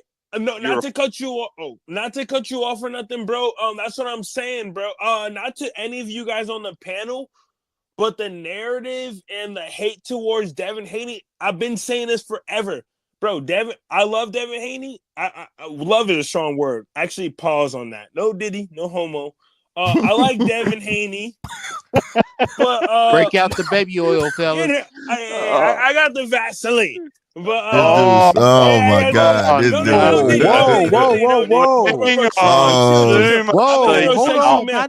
on. Back up. That's what I'm saying, bro. Bro, Scott GMT, bro. Most of that's what I'm saying, bro. Most of Devon, I like Devon Haney, but bro, I like him, but he has no personality. One, Devon Haney rarely talks. Two, and most of the hate from Devon Haney, I wouldn't even call him haters, but Devon Haney, whatever you want to call the word, not haters, but people who discredit Devon Haney come from this. Yeah, they come from his dad, bro. It's not Devon Haney, and you should support the athlete from his pops. Just me personally, I'm gonna mute my mic just to let you guys speak because I'll probably talk bullshit all day. Look, I was just trying to meet you halfway. All right. I know you're not going to sleep well if we're going to throw shade on Devon Haney, but I was just trying to throw some positives in there and just saying, look, it's a behaviour thing, not a boxing talent thing that gets me offside. That's all. Yeah. It was just the way he approached that fight. Hey, Deeds. Good point. Don't forget to bring your Vaseline either. Y'all ass this shit, bro. Well, I probably shouldn't have told the bloke to back up during that conversation either. Hey, you know he is with Diddy, bro. Oh my God, bro. Stop it, bro. I fuck with Devon Haney, bro. To be honest, how much he said you need to stop bullshitting and be serious. You're not DJ stupid, bro. You guys need to stop with the sound bites. Hey, you guys need to stop. Hey, we're gonna move on from Devon, man, before I get up out of here, y'all. I already know your answer now. I'm not asking you. You know how I'm coming. I know. I already know your answer to this one. My God. But DJ and Nine, how y'all seeing this fight play out tomorrow? Honestly, which one? The tank one. The tank one. The cherry pick one, DJ. The main one. The one he's bringing up another opponent from 130, and people are. I'm sorry. I mean myself. All right. I have no interest in this fight, bro. Really, to keep it a buck. Hey, real shit. Okay. We still in the fight. Real shit, GMT. Stop, bro. I'm sending you a link, GMT. I'm sorry, bro. But don't put it in this chat, though. You give me clap. No, I'm gonna. Oh yeah, but I'm not trying to fuck up your channel or nothing. Yeah, I'll get clapped. We still in the fight. We still in that shit. All right, man. Hey, D, let D answer. How you see it going? Well, look, let me give some context to this. And it's actually not about hate and Tank. If you go back and you have a look at it, enough of my comments over the last 12 months, and like I said to Heavy on his channel, I can't look anyone in the eye and say that Tank's not capable of cleaning out 135 if he wants to. Right? I can't honestly say that he's not capable of that's some real shit. That, right? But the boxing landscape over the last at least 12 months to 18 months has changed in that I've now been conditioned and more excited about intriguing fights, 50-50, 60-40, right? So the Tank fight tomorrow is just not that. It is just not that. It's no different to the last fight, the fight before that. It's the rinse and repeat, right? You know the outcome. You just don't know what round it's going to happen. And that's not enough intrigue for me. I'm more intrigued, perhaps, probably with El Rayo and Gary Russell. fight. I think that there has to be a bit of a potential for a bit of a chess match. I can't see that being absolutely one-sided. And the only way that's one-sided is if we're underestimating El Rayo after his performance against Pitbull, where he just boxed his ears off. You keep coming forward, I'm just going to keep stuffing my jab straight in your face. So, look, it's not hating, but, I was excited months before the Riyadh season card. We all were. I just can't get excited about this card. Yeah, I'll be happy to watch it on replay. I ain't going to steal it, but I'm not going to pay for it either. Hey, I'm going DJ. to No disrespect. I'm not meaning to cut you off. Hold on, let him finish. Let him finish now. I'm going to join the watch party, obviously. Right. That's a weekend staple. But I'm not going to lose sleep of not watching the results of this card at all. Right. I feel you. That's how I felt too, man. That's how I've been feeling the past couple weeks leading up to this fight. Like I said, I can't remember the last time where I felt like this for a fight. Like I'm just not interested in the co-main events, the one I really want to see. But I just feel like I'm gonna get it. But at the same time, though, it's like, damn, like is this what is coming to? You get what I mean? For American boxing, it's just like sad on my end. Well, I don't think it's that slick. I think that it's actually the same model that Tank's been actually boxing under or working under for the last 3-4 years. Nothing's actually changed, right? But the difference for me is that if I'm standing on the street looking at a restaurant on the left and a restaurant on the right, and the restaurant on the left is still serving the same food that it was 4 years ago, but the restaurant on the right's got a new chef and they've mixed up their menu and new things to try, get excited about. I want to go to the restaurant on the right. The restaurant on the left is safe. Like if I've got nothing else better to do and I like just watching knockouts, I'll go there. So I think that part of what Turkey's done, whether you love him or hate him, is he's just put cards together where you just don't know. You cannot be confident going 10 toes down on a particular fight. And that's what excites me, right? So I can probably go 10 toes down, barring a huge Beautiful upset DJ or a judge's decision. I can pretty much go at least 9 toes down tomorrow that Tank wins that fight by knockout. It's just when. Hey, DJ, that was beautifully put. The restaurant metaphor or whatever, beautifully put, bro. That's what I'm saying. Would you rather get scammed or would you rather try something new? Right. But that's the thing, man. I'm hoping that hope is a cherry pick gone wrong, GMT. No, I'm not hoping that, but at the same time, I mean, I'm not picking sides either. I just hope the best man win. But at the end of the day, if they keep this trying to do in-house, I feel like a lot of fighters gonna end up in limbo, sitting on shelves that could have progressed on being something great. We're gonna have a lot of boxers that's not gonna have that chance because if I'm not enthusiastic about this fucking fight, I swear to God, I know they say there's more casuals out there than there are hardcores, you know what I'm saying? But I feel like the hardcores are the foundation. Like we're the ones that's actually gonna be out here talking about it and not just fanboying over one boxer. Like people aren't even talking about this fight like this. They're talking about it as Tank's a god or Shakur's a loser or you know what I'm saying? They're not discussing the fight at hand. And I've been watching that and I'm like, damn, so like even they don't even realize they think the fight sucks. Yeah, you get what I'm saying? Real shit. And also to back up, sorry about that, DJ. I don't mean to cut you off because I love what you're saying, bro. Like respect to you. But also, going back to like the hardcore casual shit, bro. Like most of my fans watch the UFC and we watch MMA. And due to the social media, TikTok, Twitter, whatever you want to call it, most casuals know who Shakur Stevenson is. No one knows who the fuck Lamont Roach is, bro. That's just real shit. I'm gonna leave it at that. Right. So it's just like that's what I'm saying. Go ahead, DJ. What was you finna say? But bigger picture, Slick. And look, you and I and RC have had this conversation. RC and 913 chewed my ear off on separate occasions on the phone for about an hour and a half when we had these discussions. But I don't think it's sustainable from a business sense, PBC keeping it in-house. Now, just let me land the plane here a little bit. If Tank's genuinely looking at retirement, right? Right. What's that leaving PBC stable? If this is a reflection of their stable tomorrow and what they can put together, 3 fights, right? You know, some are okay. They're not D grade fights, but they're definitely not all A plus fights, right? Right.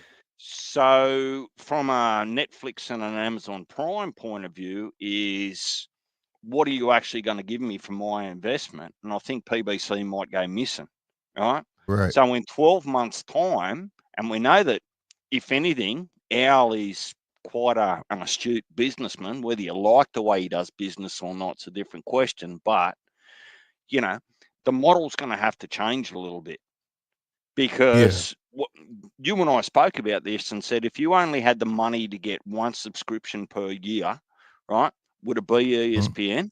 Well, that runs out in June, right? Would it be Amazon Prime? Well, you're only getting PBC cards, right, twice a year or 3 times a year, or would you pay for the zone? So in the end, competition actually weighs out. So if the competition is beating you all the time, you can't sustain a historic model and be profitable going forward. You have to evolve. So Right. I'm just interested this year as to see what actually happens, because keep in mind too that Turkey's in bed with, well, that's the wrong language.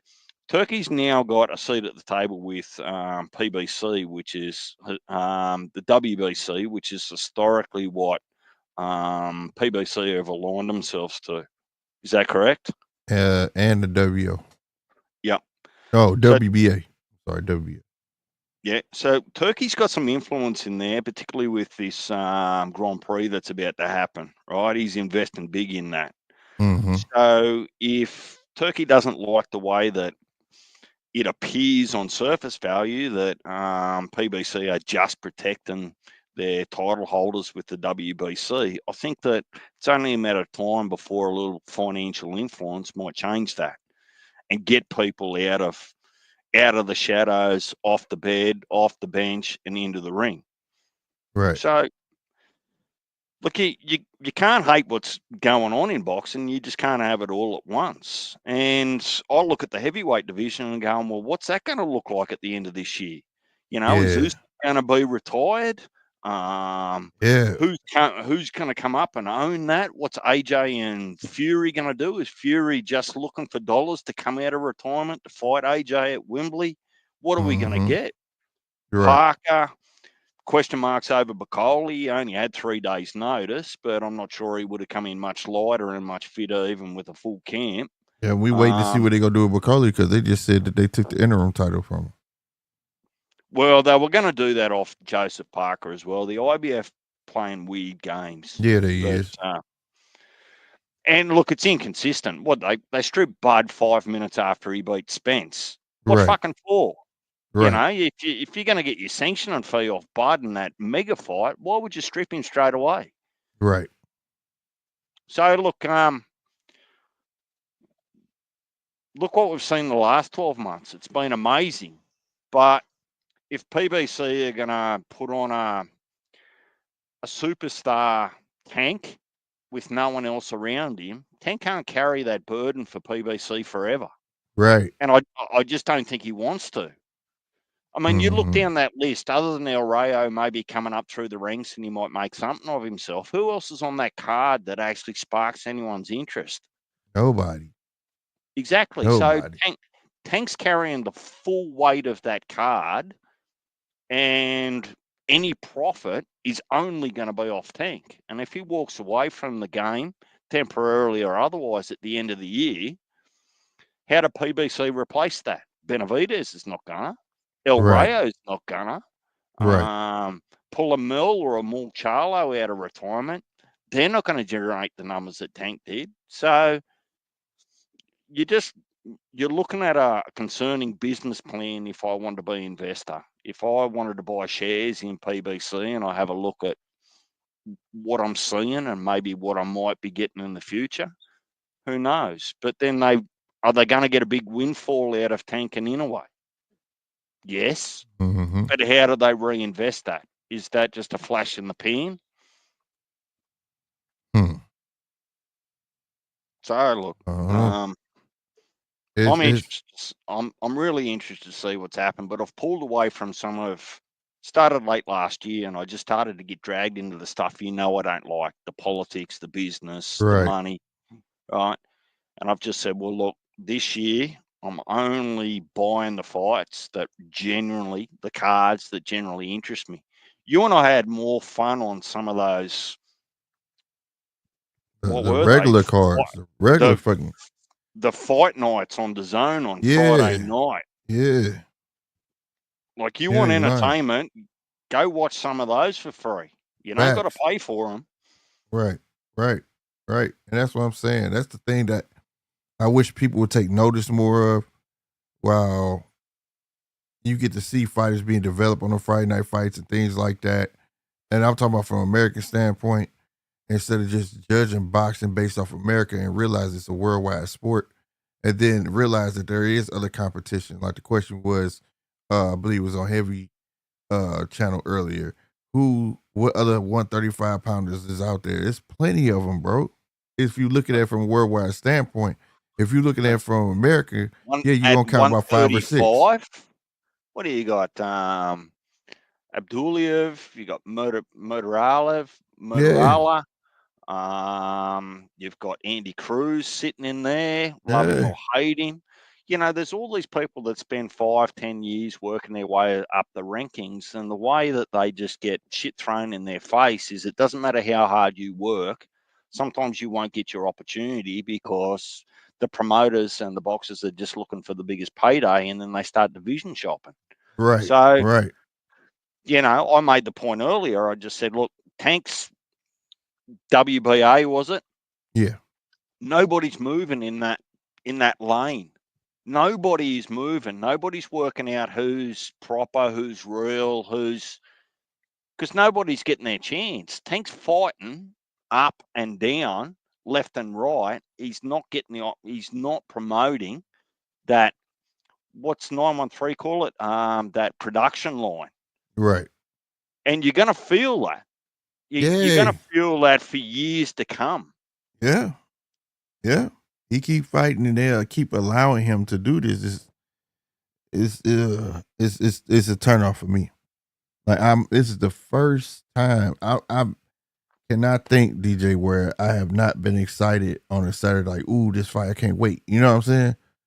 Right now, think about why that is because you've been tasting food over there on Riyadh season and Matchroom and those sorts of things, right, that excite you, and just being delivered, force-fed the PBC model. You don't have to do that anymore. Right. 5 years ago, you had to do it because you were going to get nothing else, right? You might get Bob putting on a few cards. Oscar had put on one a year. Eddie Hearn was more UK based than he was worldwide based. So, you didn't have options like that. You didn't have the options that you got now. Well, by way of quality anyway. So, look, I would say now, my only, and it's a good problem to have. My only criticism of the last Riyadh card is maybe it was too long.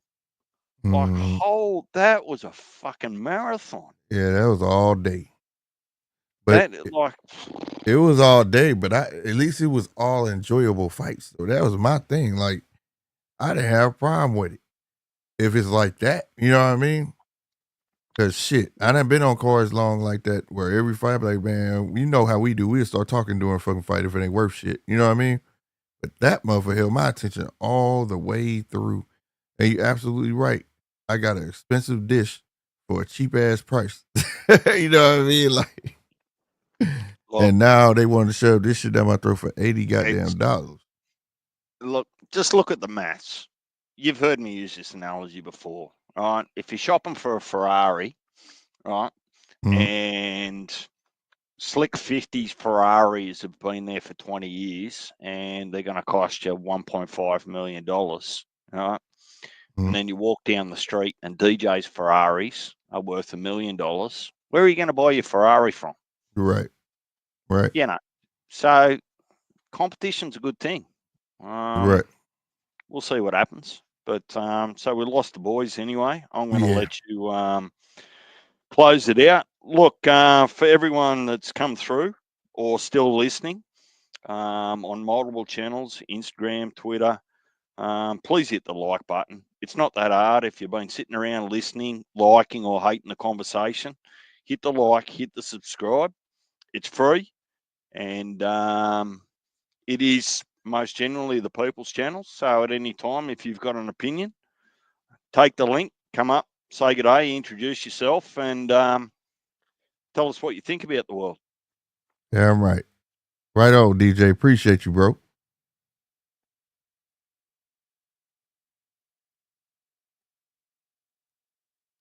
All right, y'all, man. We done put 3 hours in on tonight's show, man. I salute everybody for coming through and showing love, from DJ to Chappelle. Mark came through, even though you didn't say nothing. B, everyone that came through. E-Dub, the real E-Dub. Who else? Al Money, Legacy Remains. Everybody who came through. Dank Lucan. Everybody who had point. Trust me, I was reading the chat. If I didn't get to say your chat, man, I apologize. But at the end of the day, man, I really, really appreciate y'all. I want to stress that enough. Salute to all my new subscribers. Salute to the Rewatch gang. Everybody who participates in the morning show. I really, really appreciate y'all. I will be back tomorrow for the tank fight. Despise that I'm a bit not enthusiastic about this fight. Unenthusiastic for this fight, I should say. I'm really not. But at least I get to see Gary Antoine Russell and Rayo. That's my fight. That's my pick on the card, is that fight. All right. So I will definitely be back. Make sure y'all show up and show out tomorrow for that fight. I'm your boy Slick 50, man. Like I said, man, y'all know what it is. Be easy. Deuces.